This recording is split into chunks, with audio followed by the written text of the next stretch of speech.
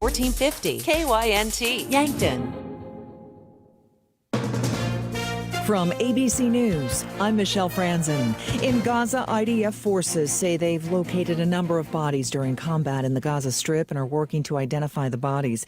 And in Tel Aviv, protesters filling the streets again, calling for Prime Minister Benjamin Netanyahu's government to finalize a ceasefire deal in Gaza. Temporary pauses began in parts of Gaza today to help the UN administer polio vaccines for children. ABC's Britt Clinton has more. Water, sanitation, hygiene is a huge problem right now. So many people have been pushed into small spaces as the IDF expands their operations there. And with limited pauses expected in the coming days, NGOs are saying that the real fix to this problem would be a complete ceasefire.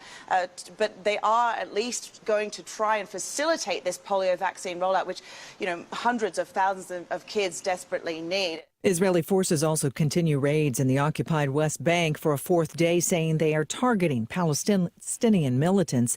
Humanitarian groups say those operations are hindering access to hospitals. President Biden in Delaware for the holiday weekend. As he was leaving the beach, the president was asked about making his first joint appearance on the campaign trail in the coming weeks since exiting the race and Kamala Harris becoming the Democratic nominee. The president said he was looking forward to it. Both will campaign in Pittsburgh. In Oregon, first responders are on scene of a plane crash in Fairview, just outside Portland. Authorities say a twin-engine Cessna crashed into power lines first and then a neighborhood of townhomes. Scott Lewis is chief of the Gresham Fire Department and says that blaze was a challenge. The weather, it gets very hot very fast, so a lot of the crews we needed were so we can rest and rehab, not overheat our firefighters, make sure we have enough resources for them on the scene. Authorities are still trying to assess injuries and the cause of the crash under investigation. You're listening to ABC News. My son loves to fly kites, but my active psoriatic arthritis can sometimes hold me back. Now with Skyrizi to treat my skin and joints, I'm ready to go. Skyrizi, risankizumab Riza, a prescription-only 150 milligram injection for adults, helps with less joint pain, stiffness, swelling, and fatigue. For those who also have plaque psoriasis, 90% clearer skin is possible with just 4 doses a year after 2 starter doses. Don't use if allergic to Skyrizi. Serious allergic reactions and an increased risk of infections or a lower ability to fight them may occur. Before treatment, your doctor should check for infection and tuberculosis. Tell your doctor if you have an infection or symptoms such as fever, sweats, chills, muscle aches, or cough, or if you plan to or recently received a vaccine. With Skyrizi, there's nothing like clearer skin and better movement, and that means everything. Ask your doctor about Skyrizi today and visit Skyrizi.com or call 1-866-SKYRIZI to learn more.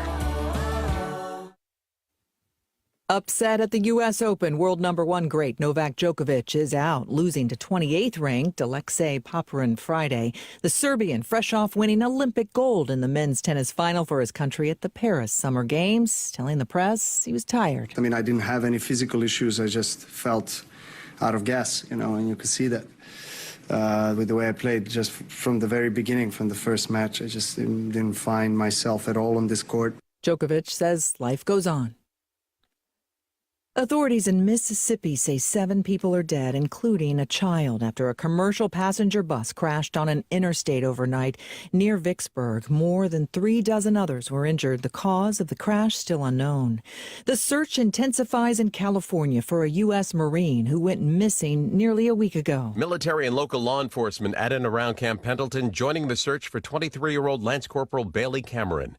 His mother, Juliana England, says it's not like him not to check in. He's very close with his family. He makes sure that we always know where he is. Cameron last seen leaving a local bar around 1:30 in the morning alone. His backpack, glasses, and phone found a day later nearby. His mother's plea to the public. Just please speak up if you think you know anything at all, if you have any leads. Dave Packer, ABC News. A royal wedding in Norway for Princess Martha Louise. She married an American self-professed shaman today. Their nuptials followed 3 days of festivities in the Nordic town. I'm Michelle Franzen, ABC News. Summer's just getting started, so fill your cooler with the smooth and refreshing taste of Twisted Tea Hard Iced Tea. It tastes like real iced tea because it's made with real brewed tea. And with a 5% kick of alcohol, Twisted Tea is perfect for the beach, the lake, or wherever you're hanging out and day drinking with your friends. Look for the bright yellow cans. Twisted Tea Hard Iced Tea. Keep it twisted. Twisted Tea Brewing Company, Cincinnati, Ohio. Please drink responsibly. Throws the ball downfield to Riken. Caught it! He's at the 10, the 5, touchdown, Mount Marty! Oh my goodness gracious! The Lancers are on top! You are listening to Lancer Athletics on KYNT, Yankton's home team, and the flagship station for Mount Marty University Athletics. This broadcast is brought to you in part by Dakota Beverage, Lewis and Clark Ford, Fairfield Inn & Suites and Holiday Inn Express in Yankton, Dakota Mac, Foreman Tours, Sherco, Pizza Ranch, Parker Hannafin, Gerstner Oil, The Meat Lodge, Marlowe Woodward and Huff, Core Trust Bank, Aztec, Runza, Gerstner Oil, The Meat Lodge, Conkling Distributing, The Move Group, Avera. Now we go live to the action. It's Saturday afternoon. You know what that means. College football on KYNT. Along with Tehl Tanner, I'm Steve Thum. Welcome to the 2024 season for Mount Marty Lancer football. We are broadcasting live from Canton, Missouri, home of the Wildcats of Culver-Stockton. They're the host team as the Lancers are on the road, not just today, but for the first 3 games of the regular season. The road trip begins here in Missouri. The Wildcats taking on the Lancers, a rematch of last year's opener that was played in Yankton, 28-23. Lancers prevailed in a very close game last year. Tell, that was an exciting football game. We're expecting another one here today, but there have been changes in the college football scene and changes for the Lancers, changes for the Wildcats. First of all, in the conference, Waldorf in, Jamestown out of the conference. So the number of teams in conference remain the same. But for the Lancers, they're going to have a little bit different look this year, and it starts on offense at the quarterback position. That it does. A Yankton native is going to be taking over the helm at the quarterback position. A redshirt freshman in Rugby Riken. Lancer fans should be familiar with that name. Yankton fans should be familiar with that name. He was an all-state athlete in high school since he was in the same division as Lincoln Keenholz out up here. Yeah. He ended up being a very, very good high school quarterback. Came to the Lancers, redshirted last year under Ken Gay, and is now taken over at the helm here for his redshirt freshman season. We are very excited to see him. He is a guy who is very smart. He knows how to not take hits. He can get the ball downfield and is very smart when running the option as well. We're excited for him. Yeah, Ken Gay the second had to kind of quit his football career due to injuries and just not able to recover from those injuries he sustained late last year. And we certainly wish the young man well as he continues his academic career and whatever life may unfold for him. And I hate to see any athlete, you know, we've covered sports and we've seen various men and women in college athletics have to hang it up because of an injury. And the doctors tell them, hey, if you get hurt again, it could have very long-term consequences. I've seen that, again, men and women in various sports throughout college, and it's just a shame. And again, we wish Ken well. He played outstanding the last couple of years for the Lancers. There's a new look on defense for Mount Marty as well. There's a new look on defense. There's a new look on offense. There's a new look everywhere. It's a new season, and there's new faces. One of the biggest changes is John Micheletti is taking back over the helm as the defensive play caller and the defensive coordinator after the departure of the DC last year in Brian Grace. John Micheletti is taking over that role once again. So on the offensive side of things, it will be Josh Lewis in his 4th year now as the offensive play caller for the Lancers, and John Micheletti will be taking over defensive play calling duties once again. There's a couple different new faces here, including Asmaram Muhammad and Amir Conley. Those are names that Lancer fans are going to get familiar with. After that, there is a lot of familiar faces with the Lancers defense. There's Cameron Middleton, there's Tyrell Klein, Jacob Lambeth, Josh Pickthorne, Dalen Norman, James Brindley, Gabe Baptista. There are a lot of returners on this defense. This is a veteran lineup. They're ready for conference play. And now they get a very good game to get ready for that tough GPAC schedule in a very good program in Culver-Stockton. Yeah, Culver-Stockton struggled last year, only 1-10. But man, they had a good start to the year, especially against the Lancers. They did. Unfortunately, injuries racked up for the Wildcats, and they just never really could find their stride. They did win in overtime against Missouri Baptist, 33-30, but this team for Culver-Stockton really struggled on offense. They only averaged 11 points per game on offense, going 1-10 on the season. And in their last 7 games, they only scored in double digits once. We'll talk more about the Wildcats and the Lancers as the Dakota Beverage pregame show rolls on. We've got a lot in store for you. We'll talk with Coach Micheletti. We'll talk with Tom Sally, the head coach for the Wildcats.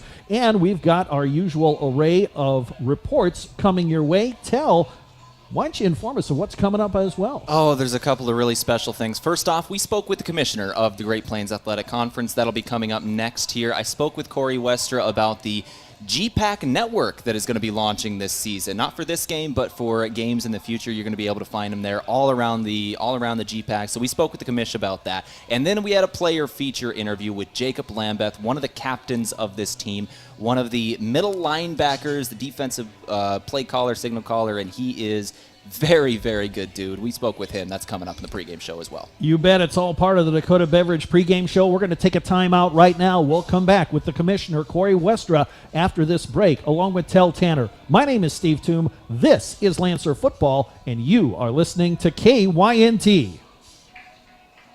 What's the best beverage to enjoy while rooting on your team? 1919 root beer, of course. 1919 is brewed in small batches with only the finest ingredients, real sugar and real vanilla. The unique recipe and these choice ingredients make 1919 the creamiest, full-bodied draft root beer available. Find it in 12 packs and single-serve cans at grocery, convenience stores, and restaurants. 1919 is alcohol-free and contains no caffeine, making it a beverage of choice at any time for anyone in the family.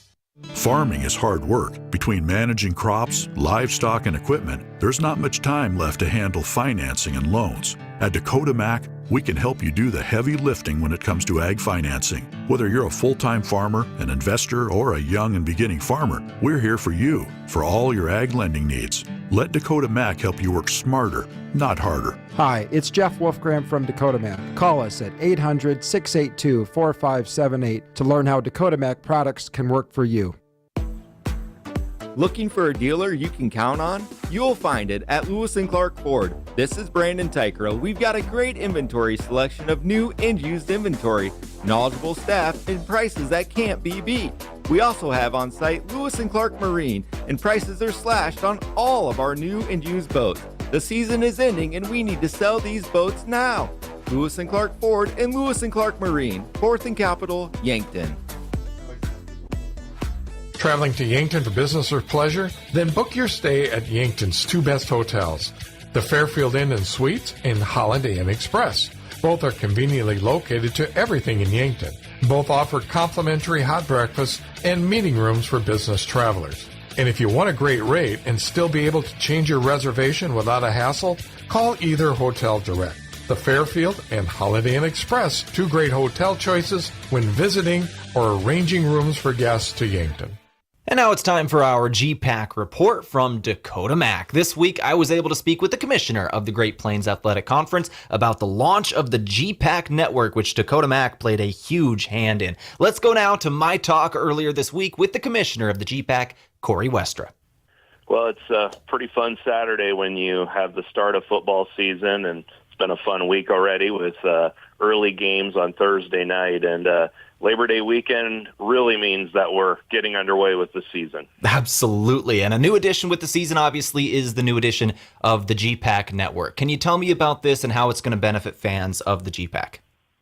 Yeah, it's been a great summer. Getting the GPAC network launched is kind of a dream come true. It's been a labor of love, I guess you could say, something that I know I personally, as commissioner, have wanted for a very long time. But, ultimately, I do think our members want it as well. We just had to find the right way to get it done. And, I want to give a huge shout-out to Kurt Dykstra with your group there at Riverfront and KYNT for his help along the way, not only helping foster the partnership with Dakota Mac, who's the presenting sponsor, and Jeff Wolfgram and all that, but also just his expertise and being in the field and being a boots-on-the-ground guy, just saying, hey, this is what we need to look at, and just having somebody that I could talk through. So really all started getting rolling quickly back at Quarterback Club in Yankton back in February, and all the things started to come together, and it culminated with our announcement back in July, and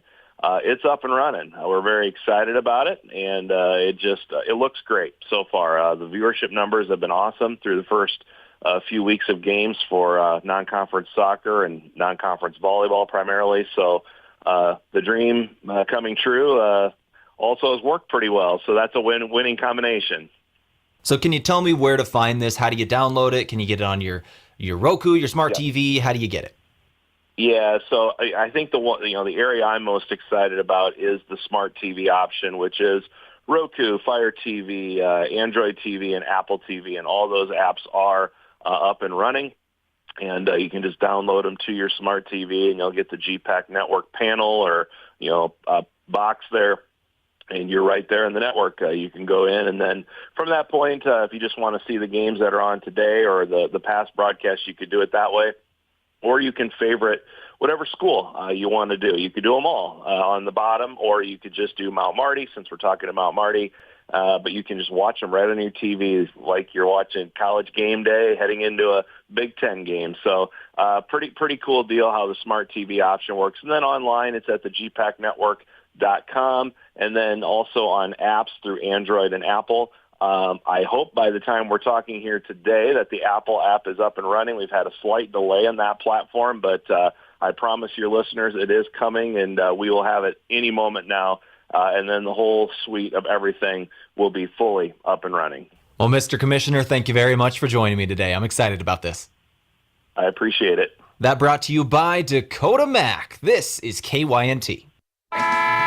Looking for an easy way to travel? Let Foreman Charters do the driving for your next trip. Upcoming Christmas tours include Branson on November 17th to 22nd, features Christmas shows like the Grand Jubilee Buffet Dinner and Show, Showboat Branson Bell Dinner Cruise, and so much more. On December 6th to 8th, it's a musical Christmas in the Twin Cities area, featuring the White Christmas and the Chanhassen Dinner Theater, and shopping at Mall of America. For more on Foreman Charter tours, go to foremanbus.com. Did you know Sherco offers more than egg tarps? As an industry leader in construction, waste, and flatbed tarping systems, Sherco offers manual and electric tarp systems for not only grain trailers and grain carts, but also side dumps, end dumps, belly dumps, roll-offs, flatbeds, and more. To learn more, give us a call at 1-800-474-8756 or find us at Sherco.com. Demand the best, demand Sherco. Pizza Ranch is all about the cookie. This is Mike from Yankton Pizza Ranch. Get ready for our famous family-sized chocolate chip cookie filled with chewy, gooey, chocolatey goodness. And right now, you can feed your group for just $20. Grab our online pizza deal, 2 single-topping medium pizzas, a small cheesy ranch sticks, and a small cactus bread, all for $20. Simply go to pizzaranch.com to order now. Whoa, that's good. Did you ever hear that cheese is the favorite food of all mice? Well, that's just a myth. Here's the fact. Mice love all food, often eating up to 8 pounds of it in their lifetime. Mice spread disease through urine, droppings, and dander, contaminating food and surfaces like counters and floors, and that's no myth. A pest professional is your best defense against the devastation rodents, termites, roaches, and ants can cause to your home and family. Olson Pest Technicians, 1-800-KIL-BUGS.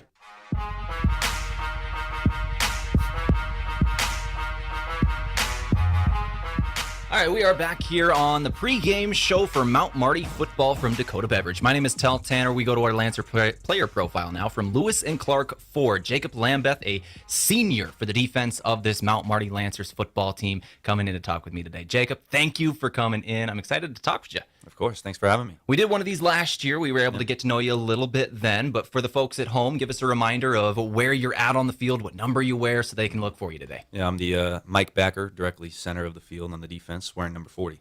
Wearing number 40, you'll find him flying around. You like to fly around? Is that a phrase that gets thrown around the defense a lot? Yeah, definitely. So when I asked Coach Micheletti who we should talk to this first week, yours was the first name out of his mouth. Oh. You were the guy that he thought we should bring in. So tell me why that is. Tell me about this team. Tell me what we're going to expect this year. Awesome. Yeah, I'm not going to make any bold predictions about what we're going to do this year. What we have done and are going to do, we instilled a blue-collar work ethic with how we approached our business, especially in the spring, but in the fall as well. We've created a great standard that I feel guys have not only followed but have built upon as well. I've mentioned a few times we have a lot of leadership-led talks, and the last few years have been foundational years, creating a foundation. Now it's win now, and satisfaction is not something we seek. A 6-5 record, 500%, none of that. We want a championship, and so I made it clear. I did get elected captain this year. I made it clear to my guys that this is the goal. Mount Marty football. We haven't seen a winning season yet, but a goal isn't winning season. A goal is a ring. So definitely the standard that we've put in forward this year. What is the process of naming the captains? How does that work? Mm-hmm. Well, this year they had a group of guys that wanted to be elected captain, speak to the team, and I believe a group of 15 dudes stepped up, and it was all on the players. Vote for who you think the best four are, and not best four, but most our captains. Right, our captains. So we also have a huge leadership group, which is the guys that were brave enough to step in front of the team and speak. But I like that there were so many that wanted that role, that felt they were the guy. I like that. Yeah, definitely. It was cool to see some freshmen who were last year. Isaac Crownover, I'm sure you remember him. Brock Lubers. Those two were very brave to step up in front of the team. Obviously, guys who may not have talked a lot last season, but definitely showed their voice this year, which has been extremely helpful in the process as well. So every single one of them, they all are a part of building the standard that we've set. It was a very honorable thing to do. And now in your senior year, you were selected captain by your teammates. What did that mean when you got told that you were the one they wanted? I mean, it's a privilege. It's an honor to lead this group of men. Everyone has the right mindset. Everyone has the same goal. It felt great. I was a captain at my last school. I made it a goal this year to lead. I didn't necessarily need the title, but it was definitely something where I was very proud of myself to do so, and to earn that kind of responsibility, which I feel I've taken, and I've kind of ran with it. I'm ready to go and lead these young men on the field and off the field as well.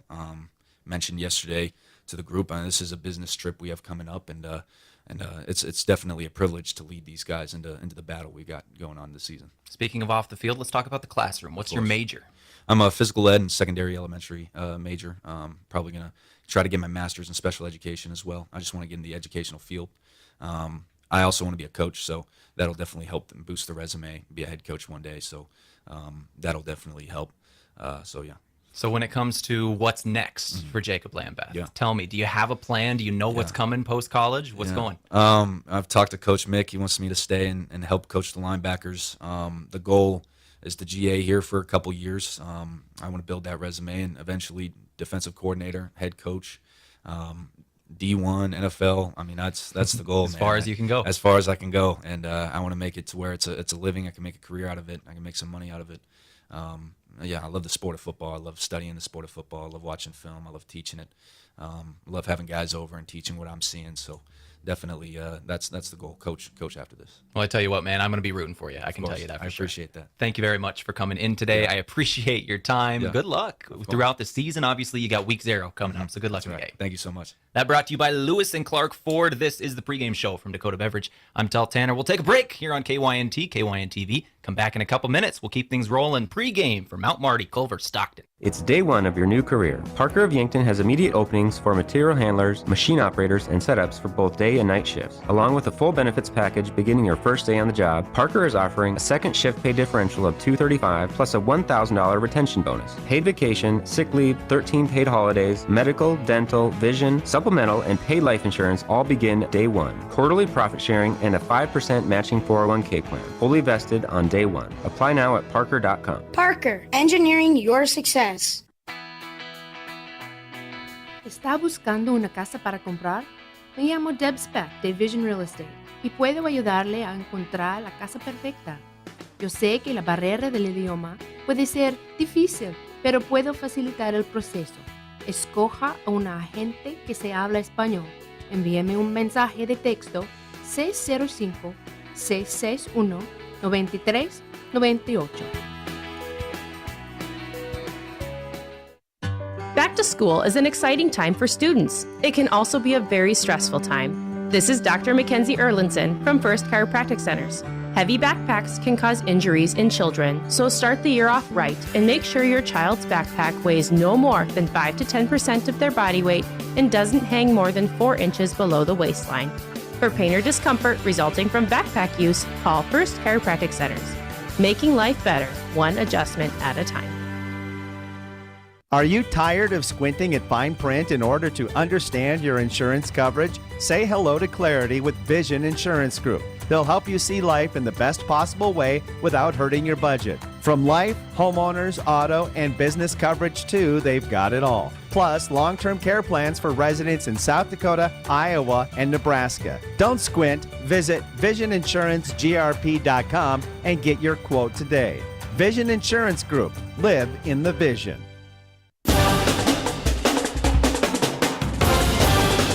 And welcome back to Canton, Missouri. Getting you ready for the Wildcats taking on the Lancers. Mount Marty playing Culver-Stockton. First game of the year. A great day here. Not a cloud in the sky. 84 degrees. The temperature as we're getting set for kickoff. We're a little over a half hour away. And Tehl, that interview with Jacob, that was really fascinating. And I understand there's more. Oh, there's so much more to it. That was less than half of the interview. So I spoke with Jacob Lambeth, and this year one of the things we're doing differently is we're posting all these player interviews online. So there's kind of an easy way to find them. If you go to the KYNT 1021 1450 KYNT Facebook page, you'll find it there. You'll find a recording of the full 8.5-9-minute interview, I believe. I spent a lot of time talking with this guy. He's a really interesting dude. We talked about what's next. We talked a little bit more in depth about the team, his thoughts on everything, obviously his coach, and their decision to come to Mount Marty in the first place. This was a dude who was living in a beach house in California playing college football and decided to come to South Dakota and play for the Lancers, and it's an interesting decision as to why. So go to the KYNT Facebook page. You'll find the full interview there. And we are getting ready for the Lancers taking on the Wildcats of Culver-Stockton. He's Tehl Tanner. I'm Steve Thum. This is the Dakota Beverage pregame show. The Wildcats, we mentioned at the top of the program, really struggled on offense last year, only averaging 11 points per game. Interesting stat.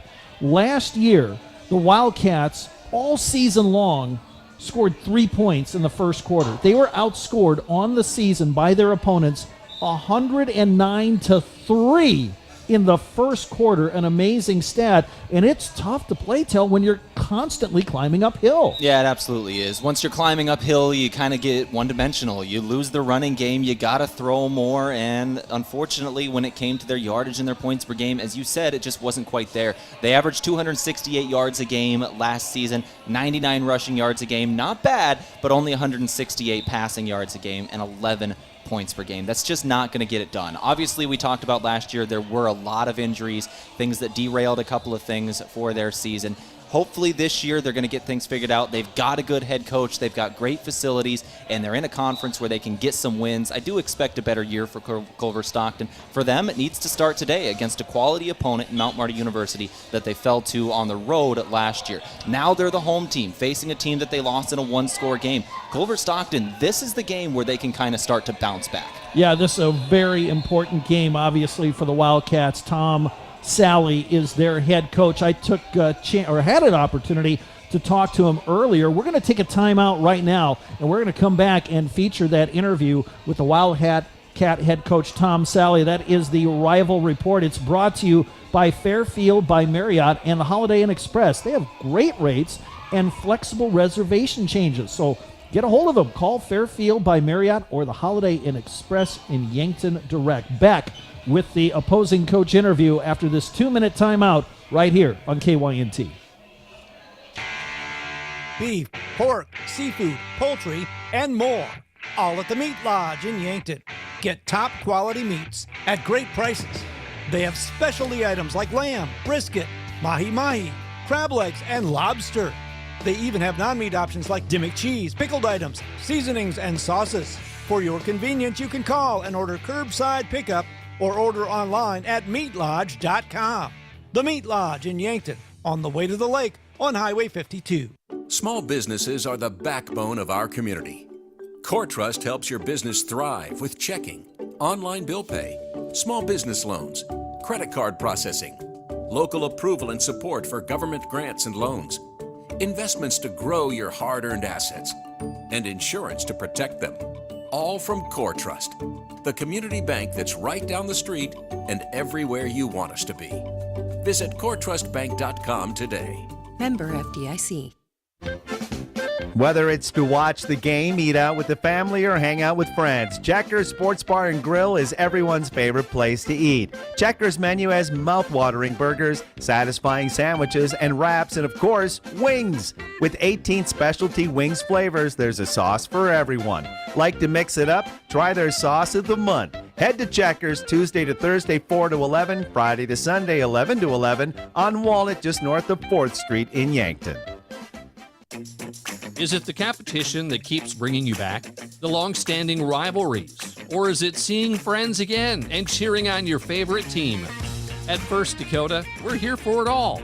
We appreciate the fans, the players, the coaches and officials, the concessions crew.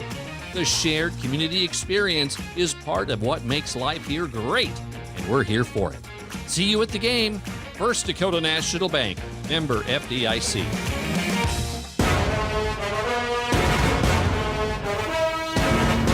The Dakota Beverage pregame show continues here on KYNT. It's time now to talk to the opposing coach, and that is Tom Sally of the Wildcats of Culver-Stockton College. This interview brought to you by Fairfield by Marriott and Holiday Inn Express. Coach, thanks for taking time to talk to us today. It's a new season. You start off against Mount Marty. Last year, a very close game in Yankton. This year, you got the Lancers at home. What did you take away as far as what you know about the Lancers from last year's game? Well, me and Coach, we're pretty good friends, and he's a great man. And so, obviously, being able to see how well he coaches his guys up and gets them ready for a game, and how I know he's going to bring in a bunch of good players here this offseason. So it's a pretty scary one to start with for us, but we're really excited about what we had going on in the offseason and our guys and kind of what we got going on going into the fall here. But last year's game was super competitive, super close. It was a fun thing to be a part of, and looking forward to another good game this year. All right, let's talk about some of the changes on your team, because I was looking at your roster for this year compared to last year. Number of new faces I see in the starting lineup. Tell us about some of the new players coming into your program. Yeah, we obviously didn't have the year that we expected or that we expect around here last year, and so we went out on the recruiting trail and got some guys, and we changed at pretty much every skill spot on offense except for maybe one. Our old linemen are a year older, a year stronger, a year bigger, and so we're really excited about that, giving our guys a chance to go out there and just make plays. Our starting quarterback, Drake Day, he's a grad transfer kid. He'll be here this year. He came in the offseason, did an amazing job for us. He's a great leader. Film nut. He's always in our office asking us questions, and so he's a good guy to have in your program. And then on the outside, we returned Bobby Ezzard and Gavin Gardner, who are two good players for us last year, but we've added a lot. Kyle Dixon and Aiden Jones and Hunter Hester, who's a year older now, and Elijah Edmonds, and the list kind of goes on and on and on at receiver. We have a little bit of embarrassment of riches, we like to think, and so that group really got a lot better. And our running backs, Demarion Cobb will kind of step up and be our number one this year, but we returned Tyler Danzy, a kid that was on our team last year, and we have a redshirt kid, Nick Jarrett, that is really good. He's not the biggest kid in the world, but he's hard to tackle, and he runs the ball really, really well. With the new players on offense, do you have a different offensive scheme this year?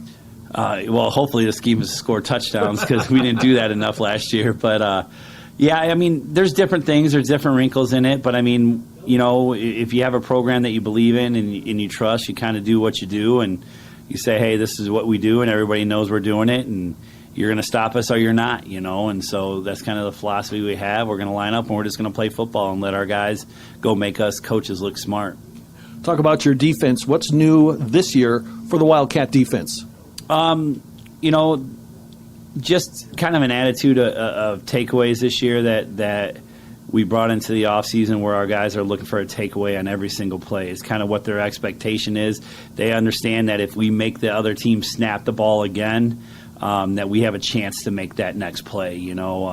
We talked a lot about quit worrying about the last play, because there's nothing you can do to change that, and moving on to the next one. And I think our guys have really embraced that and really kind of use that as a mantra to come out and just make them snap it again. And as we've done that in camp, they've continued to make plays, so they're fun to watch. We're really young, pretty much everywhere except a couple guys on D-line. So, it's a bunch of freshmen and sophomores that are going to be out there and expected to make plays for us. Of course, the X factor for many close games is special teams. How's the special teams unit lining up this year?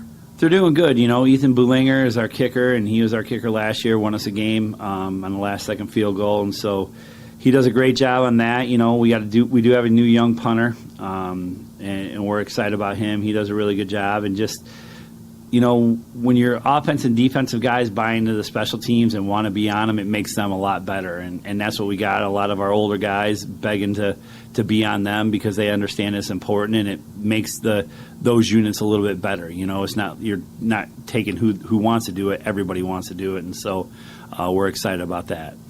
And who has stepped up in the leadership roles on your team coming into this season? Two of our big captains are Demarion Cobb and Kendall Fowler. Both of them are seniors. Demarion has worked hard to put himself in this position. He's a great young man, does everything right, both on and off the field. He's got a 3.65 GPA. He's just a great human being. You love having him around. You wish everybody was kind of exactly like him. And Kendall Fowler is kind of the same thing. He graduated last year from Culver, and has come back when he had a bunch of opportunities to go do different things. And in a world nowadays where transferring is the norm rather than the exception, he decided that he wasn't going to leave things the way they were last year, and he decided to come back and work hard to get those things turned around. And so I'll be forever grateful to him for doing that. He's a pretty special young man. Coach, thanks for your time and good luck today. Thank you very much. Have a great day. Tom Salley, the head coach for the Wildcats of Culver-Stockton. This interview being brought to you by Fairfield by Marriott and the Holiday Inn Express. We'll be back with more of the pregame show after this timeout on KYNT. Before the Lancers play, after the game, or maybe even while watching it here. Enjoy authentic flavor at RB Grill House and Sports Bar. We're American-themed and feature handcrafted dishes and daily specials with an amazing selection of beer and spirits. Enjoy burgers, steaks, wings, and ribs, sandwiches, salads, seafood, and plenty of HD TVs. Authentic flavor, family-driven, and a memorable atmosphere. Join us at RB Grill House and Sports Bar next to River Rocks Event Center on Broadway in Yankton. Go Lancers! There's a new option for families in the Yankton area to memorialize their loved ones. This is Paul Wintz with the Wintz and Ray Funeral Home and Garden Memory Cemetery. We just completed the construction of a new columbarium. It is an impressive structure built out of granite that is comprised of both indoor and outdoor niches, which will serve as a permanent resting place for your loved one's urn. The indoor niches have glass fronts where you can create a memorial with pictures and other significant items. For more information and to watch a video on how it all came together, please visit wintzrayfuneralhome.com. Regular vehicle service keeps your vehicle running efficiently, can prevent costly repairs, and ensures your safety on the road.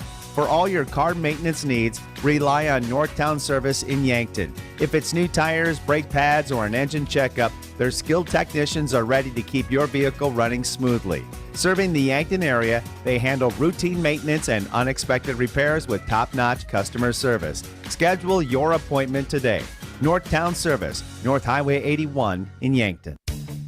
At Triple Time Rudy's, not only do you get top-notch fuel to keep you on the move, but it's a destination for delicious local treats. You'll find quality South Dakota products like Dimmick cheese and premium meats from the Kaler and Renner lockers. It's your community's pit stop for more than just fuel. Triple Time Rudy's supports schools and events and provides fuel discounts to Yankton's largest employers. For all your daily fill-ups and convenience needs, stop by Triple Time Rudy's at 17th and Broadway.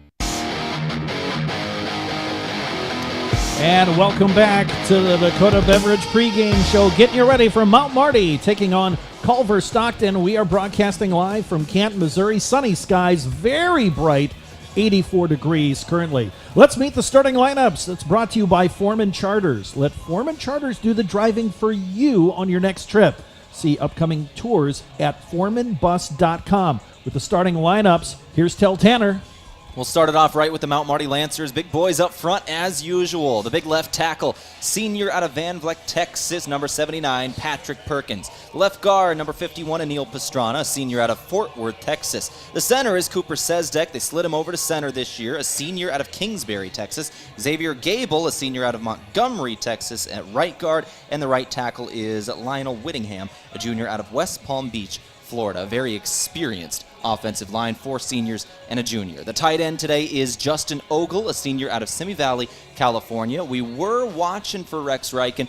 I've been told he was a little banged up to start the season. They're hoping to have him back next week. I'm told he could still go today. We'll be looking for that. But Justin Ogle does get the start at tight end. For wide receivers, Nick Heath will start today. Number 35, he's a senior out of Ojibwa, Wisconsin. Wide receiver Rodney Brodnack starting, sophomore out of Cleveland, Tennessee. And wide receiver Trevor Fitzgerald, a Yankton kid. He's out of Yankton, South Dakota. He's a senior this year. The running back will be Malachi Hartz, junior out of Merced, California. Starting quarterback today, a redshirt freshman in Rugby Riken, out of Yankton, South Dakota. Last year, the Lancers averaged 110 yards per game on the ground, 224 through the air, 334 total, 25 points per game. Let's meet the Lancer defense. Started off up front again. The left end, the senior out of Gainesville, Florida, number 15, Dalen Norman. The nose tackle, senior out of Lamar's, Iowa, number 95, Tyrell Klein. The right end, number 39, a senior out of Council Bluffs, Iowa, a D1 transfer from the University of South Dakota,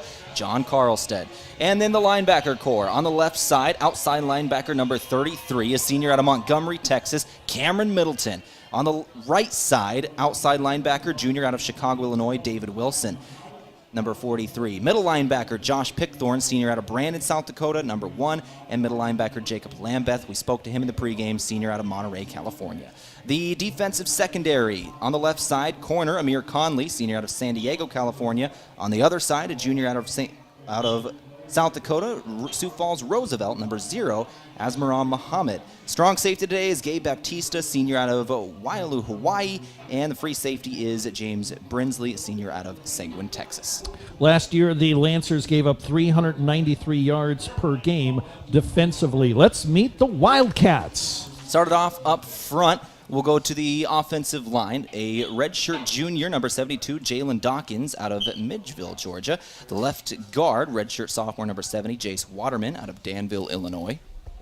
The center will be Ryan Yabi, a redshirt sophomore out of Carroll Stream, Illinois. Right guard, Mason Hilke, a redshirt sophomore, number 69, out of Chattanooga, Tennessee. The right tackle, Colin Howe, a freshman, number 55, out of Fayette, Texas. The tight end, Thomas Shue, junior out of La Puente, California. Wide receivers, Bobby Ezzard, redshirt junior out of Sewanee, Georgia. Wide receiver, Gavin Gardner, number 2, junior out of Northport, Alabama. Wide receiver, number 13, Kyle Dixon, junior out of Carlinville, Illinois. And the running back, Demarion Cobb, the head coach mentioned him in the pregame interview, senior out of Wisconsin, number 23. And the quarterback, Drake Day, the grad transfer, film nut, number 3, junior out of Storm City, Louisiana. And let's meet the Wildcat defense. Go straight to it up front, a senior, Kendall Fowler, out of Birmingham, Alabama. And the nose tackle, junior, Rashawn Hinson, out of Orlando, Florida. The right end, Hyland Generaletti, senior out of Savannah, Georgia. Linebackers, Blake Weibel, out of Metairie, Louisiana, sophomore. Middle linebacker, redshirt freshman, Mason Vicari, out of Marquette Heights, Illinois. Middle linebacker, Romarius Hinson, sophomore out of Orlando, Florida. Right outside linebacker, Caden Thomas, freshman out of Tulsa, Oklahoma. And then the defensive secondary, senior, number 4, Carlos Price, out of St. James, Louisiana. Cornerback, sophomore, number 3, Robert Jones, out of St. Louis, Missouri. Strong safety, junior, out of Cattle Mills, Texas, Maddox Frey-Lee. And the free safety, Sonny Jenkins, a junior, out of Sarasota, Florida. And the Wildcats last year, 17 sacks, but only 11 interceptions total. Coach Sally talked about that. They want to force more turnovers in that secondary. The defense last year averaged giving up 421 yards per game. That's the starting lineups brought to you by Foreman Charters. We're going to take a break as we're getting ready for the start of this game. About 15 minutes away from the kickoff between the Lancers and the Wildcats. We'll have a conversation with Tom Micheletti after this timeout. You're listening to KYNT.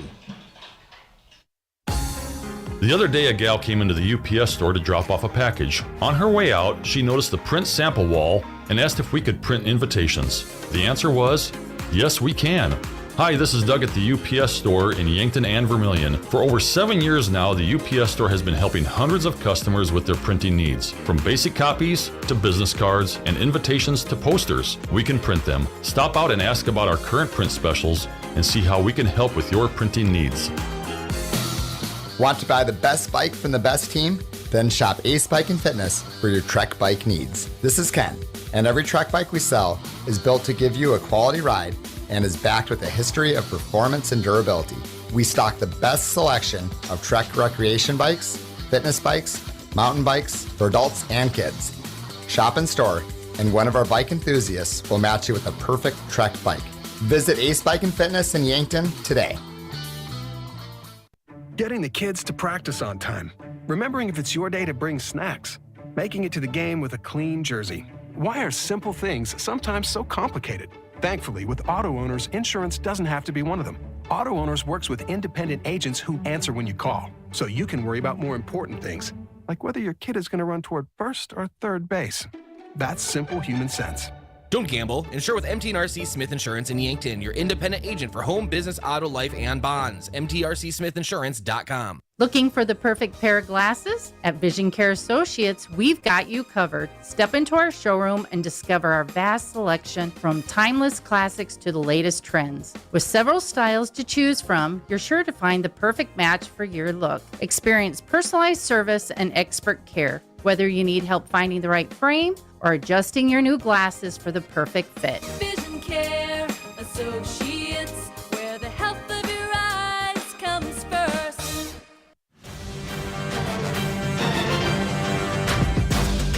All right, let's go ahead and keep things rolling here on our pregame show from Dakota Beverage. My name is Tehl Tanner. We go to our MMU coach interview from Sherco now. When you need to be sure, make it Sherco. John Micheletti now in the booth getting ready for Culver-Stockton. This is Thursday we're recording this on because we got to get on the road here pretty quick. Going over all the way to Missouri. First off, walk me through the next couple days of how you're getting there, how you're preparing, and the start of the game. Yeah, so we switched up our practice schedule a little bit this week because we had to hit the road Friday morning. So usually moving forward, Thursdays will be our off day from practice. But yesterday, Wednesday, was our off week this week, so we can hit the road and or practice and then hit the road early on Friday. So 10 o'clock we'll be departing for Gilbert, Iowa. That's home of Trey Hansen. His dad's setting it all up there for us to be able to stop there, get a quick fly through practice in, stretch the legs out a little bit, get a quick meal in, and then finish our way over to Keokuk, Iowa, where we'll be staying the night before the game. That's the fun part is then scripting what we're going to be doing all of Saturday morning. Before. Yeah, you got a long time. It's a 5 o'clock game. You got to keep everybody entertained. In the hotel, obviously, he's got to turn over the beds and all that stuff, too, for the next people that come in. So we can't hang out in there all day. So get ready for our normal pregame stuff, and kickoff's at 5 p.m. And it was a heck of a game last year. It was a lot of fun. You were able to get the win at home. Now you go to their place. What's different in this year's game? Yeah, obviously, we have some new faces. They have some new faces. It's different because we've now played each other, so everybody has a little bit different expectations of going into the game. But honestly, the same thing is we got to make sure we control ourselves. You know, if we can take care of the ball, limit the mistakes, make sure there's no big plays, get extra hats to the ball, the very minor but very important things. We take care of those, then the rest will take care of itself. So our guys are getting after it in practice. They're getting a little chippy with each other, which you like to see. And it's about that time when they can. They're ready to hit somebody else. Somebody else, exactly. So hopefully we can keep it together on the bus ride. Tell me about your defense. We just got to speak with Jacob Lambeth, one of your captains and your middle linebacker, and I absolutely enjoyed that conversation with him. We aired it earlier in this pregame when this is going to be playing. But can you tell me about your defense and that guy? Yeah, Jacob's a very special, not only athlete but a person. He's very charismatic and a great leader. And he transferred in here a year ago, so it took him a little bit of time of really observing everything and where he fits in and how we do things here. But he's the guy that checks everything out there on the field. We'll make the call and all that stuff, but he's the one that'll get everybody lined up. And actually, we just went over that again in the meetings. Like, hey, whatever he calls is right. As long as he's got everybody playing with him, we'll be fine. So he gets everybody set up. He makes the calls. He's runs meetings by himself at times. We'll bring the linebackers over, bring the D-line over, bring the DBs over, and make sure everybody's seeing the same thing. So, it's super important to him. I hope one day that we can get him on our staff when he's all done. And I know no matter what, he'll be a great coach wherever he's at. But very blessed to have him on our team, and those type of guys really makes our jobs easier. But have a lot of returners there at defensive line with a couple new guys, Devon Williams and Dylan Bartels. We'll rotate in on some of the edge spots.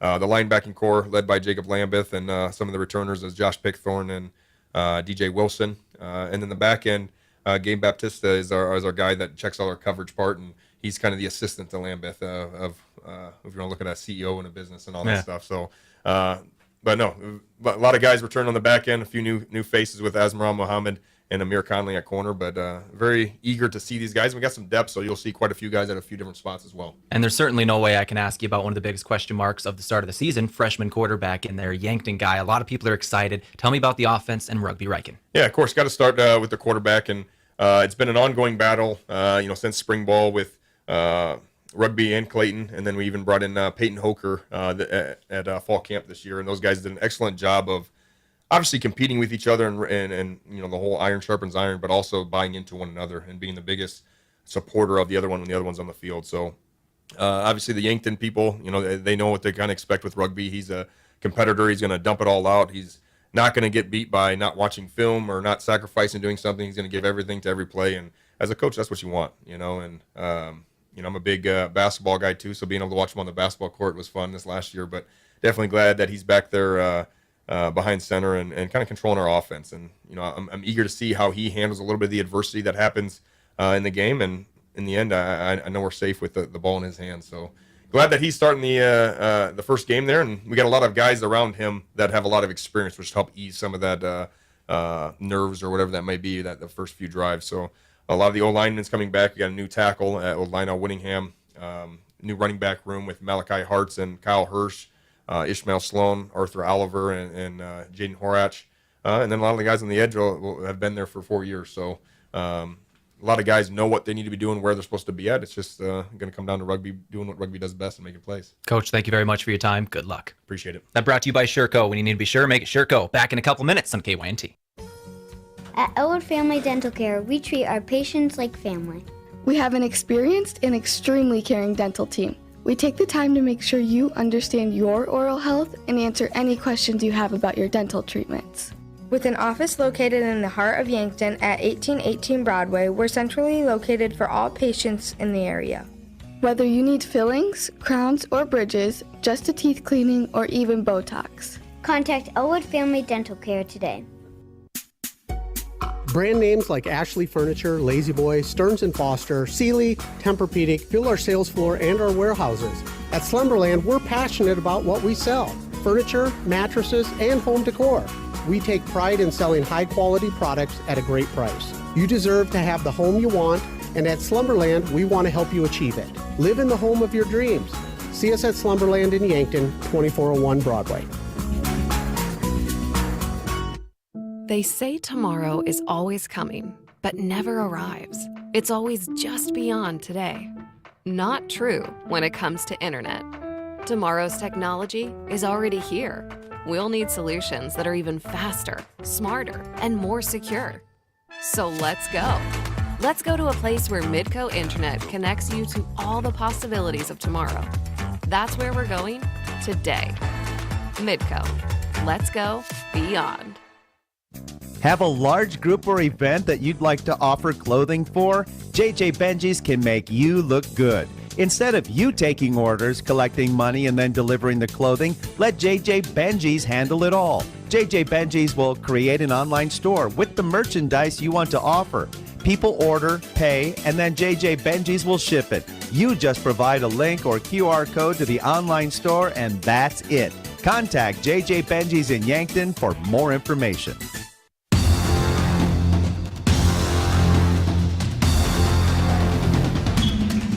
We're just a few minutes away from kickoff here in Canton, Missouri. Culver-Stockton playing host to Mount Marty. It's the start of the 2024 football season here on KYNT. Along with Tehl Tanner, I'm Steve Thum. Great to have you here. We're heading into the home stretch of the Dakota Beverage pregame show. The teams have just come out of the locker room. In a moment, we will have the coin toss as the team captains are making their way to the center of the field momentarily.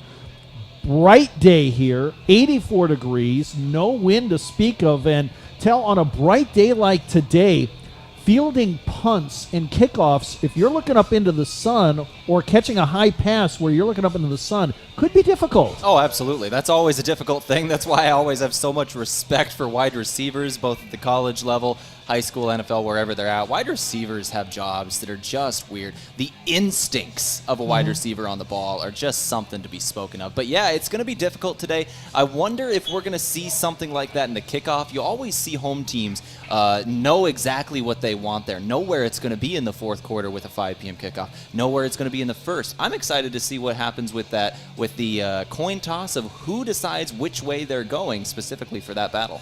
Yeah, now the sun will be going down as the game progresses. It's going to be more in the eyes of the quarterback and receivers, everybody. Or especially if you're running a pattern out to the near sideline from our broadcast location, you're going to be looking back into the sun. So that may play a factor in today's game as the teams are getting lined up here. And while we got a moment, here come the Wildcats onto the field. They're dressed in blue from head to toe with the white numbers and letters. Lancers in the white uniforms, the gold helmets, the gold pants, the navy blue numbers and letters for their uniforms today. And we're getting ready for the first half of football now. Brought to you by Dakota Mac. Now, whether you're a farmer, rancher, investor, or simply a Lancer fan, you can look to Dakota Mac for your ag financial needs. Visit dakotamac.com to learn more. We also want to make sure we tell you about the officiating crew for today. Stan Lopman is the referee. Rick Bloom is the umpire. Jamie Casper is the head linesman. John Clayton, the line judge. Matt McDonald, the side judge. Brad Hinson is the back judge. Kirsten Wetterstrom is the center judge, and the field judge is Kel Smalley, your officiating crew for today. Teams will have the captains head out to the field here in just a moment. We will have the coin toss. Tehl, keys to the game as you see it for both the Wildcats and the Lancers. For the Lancers, it's got to be taking care of the football today. You know, they've got a freshman quarterback making his first start at the quarterback position. Things are different now when you move up a level. The good news for Rugby Riken is he had a redshirt year. He has got up to speed with the college game with a full year of practice against his own guys. Now he gets to go out here and play somebody else. He gets to hit somebody else. He gets to throw against somebody else, and that's going to be good for a young quarterback. The one thing he has to do today, take care of the ball. If we get out of here today without any interceptions or fumbles, I'm going to be very happy with the performance from this young quarterback. For Culver-Stockton, it's got to be starting fast. We talked about the struggles in the first quarter. It was a rampant disease last season that just plagued their entire season from start to finish. They did not score more than 3 points in the first quarter all season long, and that just cannot happen this year. It just cannot happen this year. And if they're gonna get fixed this year, it needs to start today. And Drake Day, a lot of pressure on the junior. Yes. He's out of Story City, Louisiana. He is one of the captains of this team, a new quarterback. Remember, last year Brock Neller was their quarterback. And one of the strangest plays that happened last year in Yankton was that Neller was ejected from that game. Yeah. Was unsportsmanlike conduct, 2 penalties. He was celebrating a bit too much after some scores, and he got tossed out of the game. And it's rare that you see a quarterback tossed out. I've never seen it before, not for unsportsmanlike conduct. No, especially happening multiple times in a game. That was definitely kind of a black spot on the record of that season when you start the year with your starting quarterback getting thrown out for multiple unsportsmanlike penalties. And it wasn't one incident where they just it was egregious enough where they just threw him out. It was multiple times in the game. One of them happened in the first half, and then it happened again in the second half. After the second one, he's gone. And that's really changed the momentum in this game. Yes, it did. So I believe that the Wildcats won the toss and deferred. We'll see how the teams deploy for the kickoff here momentarily as we are getting set for the start of the 2024 season. Lancer football right here on KYNT. I'm Steve Thum. He's Tehl Tanner. It's great to have you here for this game. Again, a little unusual start time, 5 o'clock kickoff. Sunny skies, not a cloud in the sky, no wind, 85 degrees. It's not going to cool off that much as the evening progresses. At least that's what the weather forecast is. But a gorgeous day for college football. We've got tailgaters all around the, including some Lancer tailgaters here. Yeah, shout out the family of number 33, Cameron Middleton. They're set up in one of the corners of the end zone. They got their tent, the Texas flag, and they were telling us to come get some food pregame. Unfortunately, we're on the clock and we couldn't do it, but appreciate the invite. No, they're over there, a bunch of Lancer tailgaters. This is a good fan base. I'm excited for the year. And a very nice facility here in Canton, Missouri, as the referees are meeting at the center of the field to discuss their final preparations for today's contest. The Wildcats, the home team, playing in that Heart of America Conference, a very tough conference for football. They struggled last year, especially on offense, only averaging 11.4 points per game. They gave up 34.4 points per game on defense, minus 20. That's not going to cut the mustard, especially in that very tough football conference. Ethan Boulanger is heading out to the field, so it will be Culver-Stockton to kick off. Lancers will get the football first. That means Wildcats get it for the start of the second half. Great to have you here. 3-8 were the Lancers last year. Some disappointing losses along the way. Maybe they can turn it around, but a lot of question marks with all the new faces for the Lancers and the Wildcats as we begin this football season. Dropping back deep for Mount Marty, Josiah Gaetani and Trey Hansen. They will be the kick returners standing inside the 10-yard line. Culver-Stockton kicking off right to left on your radio dial. We've got 15 minutes on the clock. Here we go. The season is underway. High end over end kick, middle of the field. Hansen from the 9 runs to his right. He's got a hole across the 30, and he's shoved out of bounds near the 40-yard line right in front of the Wildcat bench. Good blocking on the return. Oh, beautiful blocking on the return. Opened up a hole right around the 20-yard line. He's able to burst through it, get an extra 20 yards across the 40. You can't ask for better field position to start for the Lancers. Yep. The referee will put the ball down at the 42-yard line. 1st and 10. Malachi Hartz will stand behind the quarterback in the pistol formation. That's Rugby Reichen, sends 3 receivers to the left. 1 man out, that's Broadnax to the right. Here comes Heath in motion. He'll line up on the right side now. Handoff up the middle. Hartz has a hole across midfield. Drags some defenders to the 44-yard line. 1st down. They'll say his knees down at the 45. Move the chains. 1st down, Lancers. Yeah, good little jump cut right in the center of that offensive line. His hole open to the right. Got into the open space. 1st down run to start it off.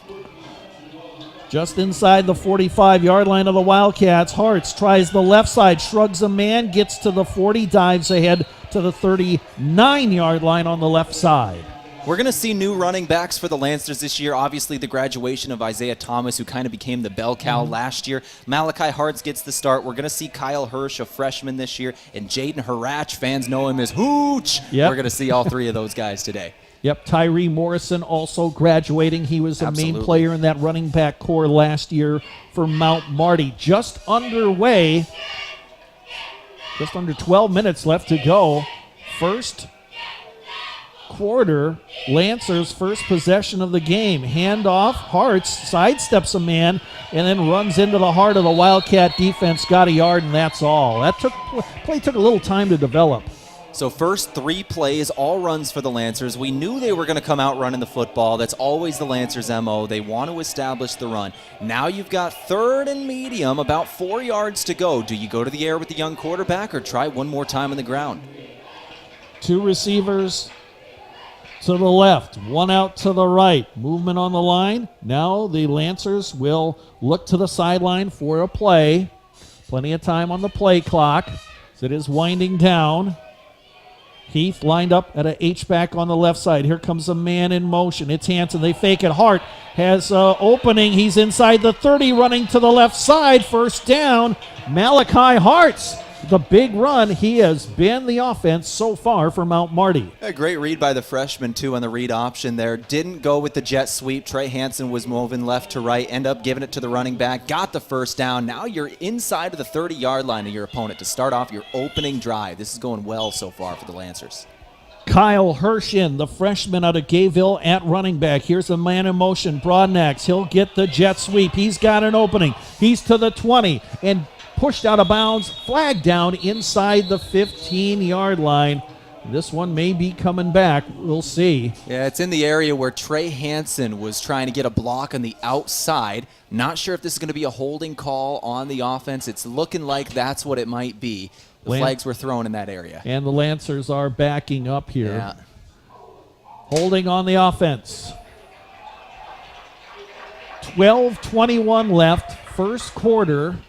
I didn't hear the number of the player, but the flags were thrown where Trey Hansen was on the edge, so you got to assume that's where it would be. And that will back up the Lancers. It'll be first down over again. Remember, it's from the spot of the infraction. Referees will put the ball down inside the 30 at the 28. So might still get a positive gain out of this play, or at least at the original line of scrimmage. Right there. Yeah, well, it's a do-over essentially. I guess. First and 10. The penalty happened 10 yards downfield. Empty backfield. Reichen swing pass. Hirsch on the left side has a block. Darts to the left side. He's to the sideline. Down the sideline. He's in the end zone. Touchdown Lancers on the swing out pass on the screen. And the very first pass of the season for the young quarterback takes it to the house for 6. And there was a good block by one of the receivers out on the left side of the formation, opened up the sideline. Kyle Hirsch, the freshman, his first reception, and it goes for a touchdown. 28 yards officially on that play. Now here comes Jack Finder for the point after kick. Jace Manker is the holder for the right-footed kicker. Great drive by the Lancers to open up the season. Kick is going to hit the crossbar. One of the uprights, no good. It bounces off the upright, and so we stay at 6-0. Lancers on top, first quarter, 12:11 left to go. We'll be back after this 30-second break on KYNT. A big thank you from Mount Marty University to one of Yankton's greatest employers and friend of the community, Aztec.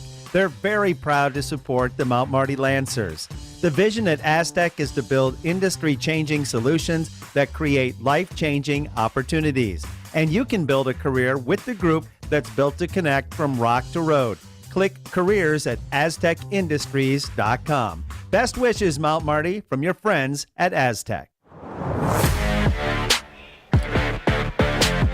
Great start for Mount Marty. They missed the extra point, but they drive down the field after taking the opening kickoff, and they score the touchdown. 12:11 left to go, first quarter.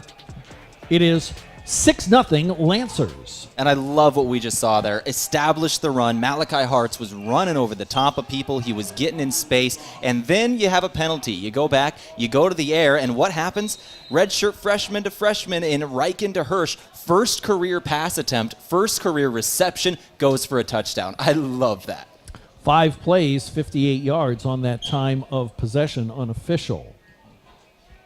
And here comes a kickoff. It's going to bounce near the sideline over on the far side of the field, and nobody really went to get it, but it was finally touched by a Wildcat player, and he had to cover it up at the 13-yard line. Boy, a little confusion there, I think, on the Wildcats special teams. That kick was kind of in no man's land. Absolutely. That kick, it looked like it was going out of bounds. So the returner was just happy to let it go out of bounds, take the yardage off of it.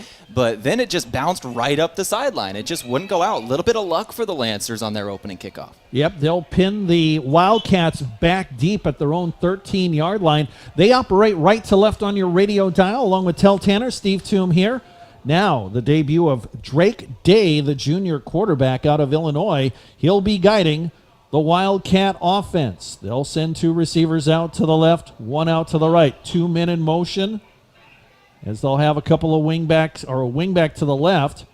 Running play up the middle, and it's going to be stuffed and shut down. No gain, actually a loss of nearly 2 yards on the play. That was Cobb who got the football, and he had nowhere to go. The Lancers are extremely experienced up front. Their front 7, 6 seniors and a junior. This is going to be a heavy year for returners for the Lancers. Now 2nd down and 12. 2 receivers to the right, 1 to the left. Couple men come in motion. A tight end shifts around. Now a receiver splits out to the left-hand side. Swing pass incomplete out to the right side. And, boy, a lot of contact downfield between a couple of defenders as that pass was intended for Bobby Ezzard, a redshirt junior out of Georgia. He had 16 catches last year. A lot of new faces in the passing game. And quickly, here come the Wildcats back to the line of scrimmage on 3rd down and 12. But a man in motion from left to right. Straight drop back. Pass down the sideline. It is incomplete. Intended, I believe, for Ezzard over on the right sideline. It was too high and out of bounds. And there's the new DB, Asmaran Muhammad, getting in there. He's out of Sioux Falls, South Dakota. Went to Roosevelt. He's a 5'9 DB. Got speed. Good coverage, one-on-one on the outside. 3 and out for the Wildcats. First quarter, 11:28 left to go. And the punter comes out. That's Joe Kennedy. He is new to the program. And he has to stand in the middle of his own end zone on the right hash mark. And downfield is Gaetani for the Lancers, set to receive. He's standing at his own 40-yard line. Here's the snap. It's low. Penalty flag down. This play is dead, and that could have been disaster for the Wildcats, as that was a low snap and the punter fumbled it. But the play's blown dead. Delay of game on the offense, and that was a break for the Wildcats. Oh, they'll take that flag 10 times out of 10 times. That was points on the board for the Lancers without that flag. That was going to be a block for sure. Maybe a tackle of the punter in the end zone. Either that was going to be a safety or a touchdown, and the penalty backs up the Wildcats 5, but again, they'll gladly take that rather than giving up the points. Kennedy standing at the back of his end zone, gets the punt away off the right side of his foot, and it bounces at the 45-yard line. It bounces a little bit forward as far as the Lancers concerned, and it's touched down by the special teams near the 42-yard line. It's Gaetani. That one angled away from him, and the bounce just kind of went straight up in the air for the first one, and it bounced a little bit in the favor of the Lancers. They got good field position. Absolutely, they have good field position. Here we go with this young offense marching out once again. Had a great drive last time, established the run, only had that one pass attempt that goes for a wide receiver screen touchdown, and ended up being a very impressive first drive. Now we got empty set to start it. Yeah, 4 receivers to the right, 1 out to the left, and now here comes Hirsch. He'll now stand behind the quarterback in the pistol formation. 1st and 10. Hand off Hirsch. They try the left side, a big hole. He's across the 40 to the 35, down at the 34. That is a gain of 9 yards to the left side once again with the running play. Once again with the running play, the Lancers are getting to the outside very effectively here. In the middle, they've been opening up big holes in the running game. The offensive line is putting in work so far today. And who's on that left side? The 344-pound senior, Patrick Perkins. And he's opening up some holes over there. Hansen in motion from left to right. Shotgun set. Hirsch standing to the right of his quarterback. He'll take a handoff, slips, but cuts back against the grain. He'll have the first down inside the 30 to the 28. Move the chains. First down for the Lancers, gain about 4 yards. You mentioned the big left tackle, Patrick Perkins. You could see the block on that last play. This is a guy who's 6'8", 400 pounds last year. He dropped 50 pounds this last offseason, committed to getting down to playing weight. He's sitting at 344 entering today, and he looks good. He's fast, he's working, and he has had a great day of blocking so far. He looks a lot more mobile and quicker off the block, does that big left tackle. Play action. Riken keeps it, runs to his right, runs into trouble across the 25, gets to the 22-yard line. Decent gain, nearly 7 yards on that first down quarterback run on the option play. Lancers being very methodical, moving the ball down the field. We knew they'd be running the option this year, and it's always fun seeing a team run the option with a freshman quarterback. You want to know how much film they're studying. The one thing Micheletti has always said about rugby, he's not going to get beat by not watching film. 9.5 minutes to go. First quarter, Lancers up 6-0. They're on the move in Wildcat territory. Handoff. New running back into the game. Crashes into the line. Gets near the first down.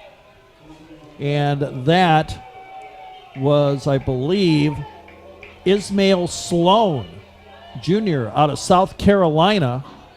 Sloan in at running back. First carry for him. And he gets a pretty good carry. Third down and about 2. They're inside or near the red zone. Handoff. No, quick pass. It's caught by Heath. He's got some room on the left side. Gets a block. He's inside the 10. First down and goal to go at the 6-yard line. What a catch by Nick Heath, the senior out of Wisconsin. Well-designed play from the offensive coordinator, co-offensive coordinator Josh Lewis there. Was able to recognize the blitz was coming. He had that wide receiver screen to the running back on the outside. Had wide receivers downfield blocking. Heath nearly took that one for 6. Now it's first and goal. Beautiful play design. That was very well executed. Hartz back into the game at running back. From the 6-yard line, first and goal for the Lancers. Pistol formation, 2 receivers, tight end on the left side. Hartz tries to bounce it to the right, and he's tripped up, tackled at the 5. That was a good defensive play by the Wildcats. We've got just under 8 minutes to go. First quarter, Lancers 6, Wildcats nothing. Wildcats went 3 and out on their first drive. Lancers, this is their second possession after a punt, and they are inside the 10-yard line at the 5. That was Brooklyn Hyman on the stop there. Might have saved a touchdown on the tackle. Hart stands to the right of his quarterback. Riken directing traffic, puts a man in motion. Handoff. Hartz tries the left side, slips a man. He's going to get into the end zone after he slips past another tackler. Touchdown, Mount Marty. Did not get in untouched. There was definite contact. Stayed on his feet, kept his balance. 6 on the board for the Lancers. Once again, they lead this game by 2 scores. 7:19 left. To talk about the yak stats. Yards after contact. And Hartz doing very well in that department for Mount Marty as he's making tacklers miss him and powering out of potential tacklers. And now here's Finder for the point after kick. Manker, the holder for Mount Marty. High snap, brought down. This one's on the way, and it is good. 7:19 left to go, first quarter. Mount Marty 13, Culver-Stockton nothing. Back with the kickoff in 30 seconds on KYNT. Brandon is super pumped about Runza. Runza is so sweet. Especially all their desserts. Oh, those are the sweetest. Chocolate, vanilla, and twist ice cream cones, 4 flavors of shakes, chocolate chip cookies, and ice cream sandwiches. Literally sweet. Aw, I love your enthusiasm. Well, I love Runza. So sweet of you. Come satisfy your sweet tooth. Because Runza makes it all better. Runza on Broadway by Menards in Yankton. That last drive for Mount Marty, 7 plays, covers 43 yards. Malachi Hartz, 5 yards on the run. He powered through a couple of tacklers. 13-0 first quarter. It is Mount Marty on top, 7:19 left to go. I'm Steve Thum. He is Tehl Tanner. And this has been an outstanding start for Mount Marty. Especially running the football. Obviously, we've been giving credit to the offensive line, but Hartz has been able to find running lanes. He's been able to find open space. Right now, he's averaging 6 yards a carry. He's got 36 yards in the ground and a touchdown on the board. Malachi Hartz is at a good as start of this game as any other Lancer. Yeah, outstanding start for the Lancers. And on the other side, if you're a Wildcat fan, you're thinking, uh-oh, here we go again. This kickoff is going to sail out of bounds near the 15-yard line, and that's going to provide good field position for Culver-Stockton. As, again, this team struggled last year. They scored 3 points in their entire season in the first quarter. They are outscored 109-3. And with a start like this, especially for the fans and maybe some of the players who were on this team last year, here we go again. If you're Coach Sally, you got to rally your troops, and that we're going to see who can provide leadership here for the Wildcats in the remainder of this first quarter, because for the Wildcats, it's important for them to get some points on the board. Extremely. You're down 2 scores. You just had a 3-and-out in your first offensive drive. Now you take over. You get decent field position. How the Wildcats respond here is going to say a lot about this football team. Agree completely. From the 35-yard line on the right hash mark, 1st and 10, Day has a back standing to his right, splits 2 receivers off to the left side, 1st and 10. Wildcats down 13-0. They're going to hand it off, and it's a run up the middle, not much there. A good 2nd and 3rd effort by Cobb, the running back, and he turns something or nothing into something. That's a very strong run. Actually, that was Nick Jarrett. Nick Jarrett, the junior running back out of Stanton, Tennessee, hit at the line of scrimmage, powered ahead for about 6, maybe 7 on the play. Yeah, call it a gain of 7, 2nd and 3. That play initially looked like it was going nowhere. Got away from Lambeth on that one. Not easy to do. No, it is not. Handoff, Jarrett again. He was the redshirt player last year. He'll fall forward, but I think they said his knee was down after a 1-yard gain. Yep. The official from the sideline comes in and said, nope, the knee was down. He fell forward to the first down marker, but it's going to be 3rd down and 1.5 yards to go. From the 44-yard line, Jarrett again hitting the backfield once, twice, 3 times. No gain on the play. What a rally by the Lancer defense, finished off by Conley. This is a team that wants to fly around this year. That was a term used to me off the mic by Jacob Lambeth before this season started. They want to fly around on defense. They need to put hats on ball carriers, and they get the 3-and-out once again. We'll see what Culver-Stockton's got here. It's only 1 yard, and they're down 2 scores in the first half in a non-conference game to open the season. I wouldn't hate seeing a trick play here. Punting unit is on there. Joe Kennedy is the punter. Looks like he's going to kick it away, and he will. Gaetani is going to tell everyone to back off, but it bounces right to him at the 15, makes a man miss, to the 20, runs to his left, he's to the 30, the 40-yard line. Boy, he was telling everyone to back away, but the ball took a bounce right into his breadbasket, and he got about a 25-yard return on the play. We got a penalty flag down? I heard some whistles. There was a little bit of extracurriculars after the play, but I don't see any laundry on the field. So I do. Back at the 38-yard line. Oh, I don't see it. And we'll wait for the official right. pronouncement here from the officials. They're talking over on the far side of the field. Penalty flag was thrown at the 38. The Gaetani went out of bounds at the 40-yard line of Mount Marty. And now the options being discussed with the officials. I think Coach Micheletti is over there as well. I'm sure he wants in on this conversation. As the clock has stopped with 5:34 left first quarter. Yeah, there comes Micheletti walking over to the officials right now. Holding on the return team. So they'll back up Mount Marty, but they will still maintain possession as that great kick or that great punt return was wiped out. Well, he'll still get about 10 yards out of it. He brought that in around the 20. They're still going to start the drive at the 30, but yeah, it's not a great way to start the drive. That'll be the second holding penalty of the first quarter. Something to clean up for the Lancers. Lancers up 13-0, 5:34 left, quarter number 1. I'm Steve Thum. He's Tehl Tanner. We're in Canton, Missouri. It was a block in the back. Block in the back. That's what it was, yes. Okay, block in the back. And here come the Lancers on first down. Broadnax on the jet sweep, trying to turn the corner. He's across the 35. Ankle tackle pulls him down at the 38. Still a good run on first down. Got about 7, maybe 8 yards, depending on the spot. Mount Marty football brought to you in part by Core Trust, helping you achieve your personal and business goals. It's Core Trust Bank. Raise your expectations with Core Trust, member FDIC. Second down.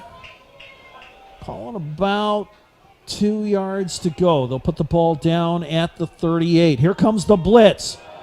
It's sidestepped by Hirsch, and he'll get close to the first down marker. Gain of 1. He's shy of the marker, and boy, the Wildcats brought the heat on that one. That they did. He still got a yard out of it, yard and a half. We've got about a half yard for the first down. Here's a chance for the Culver-Stockton defense to get off the field. Yeah, the big play here for the Wildcat defense. They're showing blitz. Riken will tell his troops to settle down. They'll look to the far sideline, get the play call. 29 on the play clock, so they got plenty of time. No hurry. For Mount Marty, pistol formation, 2 receivers to the right. Here comes the blitz. It's a swing out pass, and it's caught. And Heath lost his footing, but gets to the 41. A dive and a first down. He's breathing a sigh of relief right now. He had some running room if he was able to keep his feet. It was a good catch being able to bring it in, just got his feet tangled up, but at least for him, he fell over the first down marker. So the downs will reset, the chains move, Lancers drive continues. Mount Marty football brought to you in part by Dakota Beverage. Whether it's Coors Light or Miller Lite, please drink responsibly. 1st and 10, Lancers from their own 41, first quarter, 3:44 left. Mount Marty up 13-0. Pistol formation. Here comes Hansen in motion. Blitz coming. Handoff. Hartz. He's tackled behind the line as he tried the left side.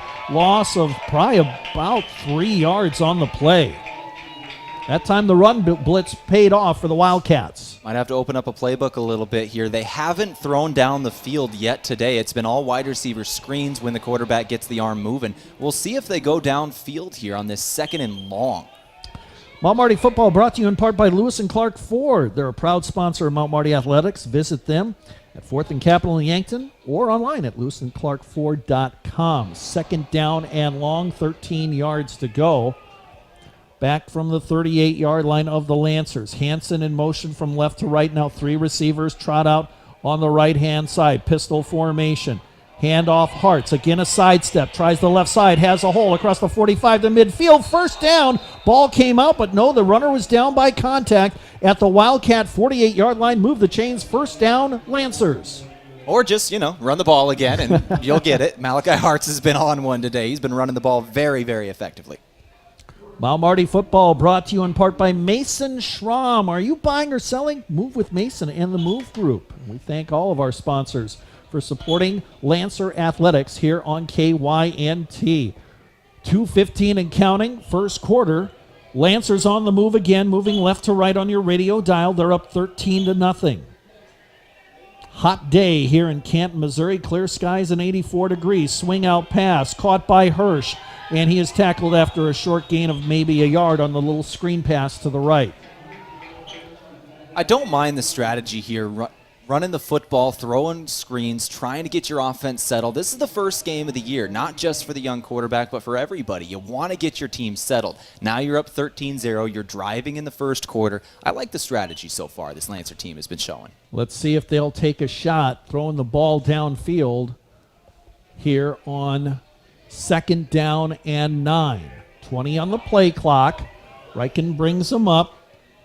2 receivers to the left, 1 out to the right. Hirsch stands to his left in the backfield. Play action. He's looking downfield. He loads up, throws the home run ball, got a man. Oh, incomplete at the 5-yard line beyond the fingertips of Trevor Fitzgerald. He was open, but the pass just a shade too long. Yeah, just sail it over the head of the open wide receiver. That's a touchdown if it's in the bread basket. It was a great route by a senior in Trevor Fitzgerald. He's been in the program for years. He's a Yankton native. Those two actually played high school ball together, splitting snaps at the quarterback position for a year. Then it was Rugby Riken taking over for his senior year, while Trevor Fitzgerald played college ball. We finally see the reunion. Unfortunately, the first time they try and connect, it's a little over his head, but they're going to be a big one this season, that connection. 12 on the play clock. Riken sets them down with the empty backfield. 3 receivers to the left, 2 out to the right. Play clock winding down. 3 seconds, 2 seconds, and now I believe we've got a timeout called by the Wildcats. I'm surprised that the Wildcats called timeout. That is an interesting one. The Lancers were struggling to get the play call off on 3rd down. and the Wildcats must have been out of position defensively. This timeout brought to you by Pizza Ranch. For legendary chicken and the best pizza, it's Yankton Pizza Ranch on Broadway. Call them at 665-1222. We're back in 30 seconds on KYNT. Wellness should feel good and taste good. That's why Alani Nu offers a range of delicious energy drinks to support your goals while bringing bright, bold flavors to your daily routine. Whether you want to hit your last rep, beat the competition, or simply balance your hormones, do it all with an Alani Nu energy drink in hand, promising to increase physical performance and boost focus with just 10 calories and no sugar or gluten. Alani Nu energy drinks are a healthy way to fuel your fun. Stock up today. We're back in Canton, Missouri. First quarter, minute 15 left. Wildcats just called a timeout. It's Mount Marty 13, Culver-Stockton nothing. Along with Tehl Tanner, I'm Steve Thum. The Wildcats their defensive coordinator must have saw something out there because the play clock was down to 2 seconds. Looked like the Lancers weren't going to get a play called, but the Wildcats called the timeout because something must have been amiss on defense. It's 3rd down and 9 from the 47-yard line of the Wildcats. Reichen dropping back, now rolls out to his left, wants to throw. He's sacked at the 48-yard line of the Lancers. He took too long, and he was tracked down by a defender for the Wildcats.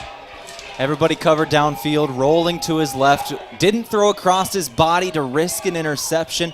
It was 3rd down, so he was trying to hold on to as long as he can instead of getting rid of it, just trying to make a play. But here's the first 4th down of the season for the Lancers. Mason Vickery gets the sack for the Wildcats, and the Wildcats defensively needed that play. They've been on the field a very, very long time.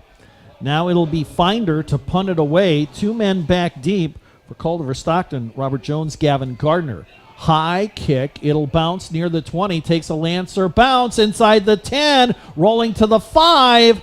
And it's down near the 4-yard line. They're going to say it's right at the 5. A great punt by Finder. And the special teams unit was down there quickly. 15 seconds left in the first quarter, and so far the recap has been Lancers. That's it, Lancers. They have been playing very effectively so far. Special teams has been playing well. They've had good kick returns. They obviously missed 1 field goal attempt, got the other, and now a very good punt. The defense has been very effective, obviously forcing a 3-and-out and then 1 first down and then getting that 3-and-out in the second series. The offense, 2 of 3 possessions they've been able to score on. Yeah, Mount Marty's been in control, and once again the Wildcats within the shadow of their own goalpost. 1st and 10 from their own 5-yard line. And now 2 receivers to the left, 1 out to the right. It's a handoff up the middle, bouncing to the outside. And that is one of the backup running backs, goes nowhere and is tackled right at the line of scrimmage. And that was Tyler Danzy, the senior out of Alabama. And it looks like the first quarter has come to an end. Yep, we've got all zeros on the clock. First quarter in the books. A good start for the road team. Mount Marty up 13-0 on Culver-Stockton. Back with the second quarter in 1 minute right here on KYNT. I didn't know you did that. They hear that a lot at Hanson Briggs Advertising. At Hanson Briggs, their slogan is for all your printing and promotional needs. And I emphasize all because they do apparel, pins, signs, calendars, trophies, logo development, banners, flyers, drinkware, and so much more. Got a project? I bet they can do it. Hanson Briggs Advertising, 1213 West 9th Street in Yankton, or online at hansonbriggsadvertising.com. At H&R Block of Yankton, we want you to focus on your business while we handle your books. From payroll and bookkeeping to expert tax preparation and advice, we're ready to put our expertise to work for your small business. For the year-round services and the one-on-one attention you deserve, partner with H&R Block of Yankton. Stop by our office at 21st and Broadway or call us at 605-665-3366.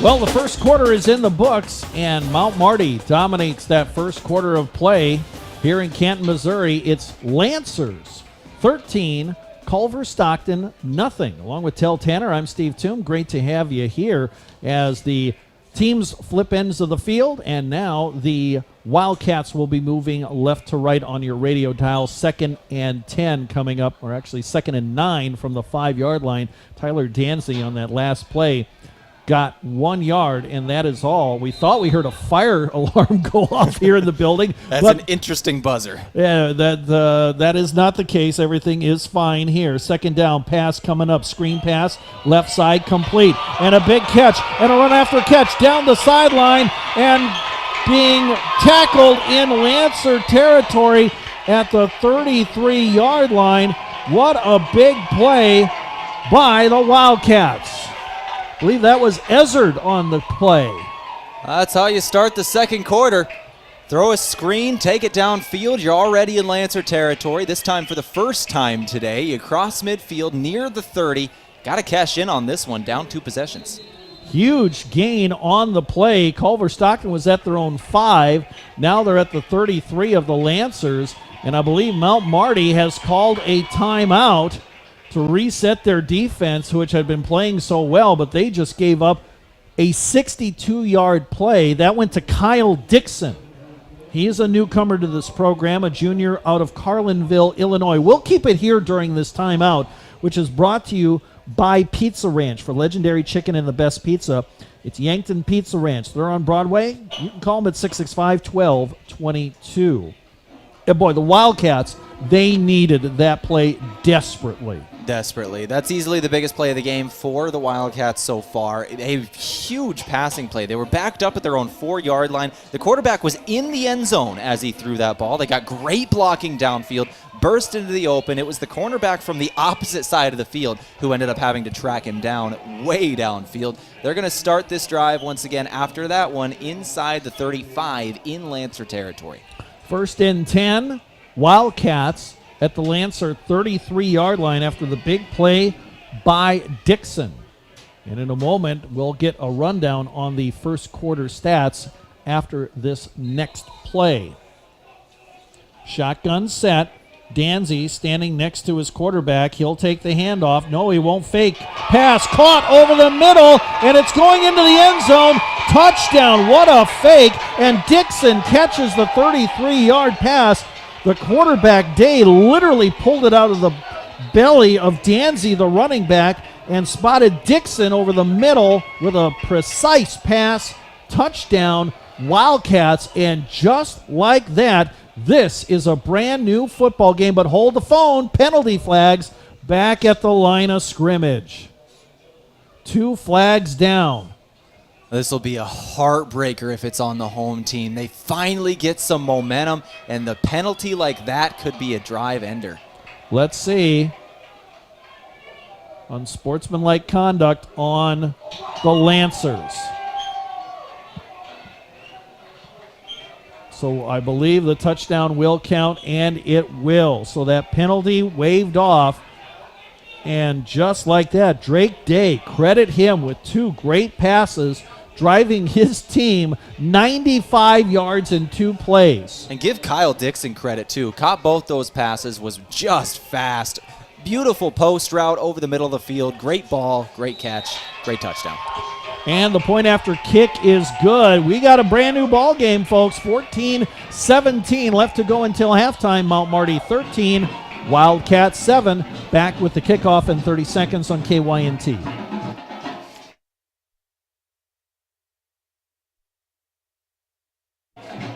We'll keep it here as we'll recap that scoring drive.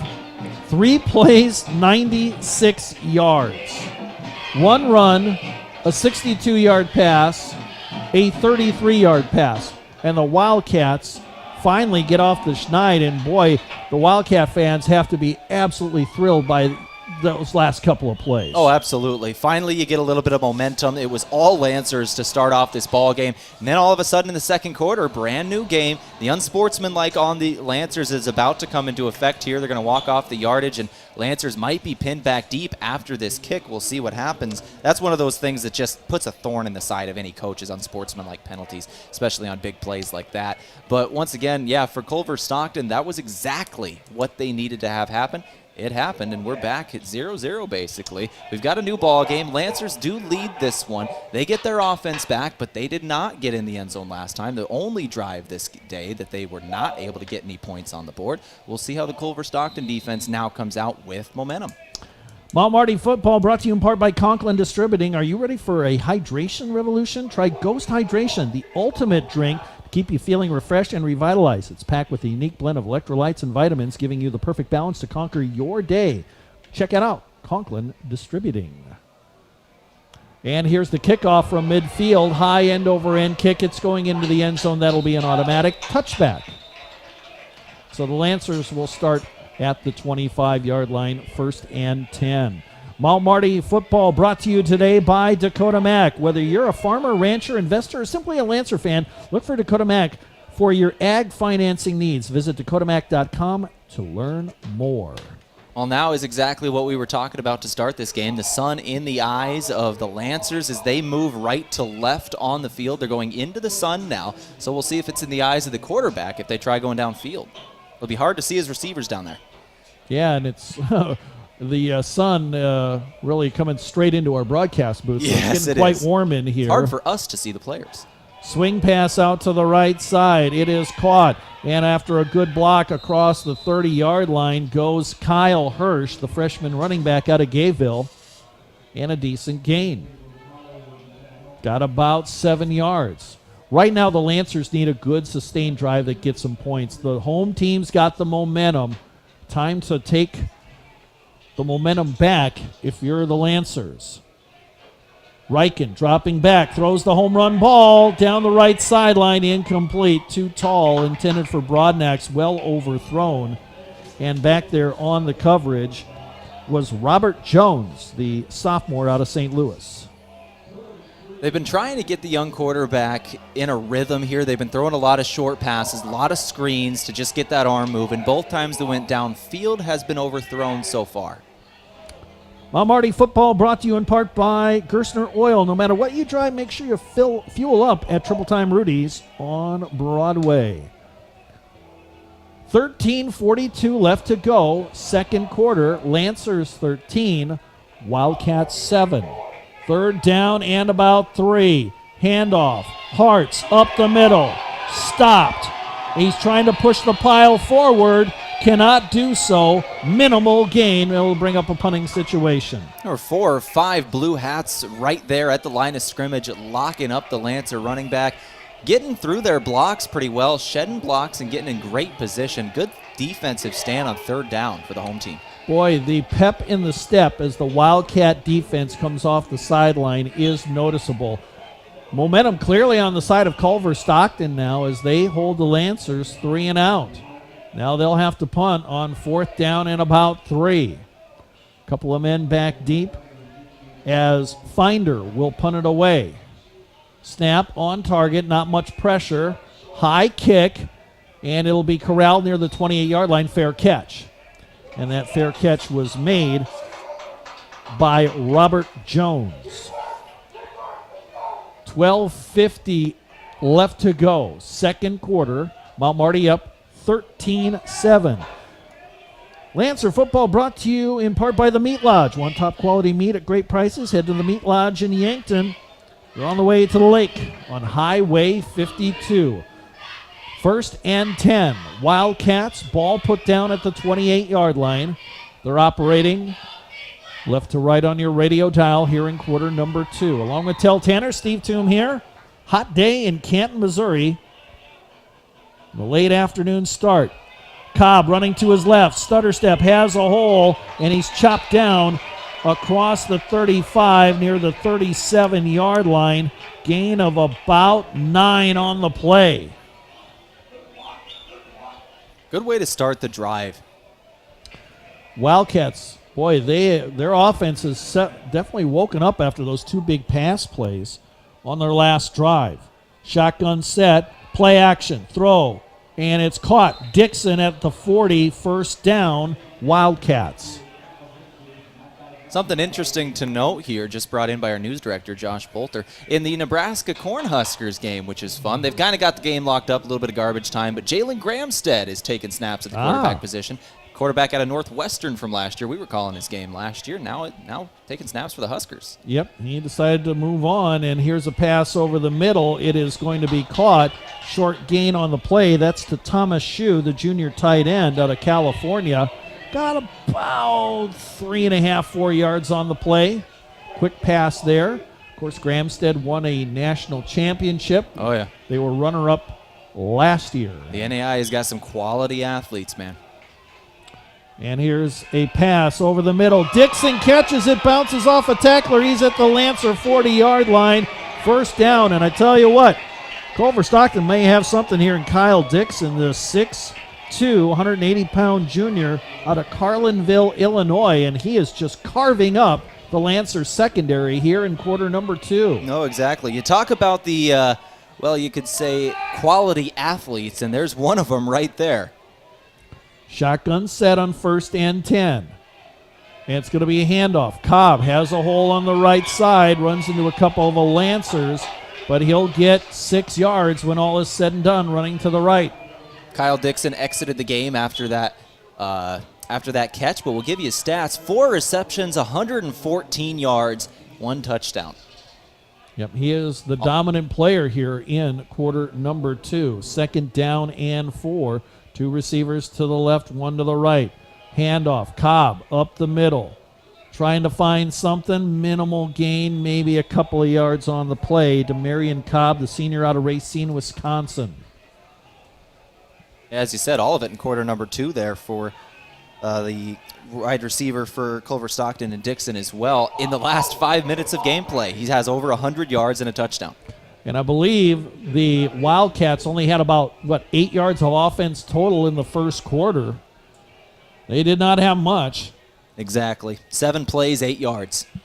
But they have woken up, and here's Cobb. He's going to be stacked up in the backfield, running to his right and thrown for a loss. That play took a little time to develop, too much time, and the Lancer defense rises to the occasion. Now, they didn't quite get off the field. They're already in 4-down territory. I would expect, even with the loss, I'd expect them to go for it here. Yep, 9:35 and counting, quarter number 2.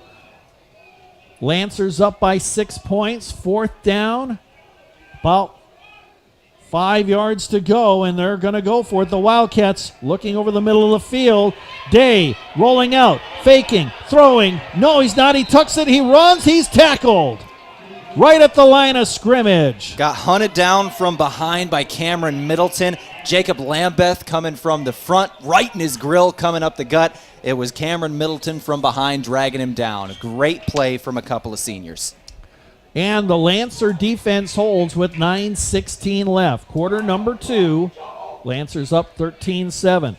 Mount Marty football brought to you by Foreman Charters. Let Foreman Charters do the driving for your next trip. See upcoming tours at foremanbus.com. Big stand by the Lancer defense. They have it at their own 36-yard line. 1st and 10. They operate right to left on your radio dial. Reichen in the shotgun set. 2 receivers to the left, 1 to the right. Play action, has time, loads up, throws a home run ball. Broadnax incomplete. Contact, no flag at the 25-yard line. Let him a little long there. Again, it was Broadnax in single coverage. He kind of saw his man down there one-on-one, said, I'm going to take a chance. Missed on that one as well. 2nd and 10. Reichen's been throwing a lot of short passes here, missing on the deep balls. We'll see what they've got in the playbook to get him comfortable again. Mount Marty football brought to you in part by Runza. Pick up the perfect burger at Runza. Bacon cheeseburger, Swiss mushroom, or spicy jack. Made fresh and topped the way you like at Runza now in Yankton. 2nd down and 10. Hansen in motion from left to right. 2 receivers to the left, 1 to the right. Handoff, Hirsch has an opening along the right side. Cuts back across the 45. He'll have a 1st down, tackled near the 47-yard line. 1st down, Lancers. They needed that run by Kyle Hirsch. Lancers have been running the ball very effectively so far today. When we talk about rushing yards, they have 6 first downs running the ball. They've got 127 yards total offense. In terms of the rushing stats, They've got 18 of those and 86 yards on the ground in the first half. 86 yards running the ball in the first quarter and a half, you'll take that. Any day of the week, especially on a Saturday. I like Saturdays. Saturdays are made for playing college football, and that's what we're doing here in Canton, Missouri. 1st and 10, Lancers from their own 46. Hirsch bottled up as he tries to run it. He'll to the right side. He'll lose about 3 yards on the play. Coming up on the 8-minute mark until halftime. 13-7, Lancers on top of the Wildcats. So this will be the second time today the Lancers have had a negative play on first down. The last time we had this, it was 2nd and 12 or 13, I believe. They just gave it to Malachi Hartz, ran off that left edge, got a big block from Patrick Perkins. They got a first down.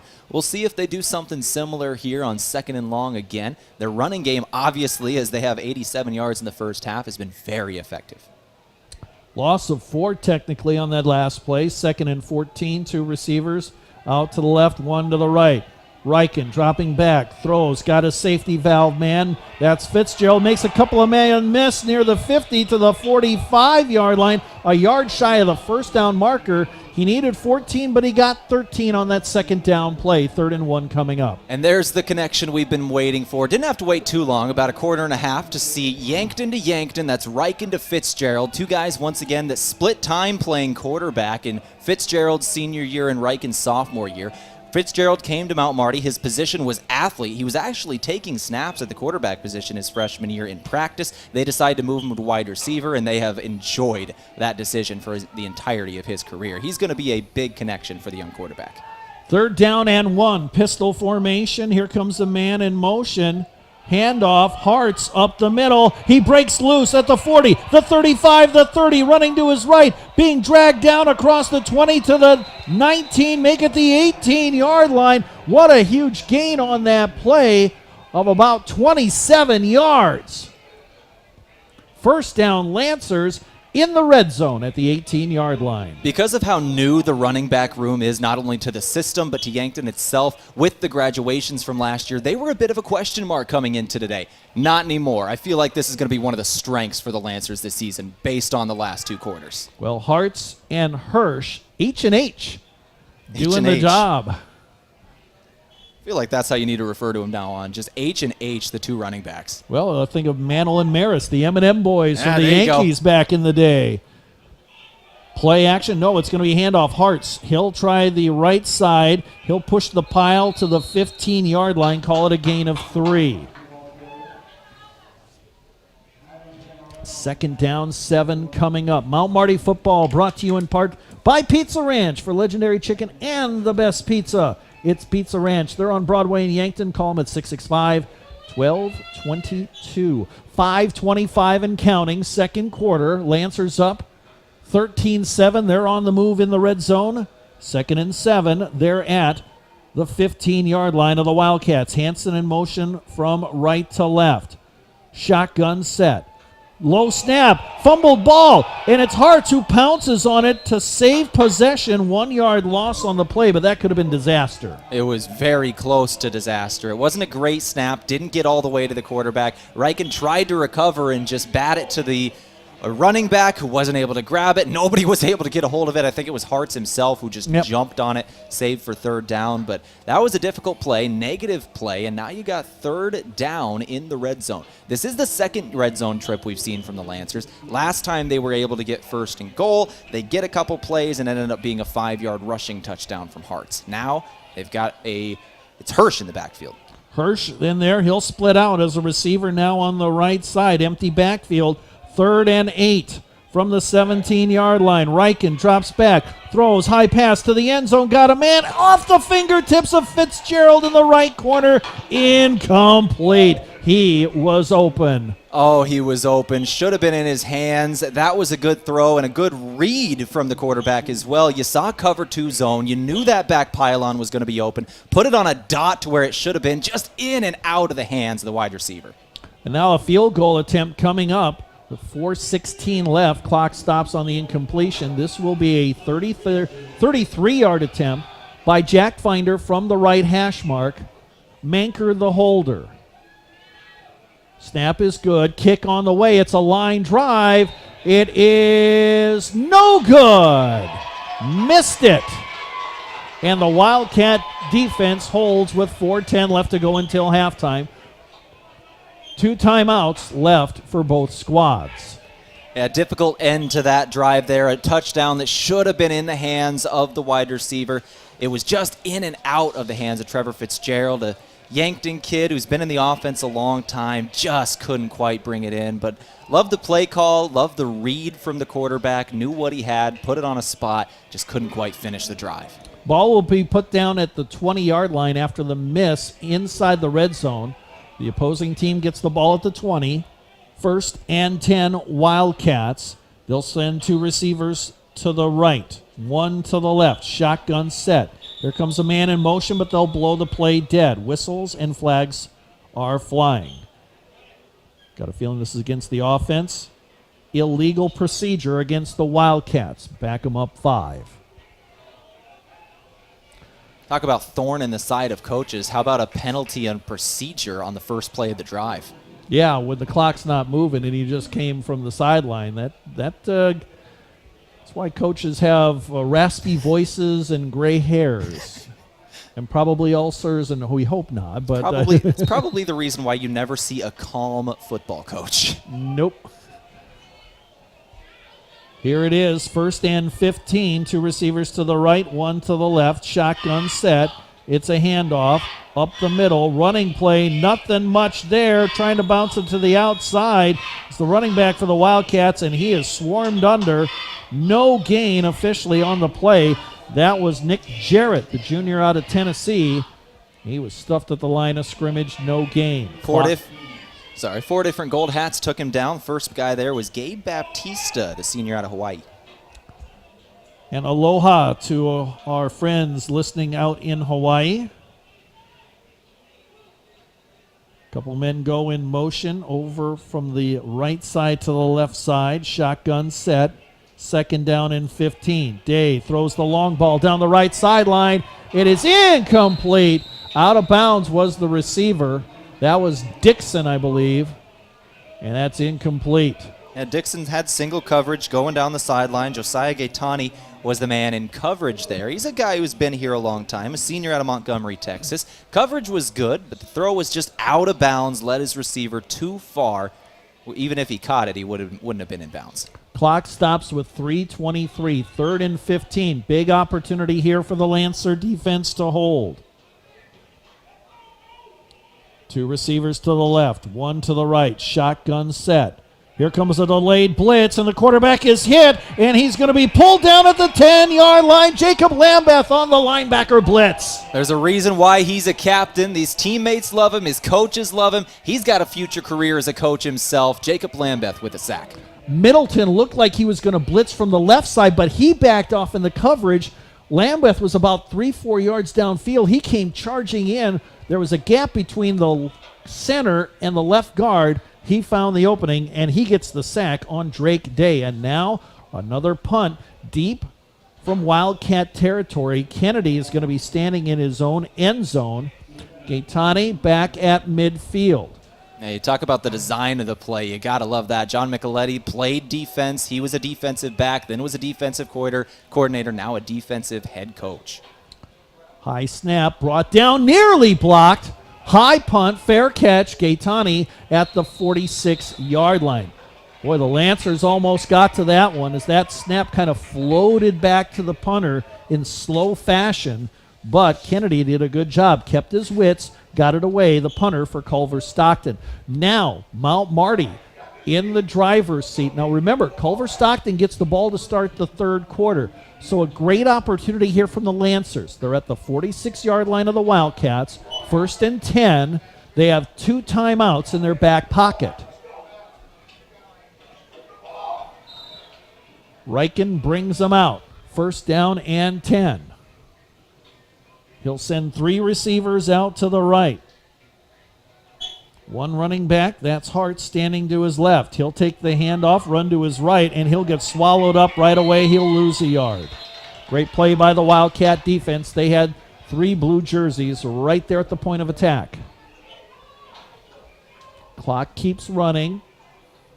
Coming up on the 2-minute mark here in quarter number 2. Lancers 13, Wildcats 7, along with Tehl Tanner, Steve Thum here. And now we have something new to college football, the official 2-minute timeout. So we'll step away for 1 minute here. Lancers up 13-7, back in 1 minute right here on KYNT. If it's time to review the look of the signage at your business, let Mayor Signs help. They offer all types of signs, including lit, non-lit, digital, and much more. They also do logo creation and vehicle wraps. Their technicians arrive on site fully equipped to get the installation done with quality workmanship. With the latest tools and technology, Mayor Signs provides high-quality installation service for any sign.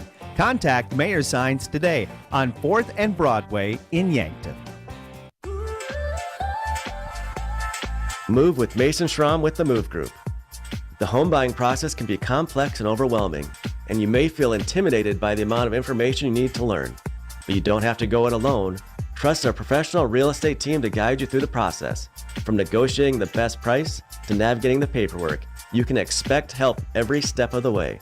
So call me, Mason Schramm, with the Move Group, and make the move with Mason. Move with Mason. We're back in Canton, Missouri. 2 minutes left to go until halftime. Lancers 13, Wildcats 7. 2nd and 11 coming up for Mount Marty, along with Tehl Tanner, Steve Thum here. Lancers have the ball, 2nd and 11 at the Wildcat 47. Quarterback draw. Reichen picks a way up the middle. He'll get across the 45 to the 41. Decent gain on the play, but it still sets up 3rd down. About medium distance, probably about 5 yards to go. Clock is running, 1:40 left. Both teams 2 timeouts left. And yes, new to college football this year, the 2-minute timeout. I'm surprised Culver-Stockton didn't use a timeout right there to save some time. A 3rd down stop here, they could have got the ball back with about 1:45 to go. Hirsch lines up to the right of his quarterback, Reichen in the shotgun. Now he'll go in motion, straight drop back. Reichen being pressured, rolls out, throws, got a man. It's open. Broadnax at the 35. He'll be pulled down near the 31-yard line. That'll stop the clock as the chains have to move. 1st down, Lancers. And now it kind of flips. The Lancers need to start planning on how they're going to use their timeouts because they need to get in the end zone here. Clock starts up now as the ball is set down. Reichen drops back, wants to throw, and now we have official stopping play. Illegal procedure is going to be the call against Mount Marty. This play has been blown dead. Is it just me, or was that late whistle a little bit late? It was like 3 seconds after the snap is when I noticed. Yeah, so they will back up the Lancers 5. Lancers missed a field goal from 33 yards not that long ago. We'll see what they do as the ball's put back to the 36-yard line. 1st and 15. Mount Marty on top. Here in the waning moments of the 2nd quarter, 1:03 on the clock. Lancers up 13-7. Again, both teams 2 timeouts left in this half. Shotgun set, 2 receivers to the right, 1 to the left. Play action. Reichen throws, and it's going to be incomplete near the 21-yard line. And Broadnax, the intended receiver, over on the right side.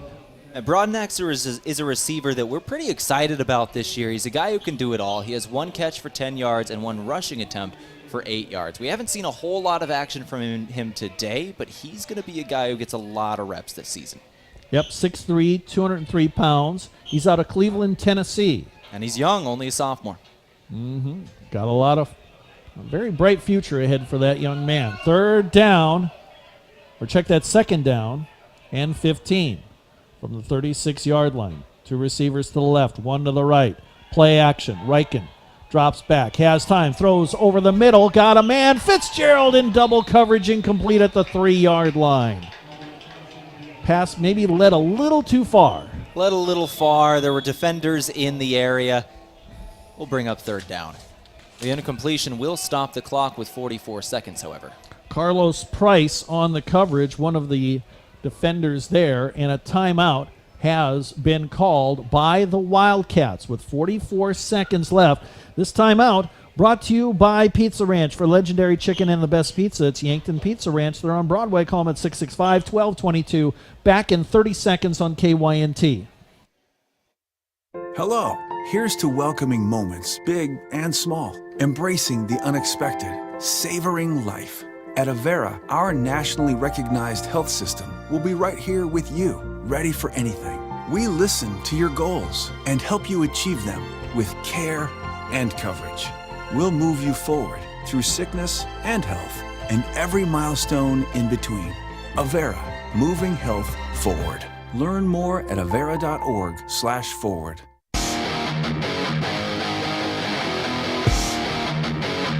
Just 44 seconds remain until halftime. Lancers up 13-7 on the Wildcats of Culver-Stockton, along with Tehl Tanner, Steve Thum here. Wildcats just spent timeout number 2 after an incompletion. A little bit of a strange call there, but maybe they wanted to give their defense a rest, an extra chance to catch their breath here. Yeah, normally you want to save that timeout for your offensive possession, but it's possible they're just willing to go to the halftime locker room after this. 3rd down and 15. 2 receivers to the left, 1 to the right. Reichen being pressured, has an opening. He'll run up the middle. He's got a blocker in front of him. He's to the 20, and he's cut down at the 18-yard line. That's enough for a first down. The middle of the field was wide open. Officially, they say his knee is down at the 19, but that's enough. And now the Lancers, I believe, are going to call a timeout. No, the Wildcats. Wildcats signaling a timeout with 32 seconds left after the Lancers got a scramble from Rugby Reichen that delivers them a first down.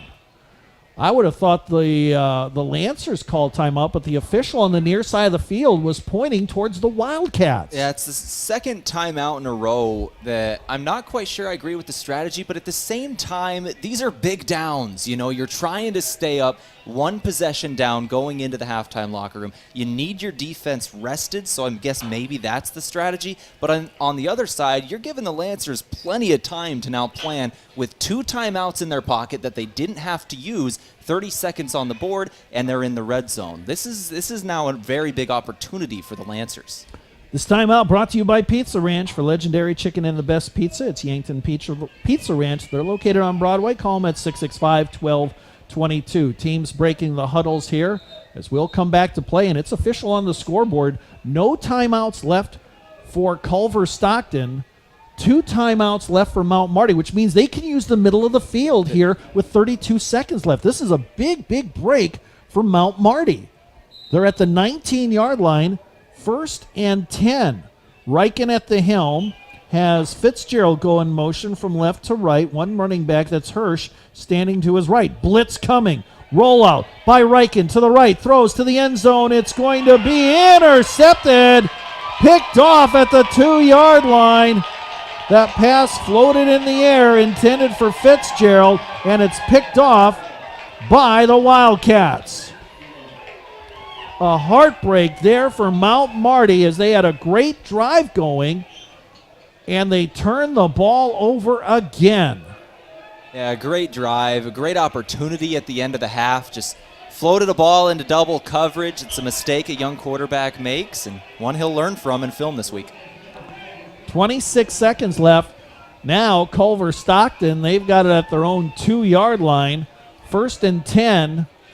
They don't have any timeouts, and I'm thinking if you're the Wildcats, maybe just, running play forward and go to the locker room. They're going to hand it off to Cobb, running play left. He's tackled near the end zone. Is that a safety? Just got out. I think they gave him forward progress to the 1-yard line. But, that was close, and now I think a timeout's going to be called by Mount Marty. Oh, I'd absolutely use one there. If you've got them at the 1-yard line, obviously you need some safeties back deep. Last time they were down here, they nearly broke a screen for a touchdown. But if you got a chance for a safety to end the half on a play exactly like that, yeah, I'd take the timeout too. Cobb was running to his left. That play took a long time to develop, and the Lancers swarmed there, and they almost got a safety. The running back was tackled in the end zone, but his forward progress was to the 1-yard line. We'll keep it here during the break. This timeout brought to you by Pizza Ranch. Remember, they've got legendary chicken and the best pizza. It's Yankton Pizza Ranch. They're on Broadway. Call them at 665-1222. And now if you're Culver-Stockton, you're too close to the goal line to take a knee, so you got to do something to move the ball forward. This is where your goal line offense comes out. Get your big boys up front. I know you're at your own one, but bring out the big boys and just run it up the middle. Now, if you're Mount Marty, do you bring out the goal line defense? 100%. 100% you do. You get guys up front. You crash the gaps and see if you could get 2 points on the board. Well, it looks like they got their standard defense out there, and it's going to be a handoff. Cobb up the middle has a hole. He'll get across the 5 to the 6 yard line, and I think the Wildcats will be more than happy just to go to the locker room. Lancers do not appear to be calling timeout. Clock is winding down, and we are at halftime here in Canton, Missouri, as the sounds like a fire siren going. That is an interesting buzzer for a scoreboard. 13-7 is the score. Mount Marty on top of Culver-Stockton. We're going to take a timeout, and we'll come back with the halftime show. It's brought to you by Parker Hannafin. Parker of Yankton is excited to announce a generous wage increase for all production positions. Choose your specialty, choose your shift, and enjoy amazing benefits from day one and new increased wages. Learn more at parker.com. Back in a couple of minutes along with Tehl Tanner, Steve Thum here. Again, 13-7, Lancers on top of the break. You're listening to Mount Marty Football. This is KYNT. FM 1021 and AM 1450. KYNT, Yankton. What's the best beverage to enjoy while rooting on your team? 1919 root beer, of course. 1919 is brewed in small batches with only the finest ingredients, real sugar and real vanilla. The unique recipe and these choice ingredients make 1919 the creamiest, full-bodied draft root beer available. Find it in 12 packs and single-serve cans at grocery, convenience stores, and restaurants. 1919 is alcohol-free and contains no caffeine, making it a beverage of choice at any time for anyone in the family. Farming is hard work. Between managing crops, livestock, and equipment, there's not much time left to handle financing and loans. At Dakota Mac, we can help you do the heavy lifting when it comes to ag financing. Whether you're a full-time farmer, an investor, or a young and beginning farmer, we're here for you for all your ag lending needs. Let Dakota Mac help you work smarter, not harder. Hi, it's Jeff Wolfgram from Dakota Mac. Call us at 800-682-4578 to learn how Dakota Mac products can work for you. Looking for a dealer you can count on? You'll find it at Lewis & Clark Ford. This is Brandon Tykerl. We've got a great inventory selection of new and used inventory, knowledgeable staff, and prices that can't be beat.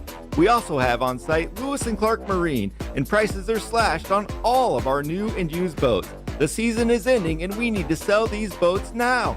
Lewis & Clark Ford and Lewis & Clark Marine, 4th and Capitol, Yankton.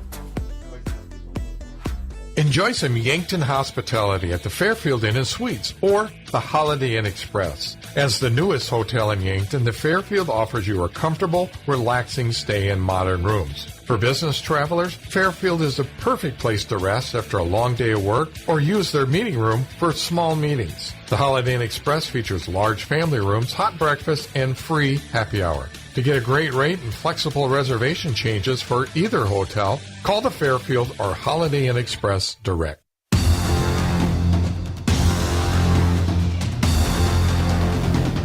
Welcome back to Canton, Missouri, home of the Culver-Stockton Wildcats. The Lancers on the road for this game and the next game and the next game to start the 2024 campaign.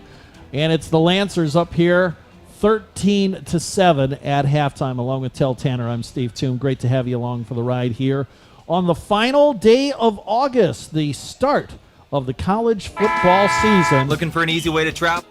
And it has been a hot day here so far, but a good competitive football game between the Lancers and the Wildcats. And it's a tale of two quarters. Mount Marty dominated that first quarter, And Culver-Stockton really dominated that second quarter of play. Yeah, they did exactly that. For the Lancers, obviously, they got out to that 13-0 start in the first quarter, and then the first play of the second quarter, screen pass backed up at their own 4-yard line for Culver-Stockton. They take it all the way downfield to about the 35 of the Lancers. Next play after that, another big play once again to the wide receiver, junior Kyle Dixon out of Illinois, takes it to the house. After that, it was a little back and forth. Both defenses played pretty well after that. Both offenses had a little bit of life on the offensive side, neither team able to get anything going. The Lancers, heartbreaking interception to end the half. And the missed field goal. As twice Mount Marty got down inside the red zone here in the waning moments of quarter number 2.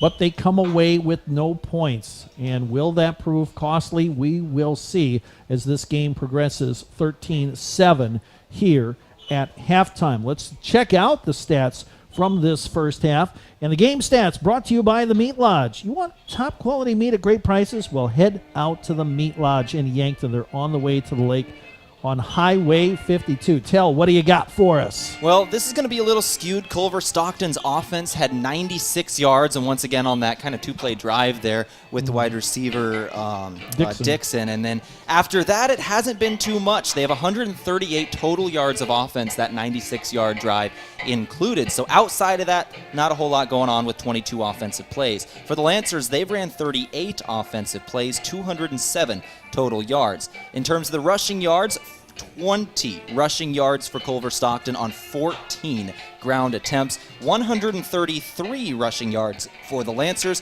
on 25 rushing attempts. In terms of the passing yards, Culver-Stockton has the edge there, most of, obviously on that 96-yard drive.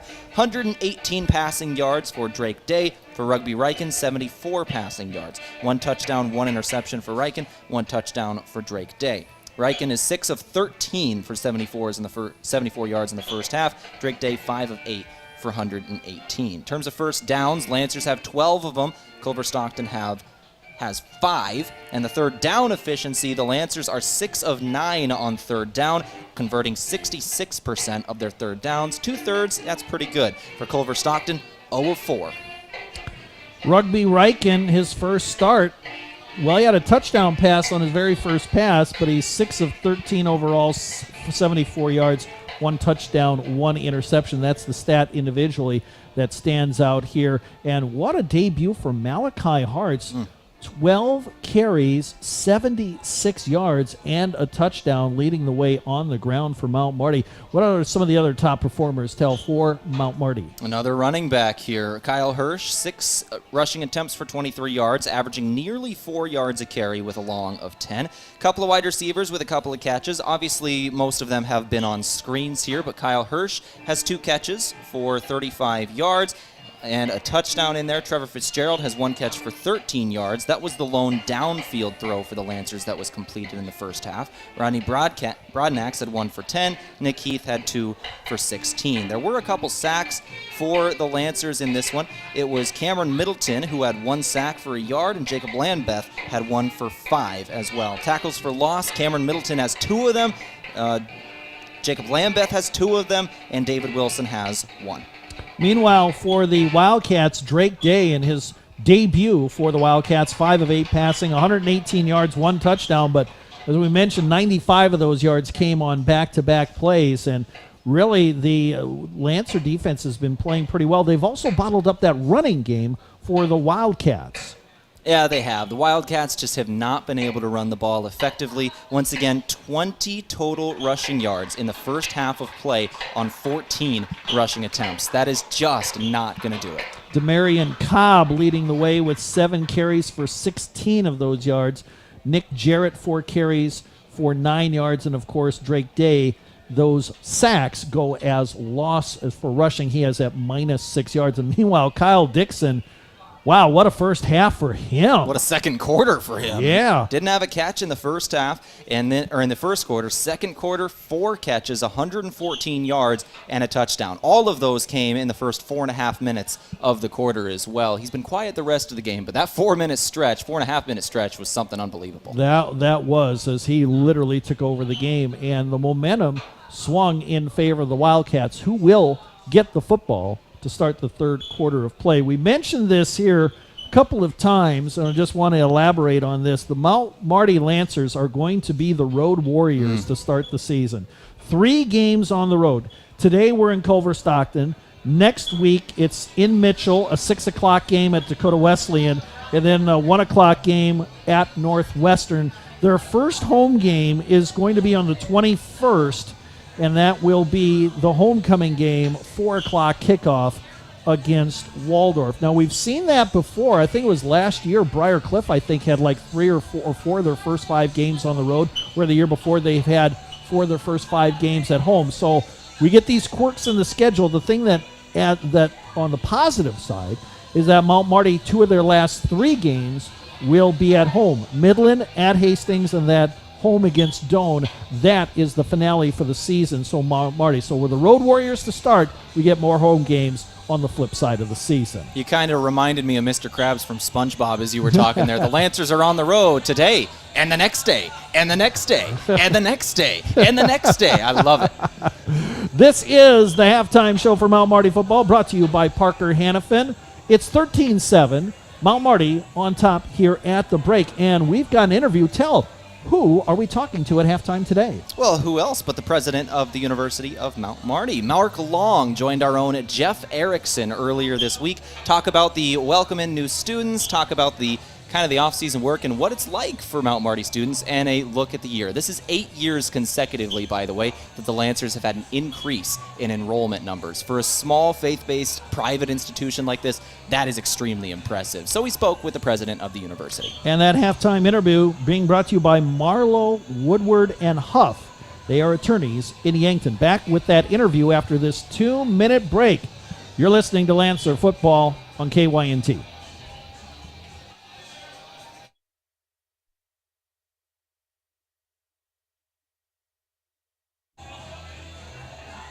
Reliability, and range. The Sherco Pro offers Sherco's best-in-class express operation for simple, single-touch operation. Looking for a low-cost option? Then the SureLink EasyR remote may be right for you. Give us a call at 1-800-474-8756 or find us at Sherco.com. Demand the best. Demand Sherco. Pizza Ranch is all about the cookie. This is Mike from Yankton Pizza Ranch. Get ready for our famous family-sized chocolate chip cookie filled with chewy, gooey, chocolatey goodness. And right now, you can feed your group for just $20. Grab our online pizza deal, 2 single-topping medium pizzas, a small cheesy ranch sticks, and a small cactus bread, all for $20. Simply go to pizzaranch.com to order now. Whoa, that's good. It's day 1 of your new career. Parker of Yankton has immediate openings for material handlers, machine operators, and setups for both day and night shifts. Along with a full benefits package beginning your first day on the job, Parker is offering a second shift pay differential of $235 plus a $1,000 retention bonus. Paid vacation, sick leave, 13 paid holidays, medical, dental, vision, supplemental, and paid life insurance all begin day 1. Quarterly profit sharing and a 5% matching 401k plan. Fully vested on day 1. Apply now at parker.com. Parker, engineering your success. Beef, pork, seafood, poultry, and more. All at the Meat Lodge in Yankton. Get top quality meats at great prices.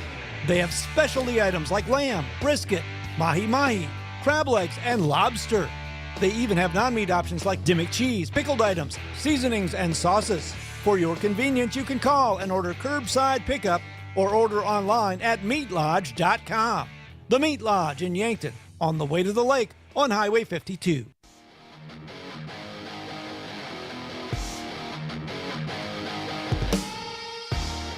All right, back on the halftime show from Parker Hannafin. I'm Tehl Tanner here for KYNT, KYNTV. We go to our halftime interview now. This week, our own Jeff Erickson spoke with Dr. Mark Long, the president of Mount Marty University. This brought to you by Marlowe, Woodward, and Huff. Here's the conversation with the president of Mount Marty University. Let's welcome back all of the students at Mount Marty. They're back on campus. They're in classes. Can we talk enrollment and what's the vibe like this year? No, there's a huge buzz on campus. So for the 8th consecutive year, we have more students this fall than we did last fall. And I don't know of a university, a private university in a community our size in America that has had that longevity of results. It is truly amazing and just very grateful and blessed for that enrollment growth. So we have 982 students. I'm just going to say, we have 1,000 students. We're up 31% over the last decade. And, we just continue to do well. They're better prepared. Last year, our entering high school GPA was roughly a 3.5 coming out of high school. And this year, it's a little bit lower, about 3.45. Still outstanding students.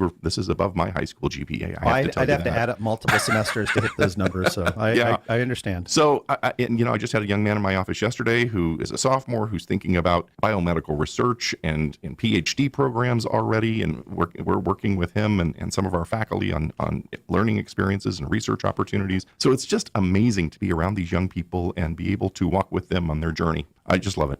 So graduate nursing program at Mount Marty, you've got some really good news there. Yeah, so this year we have almost doubled our class of incoming nurse practitioner students. We're up to a total of 93 students enrolled. So these are people who already have their Bachelor of Science in Nursing. They've been out practicing in nursing. They're coming back and becoming nurse practitioners. In our program, it's either family nurse practitioner or psychiatric and mental health nurse practitioner. Huge growth in that area. Already we have a pretty sizable program in nurse anesthesia in Sioux Falls, and that is the first degree program for nurse anesthesia in America. It's 51 years old. And so just very proud of it. And I just crunched some numbers yesterday, and it looks like Mount Marty University has the largest graduate nursing program in South Dakota, public or private. And so that obviously is great for the university, but it's even better for those of us who live in South Dakota, and particularly in rural areas, because so many of our graduates practice in rural areas. So the impact we're having on the health and well-being of people in the state and in this region is extraordinary, and we're grateful for that too. I've said this to you before, but it's worth repeating. You're like a proud pop-up. I am.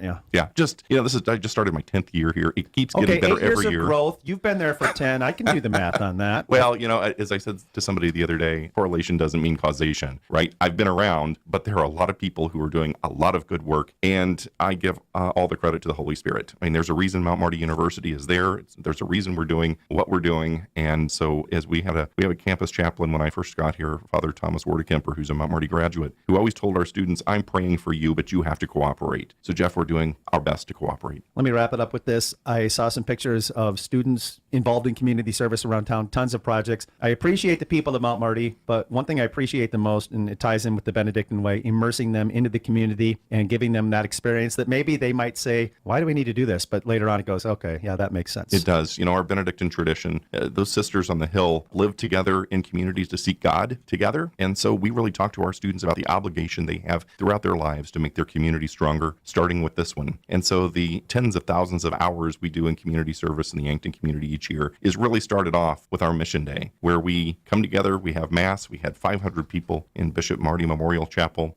We actually had overflow this year into the chapter room of the monastery. So we come together, we pray, then we eat lunch together, and then we go out and serve the Yankton community. And we had hundreds of students, faculty, and staff working on a lot of projects in this community. And it's just, it's who we are. It's what we're about. And our students appreciate that and enjoy it and love working together to serve our community. And there was plenty more with Dr. Mark Long, the president of Mount Marty University. If you want to listen to the full interview with his sit down with Jeff Erickson, just go to KYNT1450.com, click on the Totally Yankton Morning Show, and you'll find all the interviews there. We're at halftime of Mount Marty University football. As a proud community bank, Core Trust delivers more than just checking and savings accounts. We invest in the cities and towns where we live and work by volunteering to coach youth sports teams, supporting local charities and the arts with our time and resources. Whether we live in a rural town in South Dakota or a suburban city in Minnesota, it's a place we call home. Core Trust Bank. Raise your expectations. Member FDIC.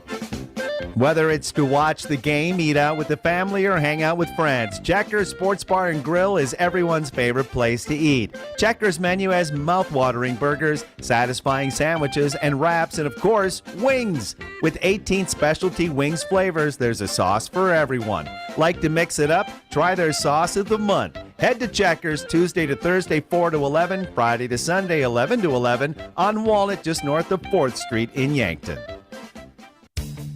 At Triple Time Rudy's, not only do you get top-notch fuel to keep you on the move, but it's a destination for delicious local treats. You'll find quality South Dakota products like Dimmick cheese and premium meats from the Kaler and Renner lockers.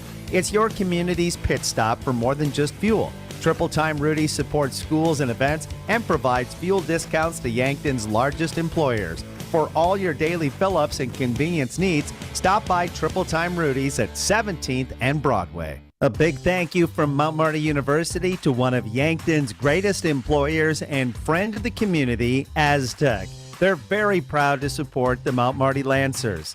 The vision at Aztec is to build industry-changing solutions that create life-changing opportunities. And you can build a career with the group that's built to connect from rock to road. Click careers at aztecindustries.com. Best wishes, Mount Marty, from your friends at Aztec. We are back in Canton, Missouri, home of the Wildcats of Culver-Stockton. Halftime.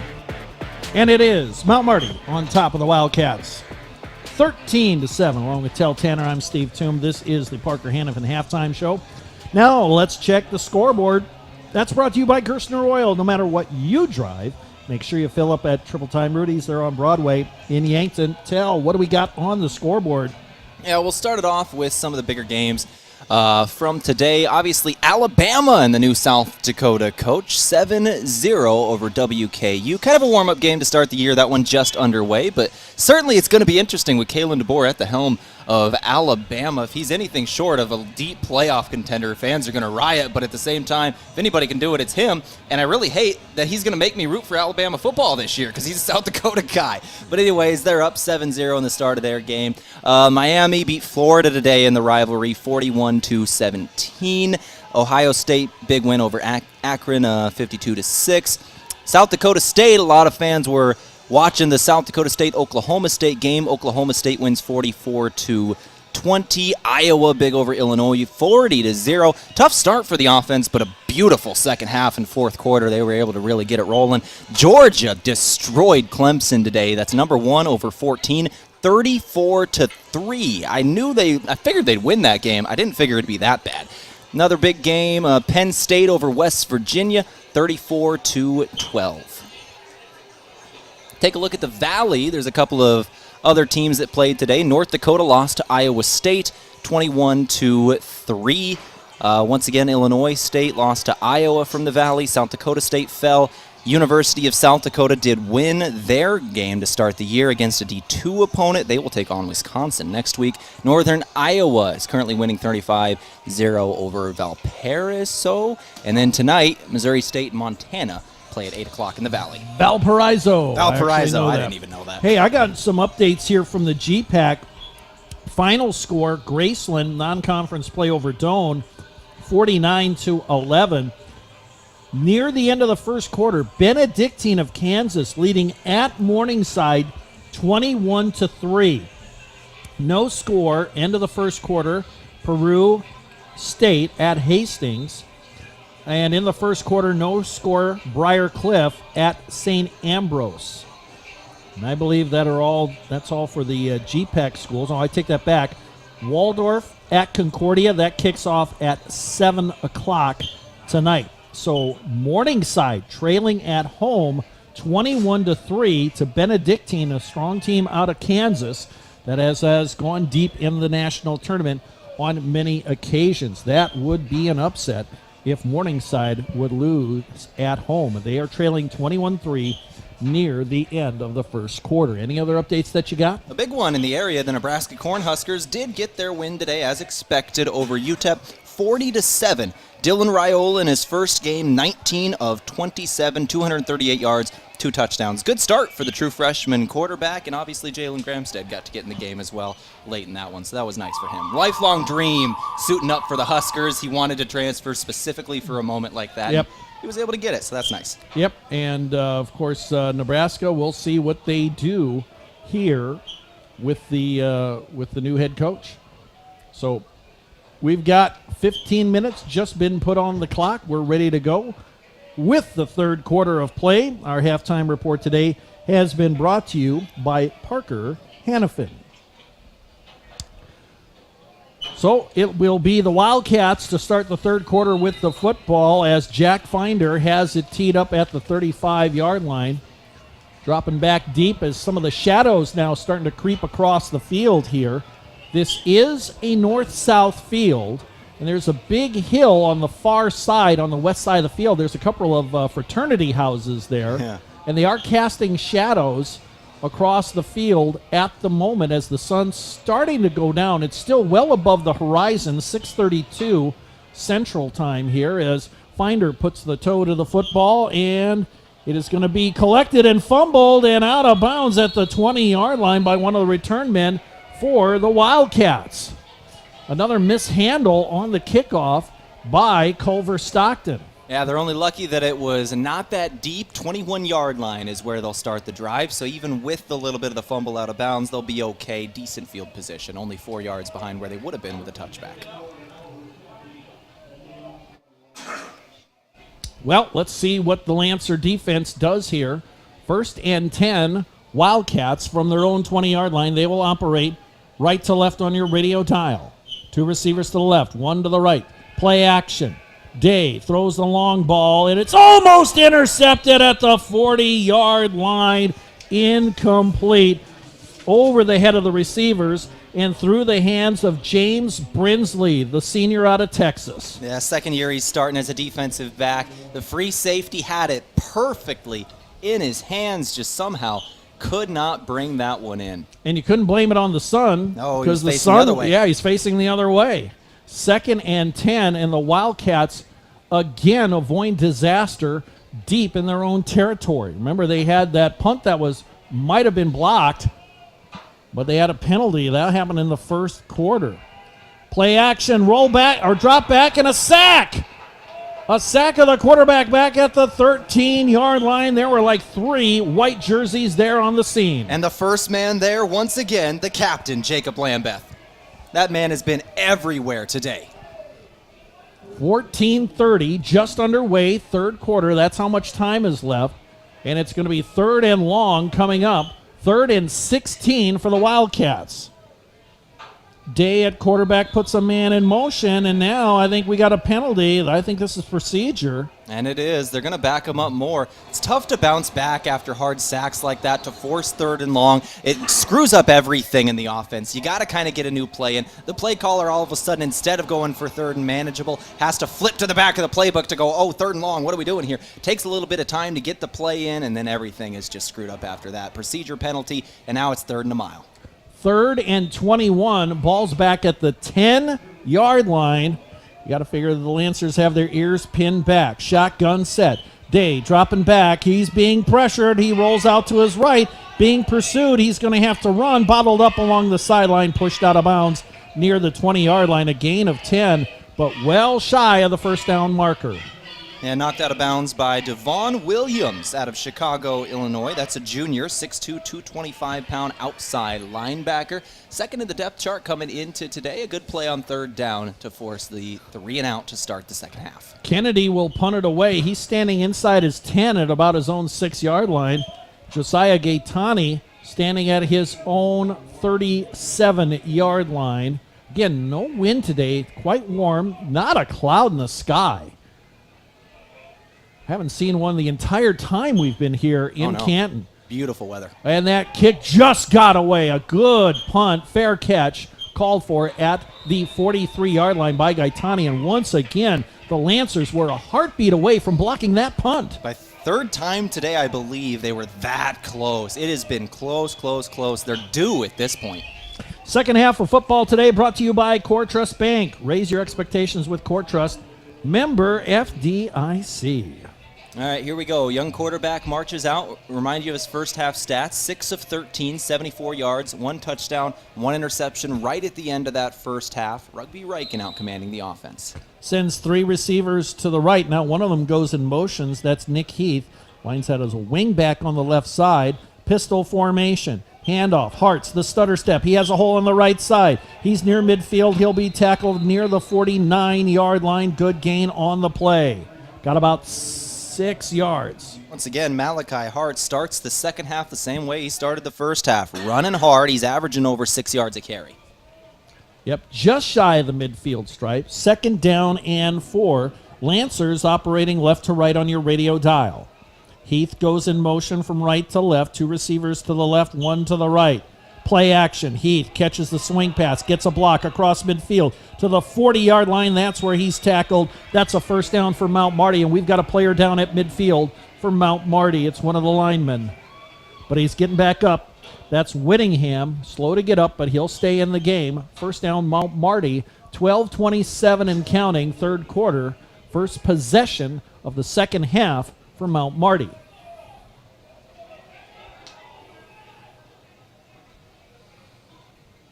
Here comes a man in motion, Heath, pistol formation. 2 receivers to the right. Handoff, Hartz up the middle, has another hole, spins through traffic, and gets across the 35. No, they're going to say his knees down at the 35-yard line, gain of 5. Hart still averaging over 6 yards a carry. He's approaching 90 yards. I think that'll put him around 88 or 89 on that run. He's got a long of 27 and a touchdown in the books. Yeah, 88 officially, 12 yards away from the century mark. 2nd down and about 5. Now 2 receivers out on the right side, 1 to the left. Blitz being shown. And a penalty flag. This play's dead, and got to figure this is going to be procedure, and it is against the Lancers. That's something that has happened a lot in this game, and it's first game jitters. It happens a bit, but that'll be the 5th penalty on the Lancers in this ball game. Mount Marty football brought to you today in part by Parker Hannafin. Parker of Yankton is excited to announce generous wage increases for all production positions. Choose your specialty, choose your shift, and enjoy amazing benefits from day one and new increased wages. Learn more at parker.com. It is going to be 2nd and 10. Pistol formation with 2 receivers out to the right, 1 to the left. Play action, pass. Heath drops it, incomplete. Little swing out pass. Looks like he turned his head before he secured the football. Yeah, you got to watch it into the hands. Sometimes you just got to go back to the fundamentals. Watch the ball all the way into the hands and then turn upfield. Mount Marty football today brought to you in part by Avera. Moving health forward, Avera. 3rd down, a big one for both teams. You're kind of in that area where you could punt, you could go for it, depending on the yardage you get here. Lancers need to get 5 or 6 here if they want to go for it on 4th. I would agree with that. Empty backfield. 3 receivers to the right, 2 to the left. Shotgun set. Quarterback draw. And there's a hole to the 30 and diving ahead to the first down marker. He got it at the 28-yard line. What a run on the quarterback draw by Rugby Riken. That's what I've been waiting to see more of. Riken's a guy throughout his entire high school career, was a quarterback that could run the ball very effectively. He knew when to take hits, knew when to get out of bounds, and he always knew where his open running lanes were. Finds the first down yardage, knows where the marker is, dives ahead, has the first down in the books. I like to see that. 10:40 and counting, third quarter. Lancers up over the Wildcats. 13-7, and they're on the move are the Lancers. Pistol formation, 1st and 10. The Wildcat 28. Here comes Hansen in motion from right to left. He'll spin back around. Blitz coming. And there's a handoff, and that's Hirsch. He dodged a man in the backfield, plows ahead into the line, and gets to the 24-yard line, gain of 4. That could have been bad. But a good job by Hirsch to get away from the blitzer. The official having to talk to the Culver-Stockton guys a little bit there. It got a little chippy at the end of that play.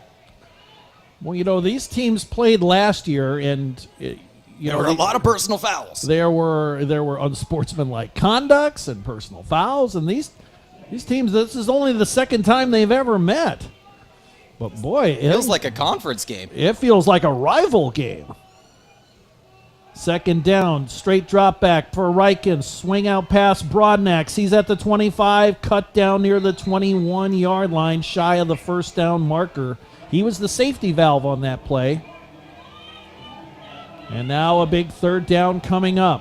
Hirsch out, Hart's in at running back for the Lancers. Mount Marty football today brought to you in part by Sureco. When you need to be sure, make it Sureco. Well, you're certainly in the yardage where you could go for it on 4th down if you don't get it here. I would not be surprised if they just run it twice with Hirsch or any of their running backs. We'll see what they do. Well, they're going to split Hirsch out as a running back. Now they'll move him in the backfield. 7 on the play clock. Pistol formation.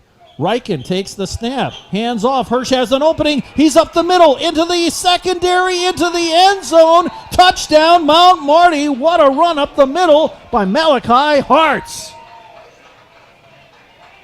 Hartz has just been everywhere today. That will put him over the century mark. 100-yard rusher in his first game of the season. Multiple touchdowns on the board. That guy is the early candidate for player of the game. There's no doubt about it. 21 yards on that rushing touchdown for Hartz, his second TD of the game. Now looks like the Lancers are going to go for 2. They're up 19-7. So they're going to go for 2 on this particular point after try. Hart stays out there. He'll move to the right of his quarterback. Shotgun set, 2 receivers. Check that 3 out to the left, 1 to the right.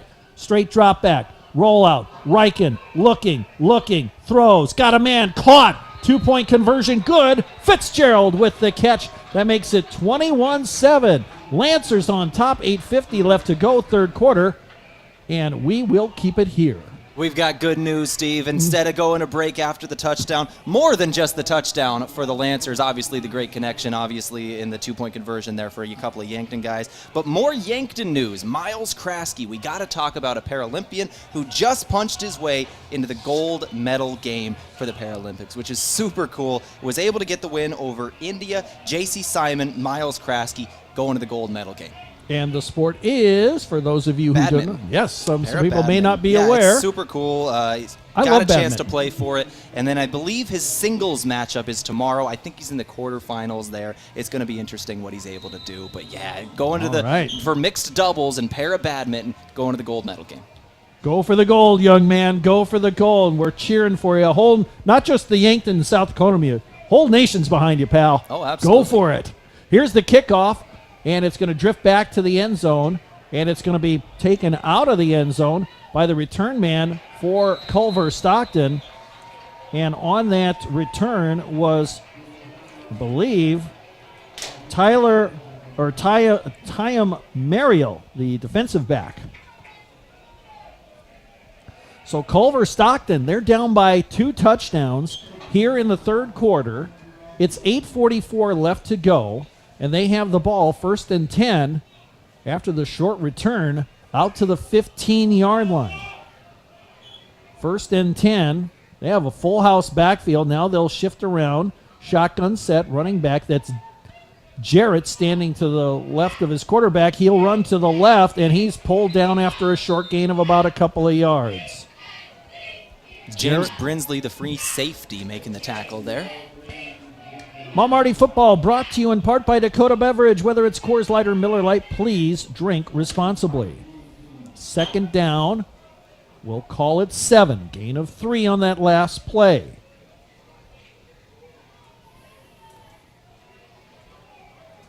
Shotgun set. Again, the running back to the right of his quarterback. Couple of men in motion. One receiver shifts out to the right, a tight end to the left side. Straight drop back. Pass. Caught. Going to be a 1st down, and that is going to be Ezzard along the sideline. Bobby Ezzard, the junior out of Georgia.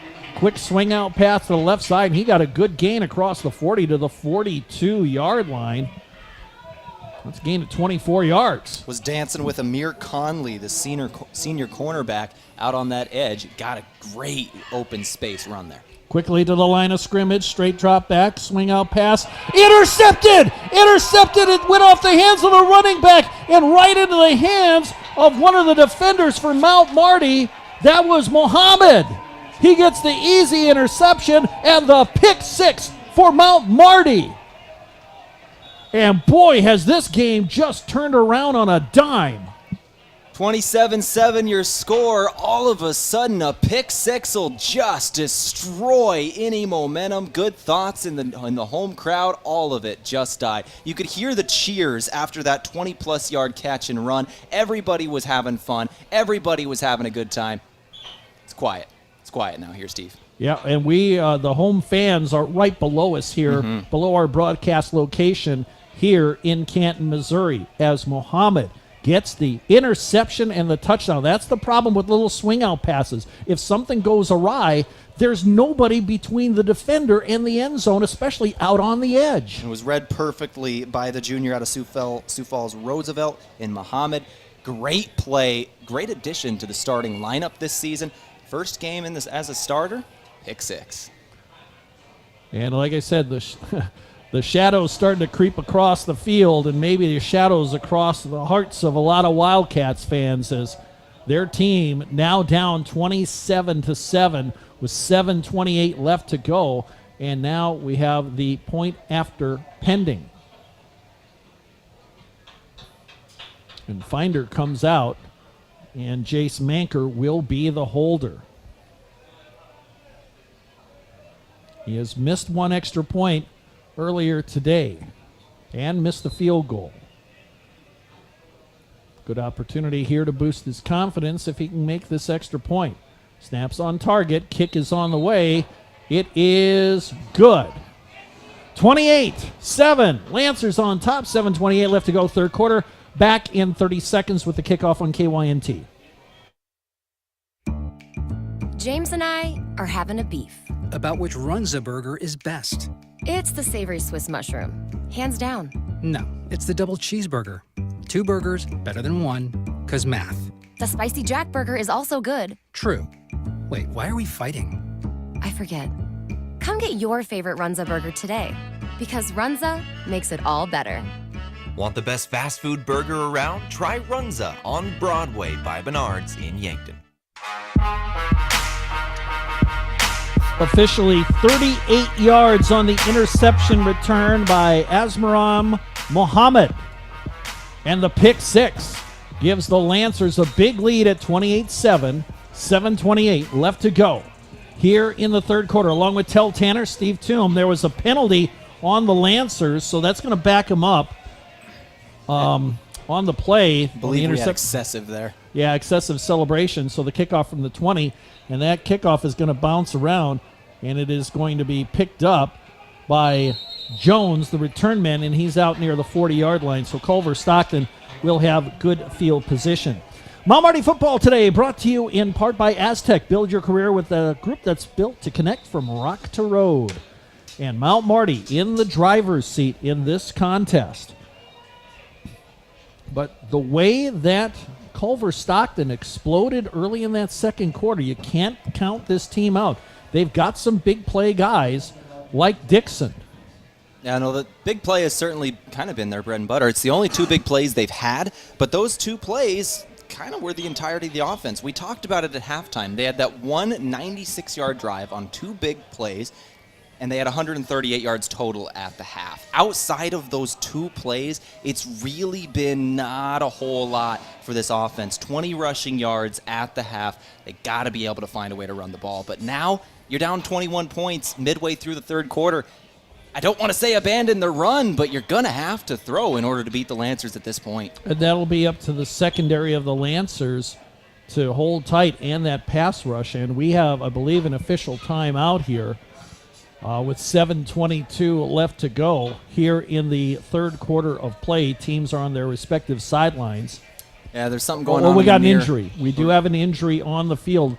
It happened right in front of the Wildcat bench near the 40-yard line as the trainers are tending to, one of the officials. An official got hurt. Wow, I thought it was one of the players, but I believe it's the line judge? Yes. That's John Clayton, the line judge, as he is slow to get up. He's on his feet talking with coaching staff now of Culver-Stockton on the near sideline. But we saw that last year with I believe umpire get hurt, and it's very, I haven't seen it too many times, throughout the course of my broadcast career. I really haven't seen that many officials hurt during the course of play, but in the last couple of years it's happened. It's quite unusual. I don't think I've seen one on a kick return either. Yeah, that's just a strange play, but that's John Clayton, the line judge, who is shaken up on the play. He is actually going to the tent. So now the officials will have to kind of reconfigure how they deploy on each play. They're going to be a man down. So I believe the back judge is coming up to play line judge, and that's Brad Hinson. So now we And they're also backing up Culver-Stockton There was here a on penalty. the penalty. There was a penalty on the play. Lot that went on that play. Yeah, an unusual set of circumstances here. Lancers up 28-7 over Culver-Stockton, 7:22 left here in the third quarter of play. According to our camera guy next to me, Braden Butler, as we were focused on the play, says it was unsportsmanlike, was the penalty. So unsportsmanlike against Culver-Stockton as Day wants to throw the long ball down the sideline, and it's going to be caught by Dixon. He's going down the sideline, and it's a touchdown just like that. Wow, what a strike by Culver-Stockton as they go to Kyle Dixon right away, and that is a 75-yard touchdown pass. Did I not just say this team from Culver-Stockton can strike in a hurry? They've got the big play in them. That's the third time they've been able to strike downfield on a massive gain in yardage. And the second time for a touchdown, and it's all been the same guy, Kyle Dixon.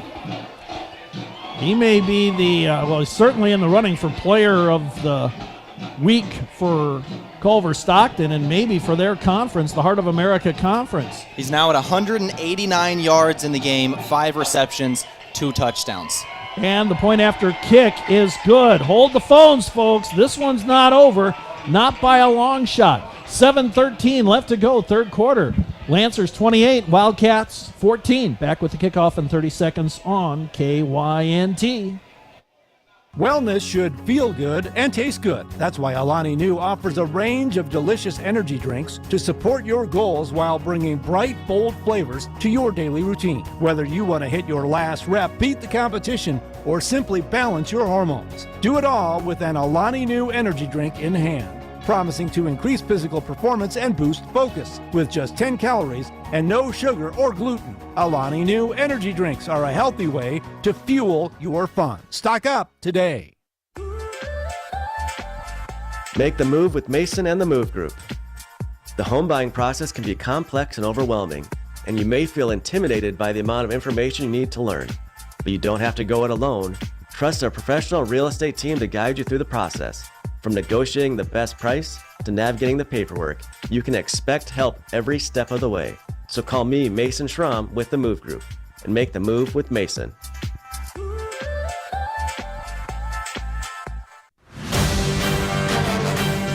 Well, that didn't take long for the Wildcats. One play, 75 yards. Day to Dixon. And it's 28-14.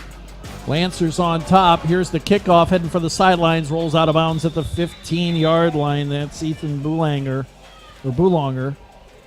And both kickers have had problems kicking the ball out of bounds on kickoffs today.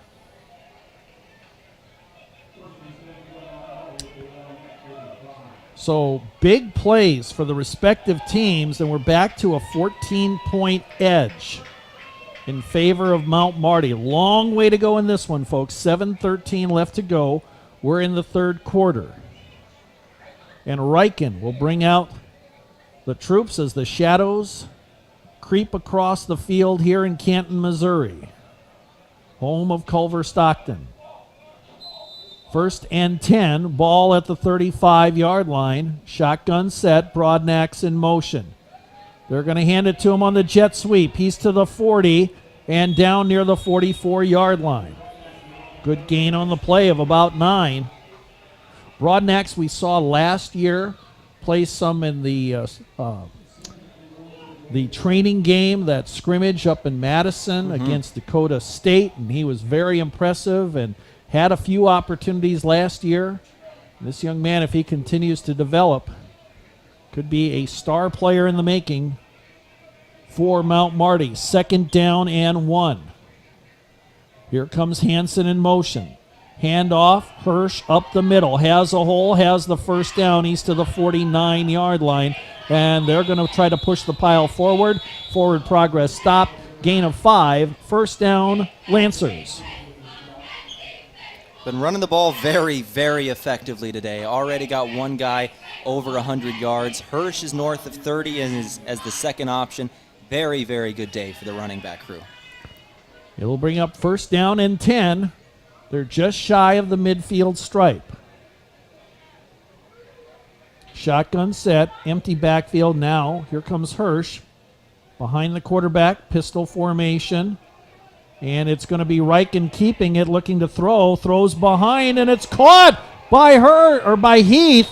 Somehow he reached back and caught the football across the 40 to the 35. How did he catch that?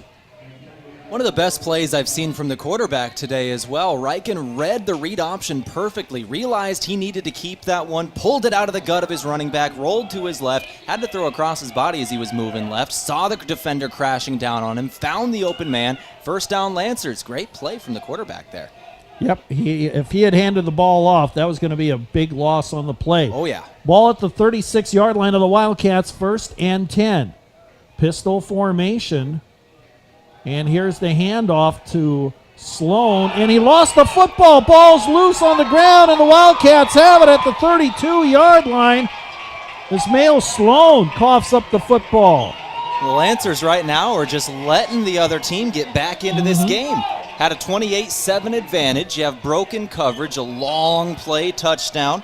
Now you cough up the football in a fumble, second turnover. Still got a 2-touchdown lead, but that one hurts. You've missed a field goal. You threw an interception in the red zone. In a lot of ways, the Lancers have been their own worst enemy today. This could be like a 40-10 or a 40-14 game. Easily. With the Lancers out in front, but they have misfired in several key moments. You know, things like that happen in the first game of the season. Luckily, the Lancers still have that 2-touchdown lead. Plenty of time to get things back under control. We're still midway through the third. 2 backs in the backfield. Now they'll shift around. Tight end on the left side. 2 receivers to the right. Handoff. Cobb trying up the middle. He's met by a host of defenders at the 30-yard line. Call it a gain of 3. But if you're the Mount Marty defense, it's find Dixon. Here's a clue. He's wearing number 13 out there. Don't let him get past you. Find 13 and put a hat on him. Double team that guy. You've been able to cover everybody else effectively. That's the only guy that's been able to get his get. Get on him. 2nd down and 7. Dixon's trotting out to the right by himself. 2 receivers for the left. Now a couple of men in motion. A receiver joins him out on the right side. Shotgun set with running back. Quick pass. It is going to be caught out on the left side. It'll be a first down across the 42-yard line. Catch made by Ezzard, the junior, Bobby Ezzard. Almost a face mask there, but it was a good stiff arm. A good stiff arm. Got an extra yard or 2. Got the first down play. Approaching midfield is the home team. And quickly, the Wildcats come to the line of scrimmage. And it's going to be a running play. Cobb tries to bounce it to the left, and he's pulled down by Middleton. The Wildcats want the horse collar, and the late flag comes in, and Middleton can't believe it. Well, that one came in from the official that was a little ways away. The official that was playing, kind of substituting for the injured line judge, was right there, didn't throw the flag because he grabbed him down by the waist, by the jersey to pull him down. I'm not sure. They're discussing right now. We'll see what this ends up being. Didn't have him around the neck, I can tell you that. Well, let's see. The official, are they going to walk it on? Well, it looks like they are. Looks like their horse collar tackle will be at the 48-yard line. It's a 15-yard walk-off. Yep, and here it goes. Tough break for Mount Marty. It was the white hat official who threw the flag, and he's got final say. Yep. Good news, John Clayton, the line judge, back out on the field. He just stepped back out on the field, came out of the tent. Good. So the official crew back at full strength. Somebody play Return of the Mac. As Clayton was shaken up on a kickoff return earlier. But that puts the ball at the 37-yard line of Mount Marty, first down and 10, and all of a sudden the Wildcats on the move. Now they're down by 2 scores. Well, momentum clearly on their side.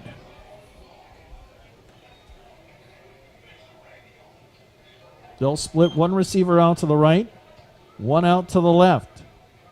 Officials have to just finalizing a couple of things. Coach Micheletti not happy on the far side. I doubt he liked the penalty call. Cameron Middleton, as soon as the flag was thrown, he couldn't believe it. You could tell from the body language he didn't like it. Clock stopped with 3:47 left in the third quarter. Lancers up by 2 touchdowns. But the Wildcats on the move in Lancer territory at the 37. Shotgun set. Cobb stands to the left of his quarterback.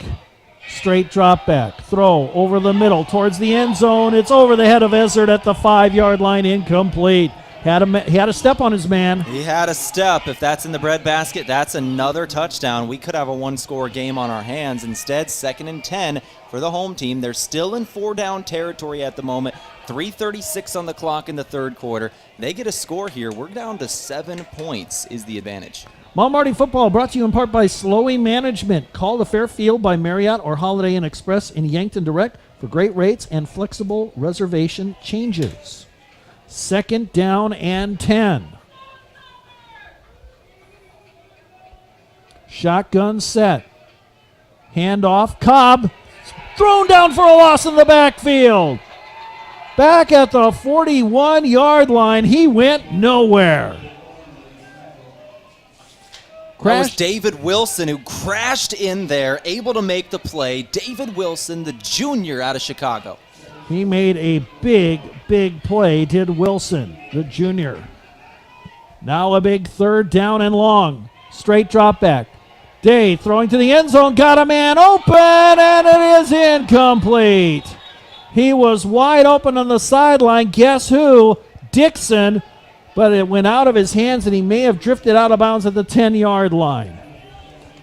That was disaster avoided for Mount Marty. And now 4th down coming up, and, well, you might as well go for it if you're Culver-Stockton with 3:04 left here in the third quarter.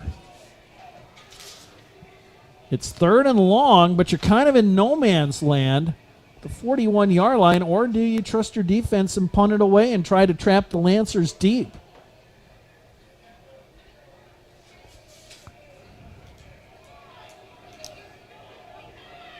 Three, 2, 1 on the play clock. They may take the delay of game, and it looks like they will. Just give the punter some extra room here. Delay of game against the Wildcats. That'll back them up 5. Joe Kennedy will come out to punt. Try to get the old coffin corner here. And, you know, in a situation like this, I know the Lancers have 1 return man. Maybe you go for 2 return men deep and try to cover, you know, both ends of the field. I don't know. Kennedy stands at his own 45-yard line. Snap on target. A little bit of pressure. It's heading over Gaetani's head. Bounces into the end zone. It landed at the 5, took a Lancer bounce, and Mount Marty will have it at the 20-yard line as the defense comes up big and stops the momentum that, I'll tell you what, if the Culver-Stockton had scored even a field goal on that drive, that would have been bad news for Mount Marty. Mount Marty's defense held when it needed to. They bended, they didn't break. That's a good thing. 28-14, the score will stand. Lancers still have that 2-possession advantage. Now the offense is back out there. If they're able to get down the field, get back to that comfortable 3-touchdown lead, they can coast for the rest of this one with a very good rushing attack. A good sustained drive that results in points would be optimal for Mount Marty. They've got it at the 20, 1st and 10, shotgun set. Fitzgerald moves over to the left side in motion. Now the empty backfield. Quick swing out pass. Here comes the defense. Hirsch bottled up, drawn for a 2-yard loss. That one didn't fool anybody. They've been running those wide receiver screens all game long. Culver-Stockton has kind of been biting on them every time. There, they play it very well. You kind of wonder, maybe you try that again, but send Fitzgerald or Hansen down the field, or maybe Broadnax and try to beat them with a little pump fake. One thing I'll tell you, they have 2 deep safeties right now who are more than 20 yards downfield. A little injury or equipment repair there. Clock stops with 2:48 left, and now looks like we're walking the other way. Was there a penalty? I'm not going to lie, with the sun in my eyes, I didn't even see the yellow flag. Yeah, we are looking right into the sun here. If you're following along on our camera, sorry for that as well. We didn't have another place to put it, so we were kind of stuck with what we had, and Unfortunately, that sun is right in the lens, so thanks for bearing with us here on KYNTV. Well, I believe the announcer just said personal foul against Culver-Stockton, 15-yard penalty. Ball's at the 35, 1st and 10, handoff. Hartz tries up the middle, plows ahead, gets 3 yards, and that's all. Again, we're looking right into the sun as it starts to go down, and now whistle stops play again. And we have an injured player. It is a Mount Marty player, one of the offensive linemen. Slow to get up. But he does get up. That's Whittingham. He's a junior, West Palm Beach, Florida, but he's got to come out, I believe, for one play. And they'll bring in the big backup right tackle, 6'7", 343 senior Jonas Kelp out of Hamburg, Germany. He started a lot of games for the Lancers in his career. That's an experienced man out there playing a backup role today. Yep. So it'll be 2nd down and 7, 2:20 left to go, third quarter. Mount Marty, 28, Culver-Stockton, 14. Along with Tehl Tanner, Steve Thum here in Canton, Missouri. Start of the season. The 4th season for Lancer football. 2 receivers to the left, 1 to the right. Shotgun set. Handoff. Hartz tries the right side. Has a hole. He's to midfield and beyond. Move the chains. 1st down, Mount Marty. And guess what? They went behind that new right tackle, Jonas Kelp. He's a big dude pushing down in a run block. He's very, very effective. Once again, he's 6'7", 343. That is a lot of beef on that offensive line when you go 343, 301, 272, 285, and 344. This is at the NAIA level, people. These guys are big. The Lancers have a real good chance of running the ball this year. 1st and 10 from the 48-yard line of the Wildcats. Hartz will try the left side. He's got some blocks, but he's tripped up at the line of scrimmage, falls forward for a 1-yard gain. Good tackle there from Tyheem Merrill, backup corner. He's a freshman out there making plays. 2nd down coming up. Lancers taking their time. Under a minute to go here in this third quarter of play. Both teams have scored 1 touchdown on big plays. A pick 6 for the Lancers, a 75-yard pass for the Wildcats. 2nd and 9. 2 receivers to the right, 1 to the left. Pistol formation. Quick pass. Caught. Heath. He's tripped up, falls forward to the 42-yard line. Open. He comes up limping. Well, he's going to try to run it off here. Of course, we haven't, on a hot day like this, you think about leg cramps. Haven't had any of those so far that have impacted the game. Oh, now that I said that. Oh, no, I jinxed it. We're going to have so many in the next quarter. We hope not. Clock's winding down. Lancers won't run another play. We're done with 3. Lancers 28, Wildcats 14. Back with the final stanza in 1 minute right here on KYNT. If you want a job where your work matters, you belong at Avera. Here, we've invested in our workforce because every Avera team member drives our health ministry forward, making a difference in lives and communities every day. We offer competitive pay, great health insurance, and even career opportunities. We're putting people first, including you. Search for local job openings and apply at avera.org/careers. What's the best beverage to enjoy while rooting on your team? 1919 root beer, of course. 1919 is brewed in small batches with only the finest ingredients, real sugar and real vanilla. The unique recipe and these choice ingredients make 1919 the creamiest, full-bodied draft root beer available. Find it in 12 packs and single-serve cans at grocery, convenience stores, and restaurants. 1919 is alcohol-free and contains no caffeine, making it a beverage of choice at any time for anyone in the family.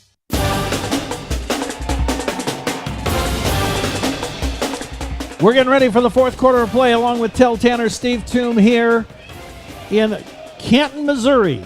Getting ready for the final quarter between the Lancers and the Wildcats. Mount Marty on top, 28-14. Mount Marty with the football. They are in Wildcat territory at the 42-yard line. 3rd down and 4. Big play here for both teams. Lancers want to keep this drive going. Wildcats down by 2 scores. They need a stop defensively. Officials have yet to put the ball down. All right, here we go. They'll start up the play clock. Shotgun set, 1 running back. Now no running backs in the backfield. Pump fake, throw, caught at the 20-yard line. To the 15, to the 10, to the 5. Touchdown, touchdown Mount Marty. That was Hansen. Well, you called it, Steve. They did the fake wide receiver screen, sent someone downfield, pump fake by the quarterback, chuck it downfield. But do we have a penalty flag? Yeah, we do. There's one sitting at the 10-yard line, right around the 9 on the far sideline. Could it be a block, an illegal block? Lancers are marching backwards. Oh, this could be heartbreak. Illegal block in the back against Mount Marty. Take the touchdown off the board. Second block in the back of the day. That is a costly one. Yeah, we talked about the penalties. They were starting to rack up on the Lancers. I think that'll be the 7th or 8th today. Over 65 yards of penalty yardage lost. Well, you take the touchdown off the board. The good news is that it is a first down for Mount Marty. We'll be at the 19-yard line. 1st down and 10. They are in the red zone, but they've been here before and have come away empty a few times. But they're up by 2 scores. They need a minimum of 3 on this possession. Fitzgerald comes in motion from left to right. Pistol formation. Hartz up the middle, runs into traffic, got a yard, and that's all.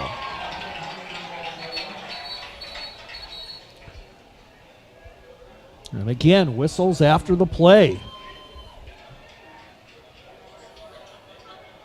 Certainly not been the cleanest football game by either side. A lot of penalties. You see that a lot of time in the first game of the year. This one's been a little more than we normally see. Well, no penalty on this play, but it might have been a little extra pushing and shoving. It'll be 2nd down and 9, just underway, 4th quarter of play, 28-14. Lancers with the lead. He's Tehl Tanner. I'm Steve Thum. Great to have you here. Austin Vigans into the game now, splits out to the left side. Empty backfield. Reichen dropping back, looking over the middle, rolls, throws out, caught. Vigans at the 11-yard line. Had to go down to his knees. He's automatically down 2 yards shy of the first down marker. Yeah, had a little bit of running room there. Would have got to 1st and goal if the throw was just a little bit up. Either way, get some yardage out of it, 3rd and short. Yep, they'll say his knee was down at the 12. 3rd down and 3. 13:40 and counting. Crucial play here on 3rd down. Empty backfield. 2 receivers to the left. 3 out to the right. Reichen, will he do a quarterback draw? He will. He's running. He puts his head down, leans forward. He's got it, a gain of 4. 1st down, Mount Marty. Steve, the play caller, you've had a couple of them so far. You had the fake screen, go downfield. You get that one there in the draw. You know this offense. It's almost like you've watched it for a few years. I may have picked up a thing or two. 1st and goal now for Mount Marty. They're at the 8-yard line. 13 minutes left to go in regulation. Lancers up 28-14. And now they can afford to take their time in the huddle and get organized before they call a play. No need to be in a hurry here if you're Mount Marty. Reichen directing traffic. Hands off to Hartz. He's to the 5-yard line, puts his head down and gets to the 4. They say his knee's down at the 4 on that 1st down run, gain of 4.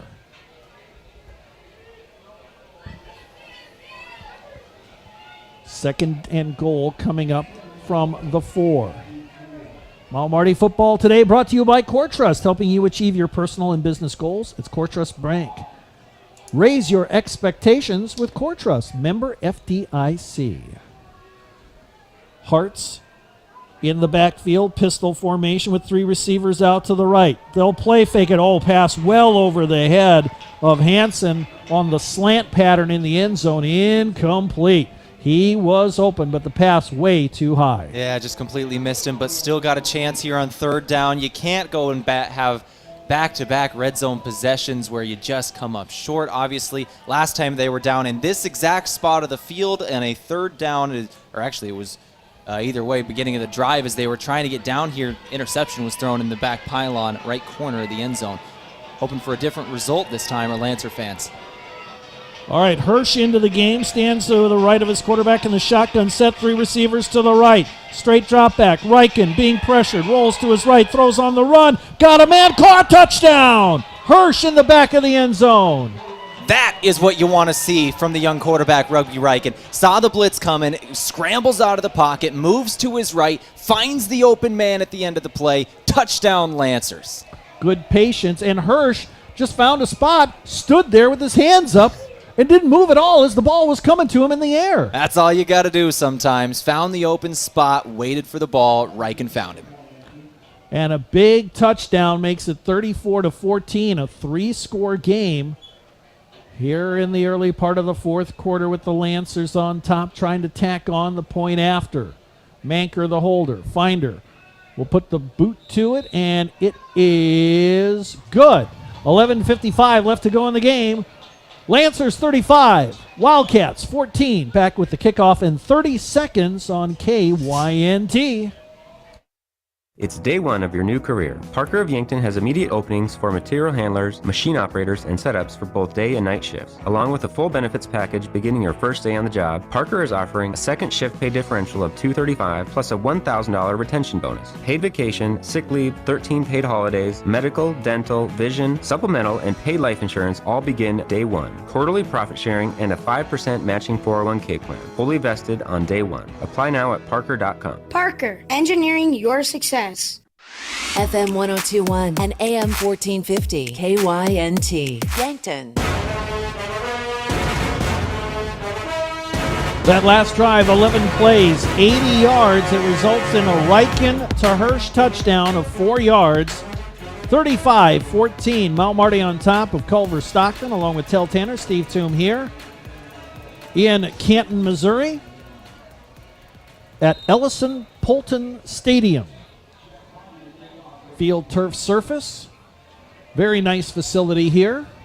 They have been wonderful hosts here at Culver-Stockton, and we thank them for their hospitality, their entire sports information department. Oh, let's also thank the sun. It's finally setting, so we'll not have to deal with that glare as much when we get back to this other side of the field.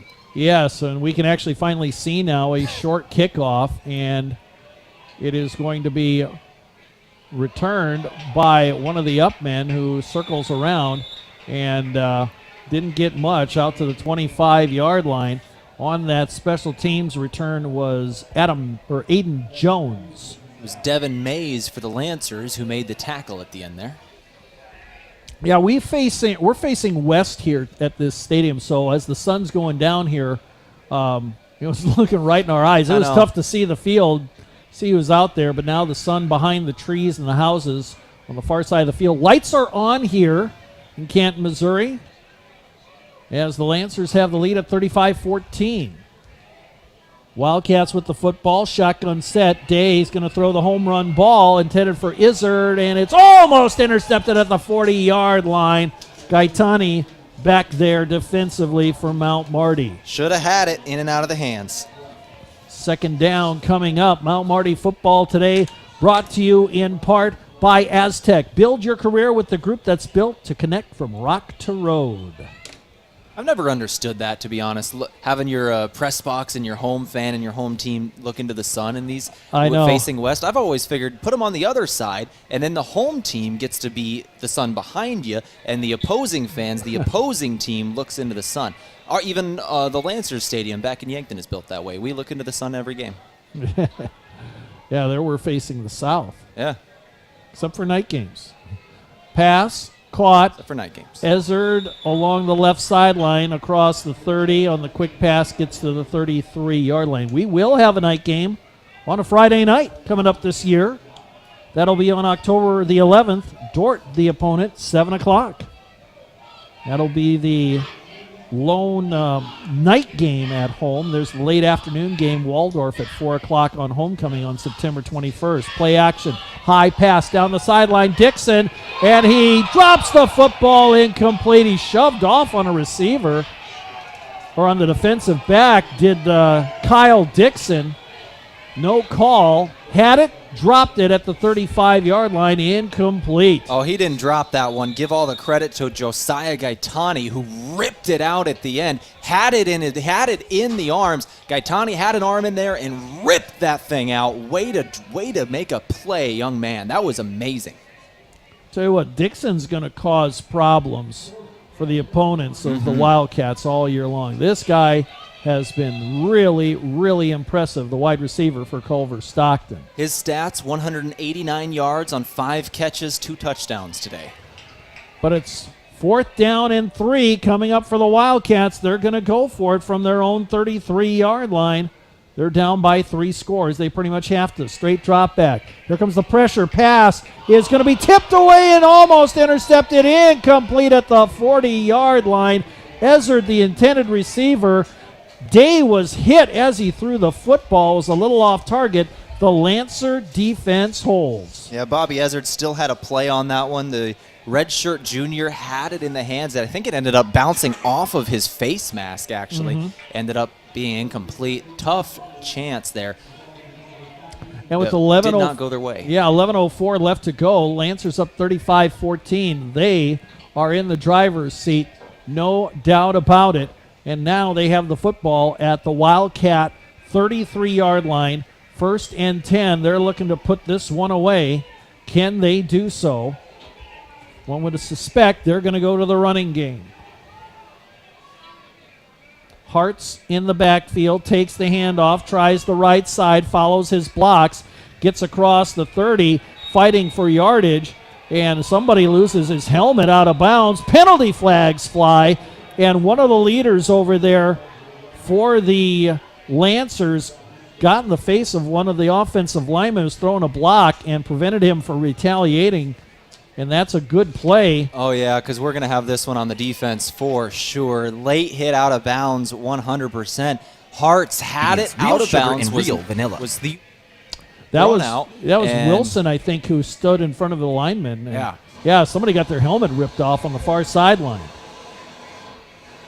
So let's see what the official word from the referee is on the far sideline. Unsportsmanlike conduct on the defense.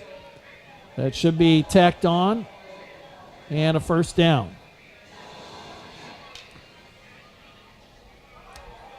So that should be an extra 15 yards after the play. Ball was spotted at the 26.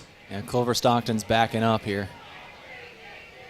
And that'll be to the 13-yard line. So essentially half the distance to the goal. Yeah, big mistake there. Late in the game, you're trying to make a comeback. Game might already be out of hand. That might have sealed it.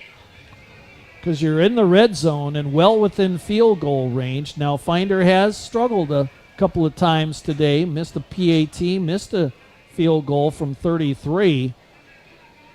But for Mount Marty, it's you want to get points on the board. You want to take as much time doing it, preferably. 1st down and 10 from the 13-yard line on the right hash mark. Pistol formation with 2 receivers to the left, 1 out to the right. Riken calling for it, hands it off. Hartz up the middle, follows his blockers, gains 2, and that's all.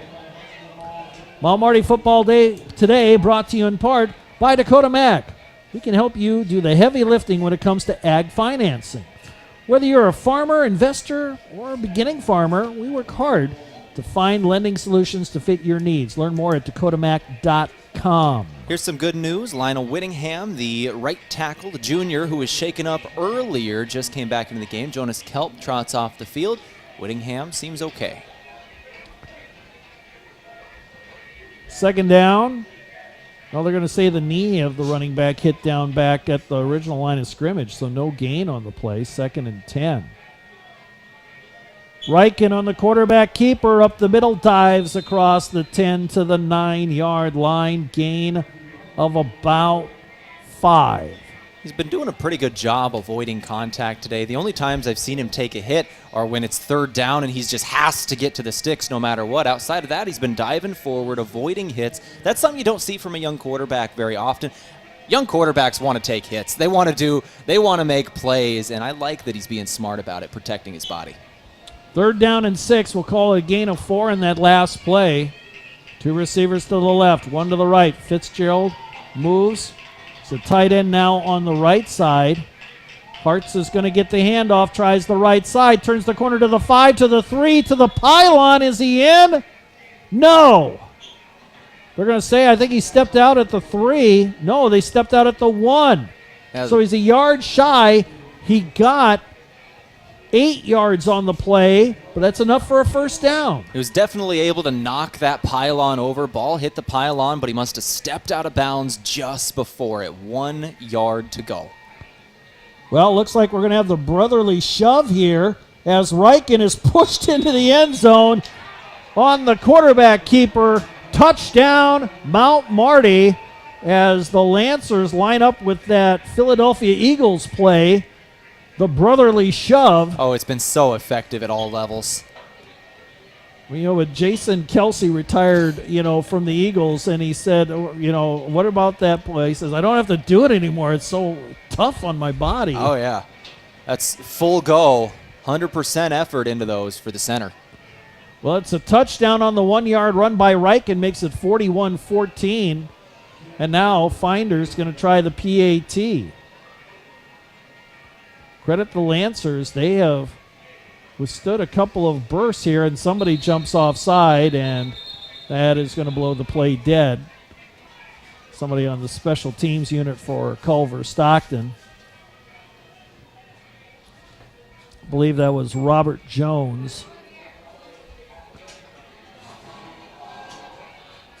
And they'll try it again. Move it a little bit closer. Get an extra yard closer. Yep. Sure. Well, at this point of the game, what you're thinking about is, let's just, whether you're ahead or behind, just let's have clean execution. Yeah, 100%. Binder lines it up again. High snap, brought down. Kick on the way. It is good. 8:50 left to go in this game. 42-14. Lancers ahead of Culver-Stockton. Back with the kickoff in 30 seconds on KYNT.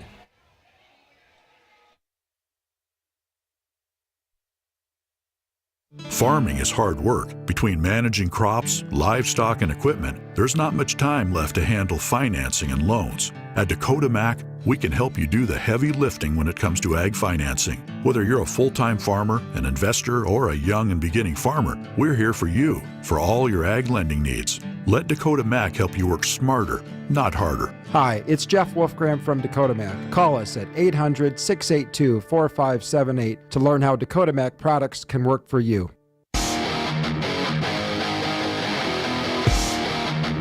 That last scoring drive, 5 plays, 35 yards, capped off by the Rugby Riken 1-yard touchdown run. The point after kick is good. With 8:50 left to go in this game, 42-14. Mount Marty on top of Culver-Stockton. Here's the kickoff. It's sailing down inside the 5, and it's going to be picked up by Jones running across the field, and he'll be cut down at the 11-yard line. That is Aiden Jones with the return. It was good special teams play by the Lancers. I've liked what we've seen from the special teams. Had a missed field goal, had a missed extra point, but outside of that, the kick return coverage and the kick off coverage have both been very, very good today. 8:44 left. Lancers in control, 42-14. Along with Tehl Tanner, I'm Steve Thum. Great to have you along for the ride. Opening weekend of college football. Shotgun set, 2 receivers to the left, 1 out to the right. Straight drop back. Day looking over the middle, fires at sidearm. Caught, tackled right away. Was the backup tight end. Elian Sundquist, the junior out of Seattle, Washington. He'll get enough for a first down out to the 24-yard line. Gain of about 11 on that last play. And in hurry-up mode are the Wildcats. They're throwing the home run ball to Ezzard, and it is incomplete. He was fighting, and here comes the penalty flag in with Gaetani, but you know what? Gaetani didn't turn around and look back, and that's going to draw the pass interference. You had good position, but you got to look back. Got to get your head around. The veteran receivers know that, or defensive backs know that. You got to turn your hips, got to get your head around in that last second, try and make a play on the ball. It's going to hit your body either way. Just got to get your head around to avoid the pass interference. 15-yard penalty, automatic first down. Puts the ball out at the Wildcats' 39-yard line. First down, 10. Wildcats, 3 receivers to the left, 1 out to the right. 4-man rush. Another long pass. It sails over the head of everybody at the 30-yard line, intended for Sundquist. Gaetani on the coverage, incomplete. Gaetani was actually the closest man to that. It was well over everyone's head. 8:09 on the clock here. The one good thing the Lancers can say on the offensive side of the ball, they've been running the ball very effectively. As soon as they can get it back in their hands, they can chew clock. First things first, defense has got to get off the field. Straight drop back. Day being pressured. Now he is going to be tackled as he scrambles, 2-yard gain. And that is all. Devon Williams with the tackle. Once again, the junior out of Chicago. And quickly, the Wildcats come to the line of scrimmage on 3rd down and 9. See if the Lancers blitz. Man coming in motion is Jones, Aiden Jones. Lines up on the right side, straight drop back. Day throws safety valve, caught by a running back. That is Cobb. He's tackled after a 3-yard gain. Well shy of the first down marker, brings up 4th down for Cobb. He had 6 catches last year in a backup running back role. And now, 4th down and 5 coming up. Day lines them up. Sends a receiver, that's Aiden Jones, out to the left side. 1 receiver out to the right. 4-man rush. Day dropping back, being pressured, has to scramble. Cuts, reverses field, dives forward. He didn't make it. He's a 1.5 yards shy. Tackled at the 47. He needed to get to the 49. And the Wildcats should turn it over on downs. The Lancer defense has been just a force today. There have been exactly 3 plays where they've gotten beat, and outside of those 3 plays, 42-0 this score would be. 3 plays, Culver-Stockton has had very big plays downfield for big scores and big yardage. Outside of those 3 plays, been slim pickings. Yep, Lancer defense, besides those few cracks, have played really, really well. And now they get the ball back as the Wildcats turn it over on down. 6:52 left to go in this one. 4th quarter, Lancers up 42-14, and they will bring out the offense. Hirsch at running back, pistol formation. Vigans in motion. Lines up into the wing back on the left side. Handoff. Hirsch tries the right side. Stiff arm across the 45, tackled near the 42-yard line. Lancer football brought to you in part today by Parker Hannafin. Parker of Yankton is excited to announce a generous wage increase for all production positions. Choose your specialty. Choose your shift. Enjoy amazing benefits from day one and new increased wages. Learn more at parker.com. Lancers are going to take their time. They are in no hurry. They want to milk that play clock. 2nd down and 5. Ball at the 42-yard line of the Wildcats. Hansen in motion from left to right. Handoff, Hirsch. He's going to be tackled in the backfield as he tries the right side. He'll lose about 4 yards on the play. Good play by Culver-Stockton. Had all options covered. No matter what the quarterback and running back did there was going to be a blue jersey in their face. Under 6 minutes to go. Want to remind you to stick around for the post-game show. We'll recap the stats, get an interview with Coach Micheletti. We'll check out scores from around major college football and from around the GPAC. Only one conference game today, but several teams in non-conference action today. And it looks like the Lancers are going to call a timeout as they let the play clock wind down to nothing. They stop the clock at 5:19 left to go in this fourth quarter of play. This timeout brought to you by Pizza Ranch. For legendary chicken and the best pizza, it's Yankton Pizza Ranch. They're located on Broadway. Call them at 665-1222. Back in 30 seconds on KYNT. Looking for a dealer you can count on? You'll find it at Lewis & Clark Ford. This is Brandon Tykerl. We've got a great inventory selection of new and used inventory, knowledgeable staff, and prices that can't be beat. We also have on site Lewis & Clark Marine, and prices are slashed on all of our new and used boats. The season is ending and we need to sell these boats now. Lewis & Clark Ford and Lewis & Clark Marine, 4th and Capitol, Yankton.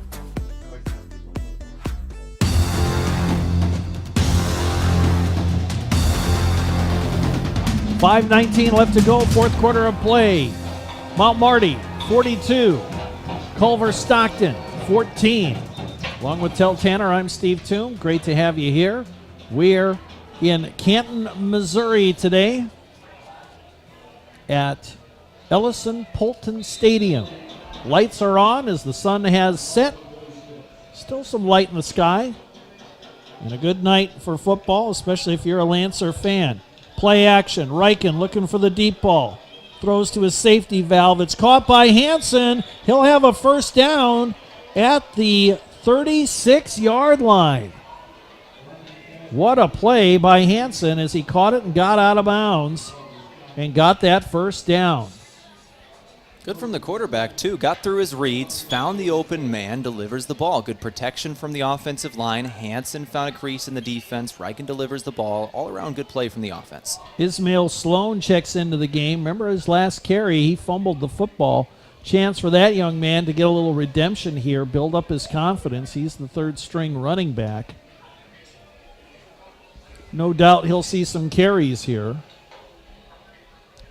Here comes the blitz. Handoff up the middle. Ismail has two hands on the ball.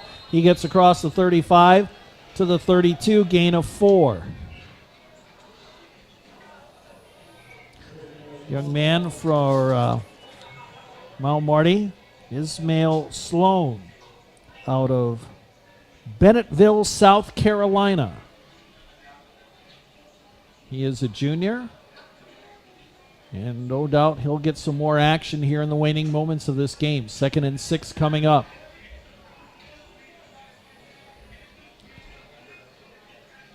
Two receivers out to the right, one to the left. Pistol formation. Blitz coming. Sloan trying to read the gaps. He'll get a yard, and that's all. Forward progress just shy of the 30. And the referees having to separate some guys again. Yeah, it's getting chippy out there. As you said, this almost feels like conference play or a rivalry game. These two teams, a lot of penalties today. A lot of times referees have had to separate them. You don't see that quite often in a non-conference first game of the year. Normally guys that they don't know each other very well, they're a little more chippy than this. Chipper. 3rd down and about 4. Reichen looking to the sideline. Vegans, he'll move over as a wingback now on the left side. Two receivers to the left, one to the right. Pistol formation. Play action. Pass. Vegans at the 30 to the 25 to the 20. Tackled at the 18. And that's a nice little play that's worked several times today for the Lancers. They'll get a first down as we're under 3 minutes to go. Yeah, it's a great play from Viggy. He's a senior wide receiver. He's been here a long time, a very good blocking wide receiver. You'll see him securing the edge a lot of the time when you watch these games. Every now and then he'll find an open space in the flat, and he's pretty good. He's got pretty good hands. He'll take it for a while. Guy was originally going to be tight end. They had him in a role under Rex Reichen, and then Rex Reichen obviously using his 12th year of eligibility this year, so they keep him as a wide receiver. 1st and 10 from the 19-yard line. Sloan with the handoff, plows over a man, and he'll get to the 15. Looks like they say his knee's going to be down at the 16, but that was a strong run. They're running hard there. Gain of 3, 2nd down and 4. Earlier today, Graceland beat Doane. That was the only afternoon game, 49-11. And now we reach the 2-minute timeout here in the fourth quarter. 42-14, Lancers on top. We'll step away for 1 minute. This is Lancer football on KYNT. Traveling to Yankton for business or pleasure? Then book your stay at Yankton's two best hotels, the Fairfield Inn and Suites and Holiday Inn Express. Both are conveniently located to everything in Yankton. Both offer complimentary hot breakfast and meeting rooms for business travelers. And if you want a great rate and still be able to change your reservation without a hassle, call either hotel direct. The Fairfield and Holiday Inn Express, two great hotel choices when visiting or arranging rooms for guests to Yankton. Looking for an easy way to travel? Let Foreman Charters do the driving for your next trip. Upcoming Christmas tours include Branson on November 17th to 22nd, features Christmas shows like the Grand Jubilee Buffet Dinner and Show, Showboat Branson Bell Dinner Cruise, and so much more. On December 6th to 8th, it's a musical Christmas in the Twin Cities area featuring the White Christmas and the Chanhassen Dinner Theater and shopping at Mall of America. For more on Foreman Charter tours, go to foremanbus.com.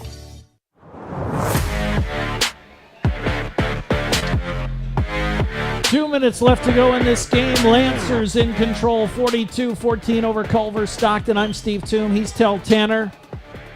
2nd and 7 coming up from the Lancers. Looks like they're going to go into the victory. No, they're going to go into the brotherly shove, and Riken just going forward and plowing ahead inside the 15 to the 12. I thought they maybe just go for a knee, but maybe they're just looking for one more first down. Well, they got to get it. With 2 minutes to go on 2nd down, they do need one more first down to end the game. They get 40 seconds off the clock here, another 40, then they'd have to do something on 4th down. But if they get the first, game is 100% over.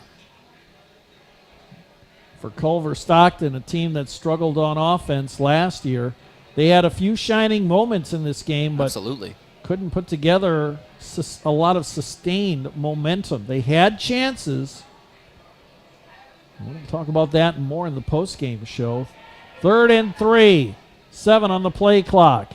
Riken hands off to Sloan. He'll dive ahead, and he's just shy. Nope, they say he got it. From where the referee was standing on the far side, I thought he was shy, but he's going to move the chains. To the 9-yard line is where Sloan goes, and that's enough for a first down. And one would have to think. Now it's time for victory formation. Yeah, and they're lining up in victory formation are the Lancers. Sloan about 15 yards behind everybody with 50 seconds left to go. Riken, he'll still take it out of the shotgun. Normally the quarterback goes right under center, and he'll just take a knee. And he won't have to do it anymore because we're under 30 seconds to go. And the teams are moving to the center of the field to line up. And that is going to put a ribbon on this one, folks. 42-14, Lancers with a win. The game closer than the final score, but a big solid win for Mount Marty as they pull away in the second half. As they begin the 2024 campaign with a W, the 3rd year in a row Mount Marty has won their opening contest. We're going to take a break. We'll come back with the postgame show. Postgame show being brought to you by Aztec. Build your career with the group that's built to connect from rock to road. Back with in 2 minutes. Along with Tehl Tanner, I'm Steve Thum. This is Mount Marty Football on KYNT. Did you know Sherco offers more than egg tarps? As an industry leader in construction, waste, and flatbed tarping systems, Sherco offers manual and electric tarp systems for not only grain trailers and grain carts, but also side dumps, end dumps, belly dumps, roll-offs, flatbeds, and more. To learn more, give us a call at 1-800-474-8756 or find us at Sherco.com. Demand the best, demand Sherco. Did you ever hear that cheese is the favorite food of all mice? Well, that's just a myth. Here's the fact. Mice love all food, often eating up to 8 pounds of it in their lifetime. Mice spread disease through urine, droppings, and dander, contaminating food and surfaces like counters and floors, and that's no myth. A pest professional is your best defense against the devastation rodents, termites, roaches, and ants can cause to your home and family. Olson Pest Technicians, 1-800-KIL-BUGS. It's day one of your new career. Parker of Yankton has immediate openings for material handlers, machine operators, and setups for both day and night shifts. Along with a full benefits package beginning your first day on the job, Parker is offering a second shift pay differential of $235 plus a $1,000 retention bonus. Paid vacation, sick leave, 13 paid holidays, medical, dental, vision, supplemental, and paid life insurance all begin day one. Quarterly profit sharing and a 5% matching 401k plan. Fully vested on day one. Apply now at parker.com. Parker, engineering your success. ¿Está buscando una casa para comprar? Me llamo Deb Speck de Vision Real Estate y puedo ayudarle a encontrar la casa perfecta. Yo sé que la barrera del idioma puede ser difícil, pero puedo facilitar el proceso. Escoja a un agente que se habla español. Envíeme un mensaje de texto 605-661-9398.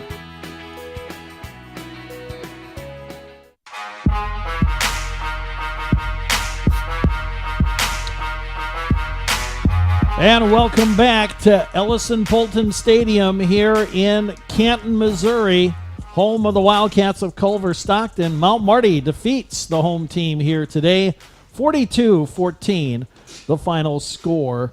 Lancers with the victory. They are 1-0 on the season, the third straight year they start their campaign with a victory. And we've got a lot to talk about here on the postgame show, but before we get to talking to football, Tehl, we've got some other things to talk about. Yeah, we got to talk about Paralympians right now, man. Miles Kraske, a Yankton native, just punched his ticket to the gold medal game for mixed doubles alongside J.C. Simon representing the USA. And since we have another guy in the booth who I want to make him earn his paycheck here, I'm kidding, he's earned it 10 times over. But here we go. Braden Butler, tell me about kind of what's going on with Miles Kraske, Jason Simon at the Paralympics. Well, Miles is a guy that I got to know a little bit, interviewed him a couple of times when he was starting to make that push for the Olympics with the World Championships and such. That's like that. Still in high school. Yeah, when he was still in high school. Now he's a freshman at USD, and as a former Yote myself, got to be happy about that. But, yeah, same. He is competing in para-badminton, mixed doubles for short stature and all that, but him and his partner J.C. Simon have been working together for a long time, rising up the ranks, and now they're in the gold medal match after a comeback victory. They dropped the first set of their mixed doubles competition, I believe, and then came back and won the final two. So that was a very big for him and JC, and I know he's built some momentum in singles play as well. He's a quarterfinals match in singles play tomorrow morning at about 5:20 in the morning. According to his Facebook page, his official Facebook page, it'll be on Peacock, so hey, there you go. Take a look for that if you're up that early in the morning. I'll try to get up in the morning for him, I'll tell you that, but we might have a late night here, but I digress. And oh, man, I'm sharing a hotel room with you. We could watch it together. That'll be great. He is coming off of a victory as well over the 2020 gold medalist from India in singles play, so that is the match before his quarterfinals. So Miles Kraske having a great showing out at the Paralympics. Gold medal possibility tomorrow, I believe, for mixed doubles with his partner J.C. Simon, and then in the men's singles quarterfinals tomorrow as well, or early in the morning, about 5:20 a.m. Central Time. So good luck to him. We're all rooting for him, whether it's Yankton, South Dakotans, or just as Americans. Anytime any sort of Olympics or Paralympics is on, we're rooting for the good old U.S. of A. So good luck to Miles Kraske in that, and hopefully he can bring back a gold medal, maybe two, to Yankton when he's all said and done over in Paris. Good luck, Miles. We're certainly rooting for you. Bring home a gold medal. Go Team USA. You know, we had a pretty good haul at the Olympics here in late July, early August, and let's hope our Paralympians bring home a lot of gold as well. This is the Mount Marty Lancers postgame show here, and 42-14. The final score in this particular contest. It started off 13-0. Lancers got out to a big lead, but then a couple of big plays, back-to-back plays to Kyle Dixon, got him down the field in a hurry, made it 13-7. That's where we stood at the end of the second quarter. Then Malachi Hart scored on a 21-yard run. 2-point conversion was good. That made it 21-7. And then after the ensuing kickoff, Culver-Stockton looked like they were going to drive, but Asmaran Mohammed scored on a 38-yard pick six. Looked like the Lancers were going to run away with this one, 28-7.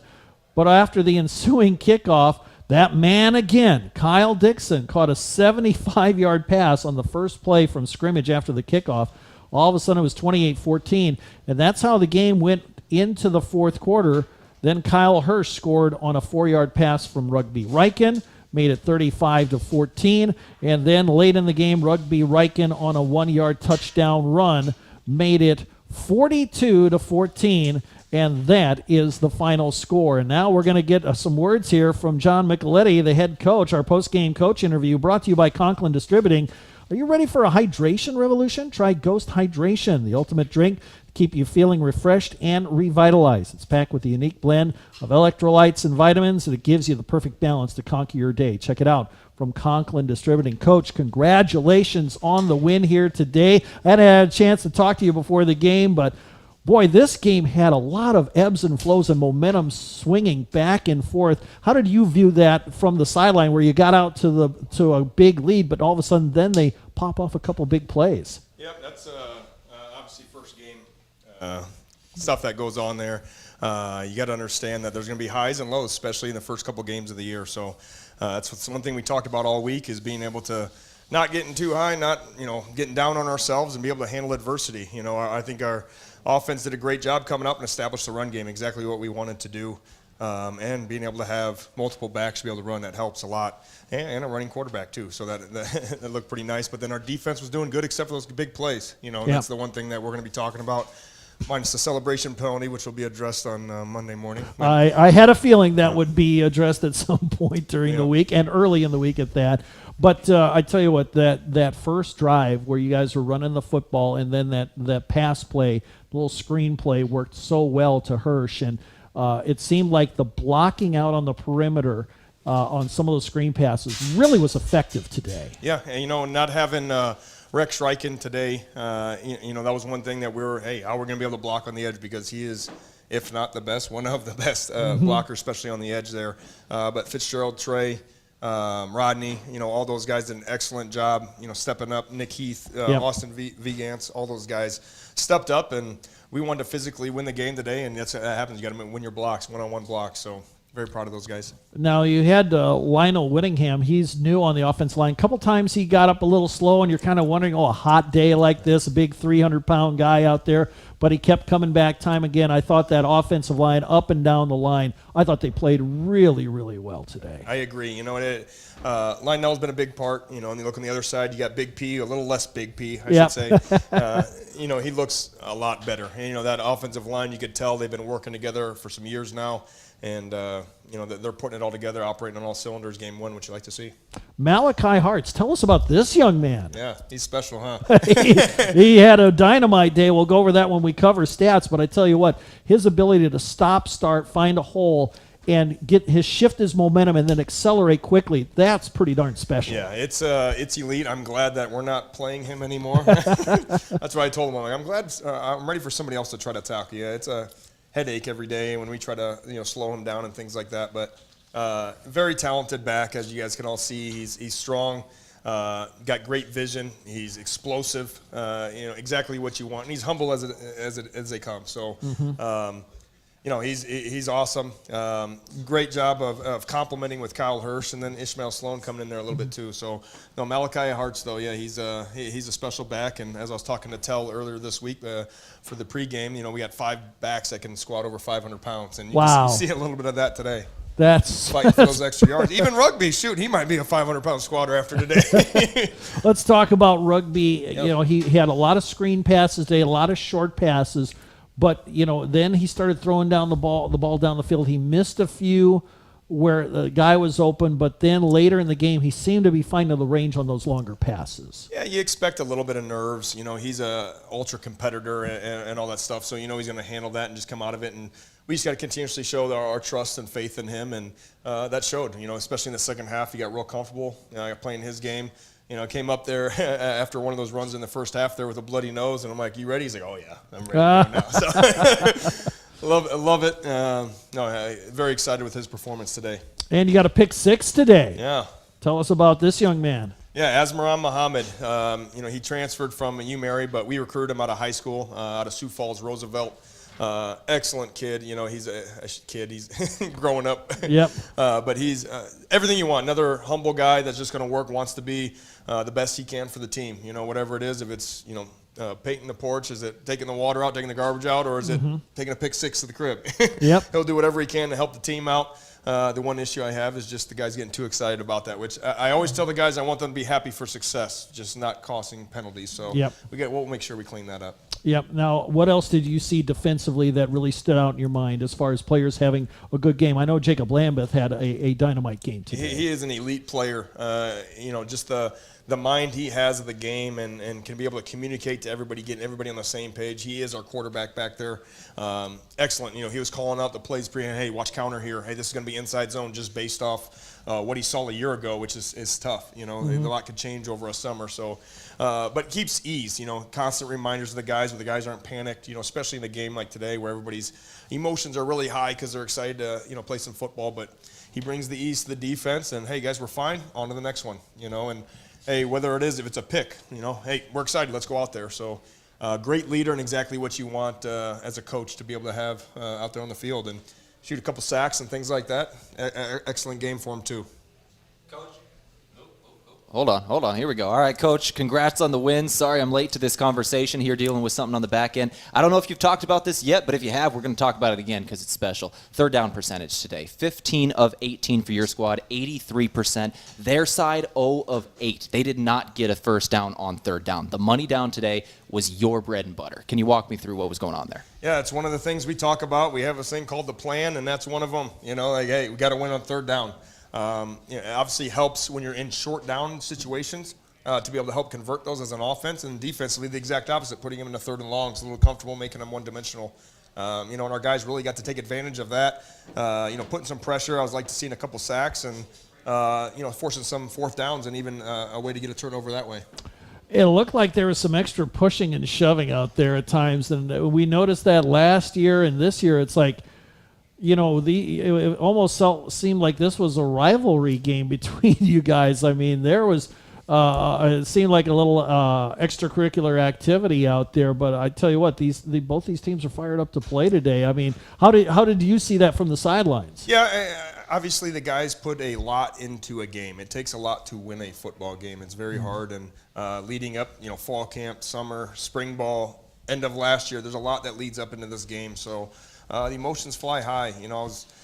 Nothing bad about Coach Sally's team. I think he does a great job, and he's done a great job of turning the program around there for Culver. And the guys just are a little disappointed, and that's one of the things that we wanted to make sure that we clean that up. And it's never one of those things that, like, I got to tell somebody how good I am. You want them to tell you how good you are. Yeah. So. All right, speaking of rivalry games, next week at Dakota Wesleyan, they broke our hearts last year. In Yankton. Now you got to go up to Joe Quindle Field, play him. It's a night game, 6 o'clock. What have you seen as far as the scouting report on Dakota Wesleyan so far? Yeah, they got some new faces as well with a lot of those transfers, seniors graduating. But they had a transfer quarterback come in that's a pretty talented athlete. Went to Utah right out of high school, so you got to be pretty good to be able to get recruited there. But then he ended up playing at Augustana for a while at receiver. He can obviously run. He was their leading rusher, I believe, looking at the stats from game 1 against Dakota State.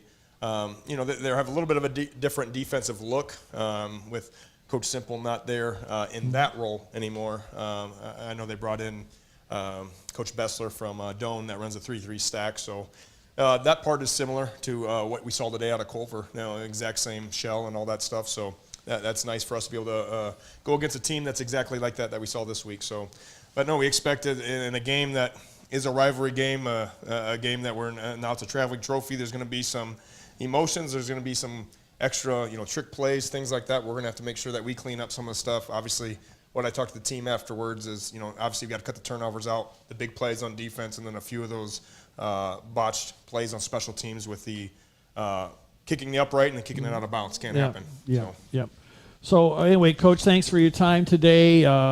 You guys got a long road trip back. Of course, you're going to be staying overnight in the hotel and then taking off tomorrow morning. So what's the road trip been like? What's that been like for the team as far as traveling? Yeah, I want to thank Butch Hansen, because we stopped at Gilbert, Iowa, where the home of Trey Hansen, and they had it all set up. We got steak afterwards. It was unbelievable.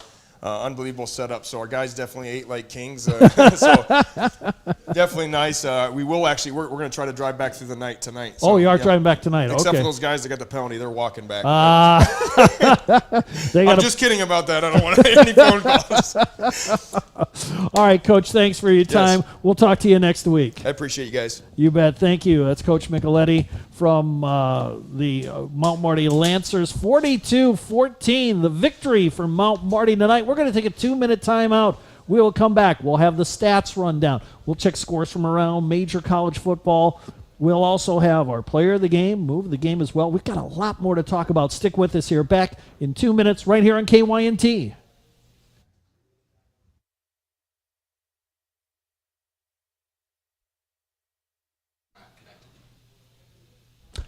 Actually, we're going to keep it here while we have some technical difficulties we're figuring out. But we're up on our stream. We're up on YouTube if you're following along, so we can just finish things up. Why don't we do that as we're here? So okay. Hey, we're having a couple difficulties here connecting with the studio back in Yankton, but we're still up streaming on YouTube. Thankfully, y'all can still hear us and watch us over here in Missouri. We were pretty happy that none of this happened during the game. It happened post-game, so I'm happy for that. Why don't we do the stat rundown? Hey, the stats tonight brought to you by the Meat Lodge. Want top quality meat at great prices? Head over to the Meat Lodge in Yankton. It's on the way to the lake on Highway 52. Tehl, give us the stat rundown. Yeah, looking at first downs, obviously Lancers outpaced the Wildcats 28-11. 10 of those passing, 16 rushing. For Culver-Stockton, 8 of their first downs were due to passing, 3 of them due to penalty. They did not have a rushing first down today. Third down efficiency, we talked a little bit about it with Coach Micheletti. 83% for the Lancers, 15 of 18. Culver-Stockton, 0 of 8, 0% third down, 0% fourth down as well. They were 0 of 3. In terms of total plays, the Lancers ran 76 offensive plays for 436 total yards of offense. They averaged 5.7 yards a play. For Culver-Stockton, 44 plays, 287 total yards. In terms of the passing stats, we'll go through the quarterbacks for a moment. Rugby Riken ended up 15 of 24, 172 yards with 2 touchdowns to 1 interception. On the other end, it was Drake Day, 11 of 22, 252 yards, 2 touchdowns, 1 interception as well. Steve, can you take me through some of the rushing stats here?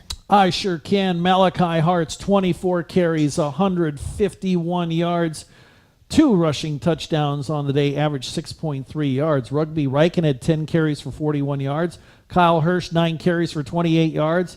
Ismail Sloan, 6 carries, 22 yards. Rodney Broadnax, 2 carries for 17 yards. And that is the rushing stats for the Lancers. Meanwhile, the running game was held in check by the Lancer defense for the Wildcats. The Marion Cobb just 24 yards on 9 carries, 2.4 average. Nick Jarrett had 5 carries for just 12 yards. And Drake Day, the quarterback, scrambled 6 times for just 2 yards total. Tyler Danzy, who played last year quite a bit for him, limited role today, 1 carry for just 1 yard. In the receiving department, it was Nick Heath leading the way with 5 catches for 47 yards. Trey Hansen, a couple of catches for 43 yards. Kyle Hirsch, 3 catches, 39 yards, 2 touchdowns. Austin Vegans had a couple of catches for 17 yards. Trevor Fitzgerald, believe it or not, 1 catch for 13 yards. And then Rodney Broadnax, 2 catches, 13 yards. Meanwhile, Kyle Dixon, 5 catches, 189 yards for Culver-Stockton. He was their offense today. He really was. 2 touchdowns. He averaged only 37.8 yards per catch. Bobby Ezzard had 3 catches for 44 yards. And that was pretty much it. 1 catch each for Sunquist, Cobb, and Shue for the Wildcats of Culver-Stockton. That's how the offensive stats rank up individually. While we got a moment, why don't we check out some scores from around college football? The scoreboard today brought to you by Gerstner Oil. No matter what you drive, make sure you fuel up at Triple Time Rudy's. They're on Broadway in Yankton. Let's go first to the GPAC. Earlier today, it was Graceland beating Doane quite handily, 49-11. Games in progress. 6 minutes left to go in the third quarter. Benedictine of Kansas leading at Morningside 35-30. It is Hastings midway through the third quarter ahead of Peru State 14-6. Late in the third quarter, St. Ambrose leading Briar Cliff 14-13.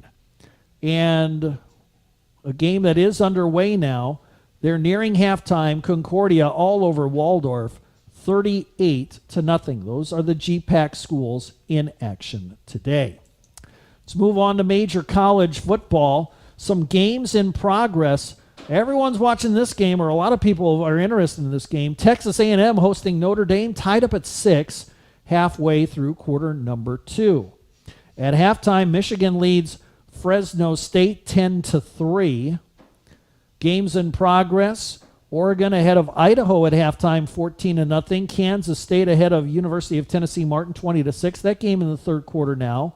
Ole Miss at halftime ahead of Furman, 52-0. And Alabama ahead of Western Kentucky at the half, 42-0. From top 25 college football, these are final scores. Penn State over West Virginia, 34-12. Oklahoma State beats South Dakota State today, 44-20. Ohio State rolls by Akron, 52-6. Texas shuts out Colorado State, 52-0. Miami over Florida, 41-17. Georgia hammers Clemson, 34-3. Tennessee blows out Chattanooga, 69-3. And Iowa, with a big second half, beats Illinois State 40-0. Checking scores from around the Big Ten, and it's hard to say this. UCLA is in the Big Ten, but they trail at Hawaii 7-0 near halftime. Yes, UCLA is in the Big Ten. Boy, I never thought I'd live to see the day, but welcome in UCLA. I step away from one moment, Steve, and I come back to you ranting about UCLA again in the Big Ten. And you know what? I'm here for it. What is going on? What is going on with college football? I missed the Pac-12. Yeah. I missed the Pac-10 hey, and the Pac-12. It still exists. Yeah, technically it's the Pac-2. It's still there. Yeah. It's still there.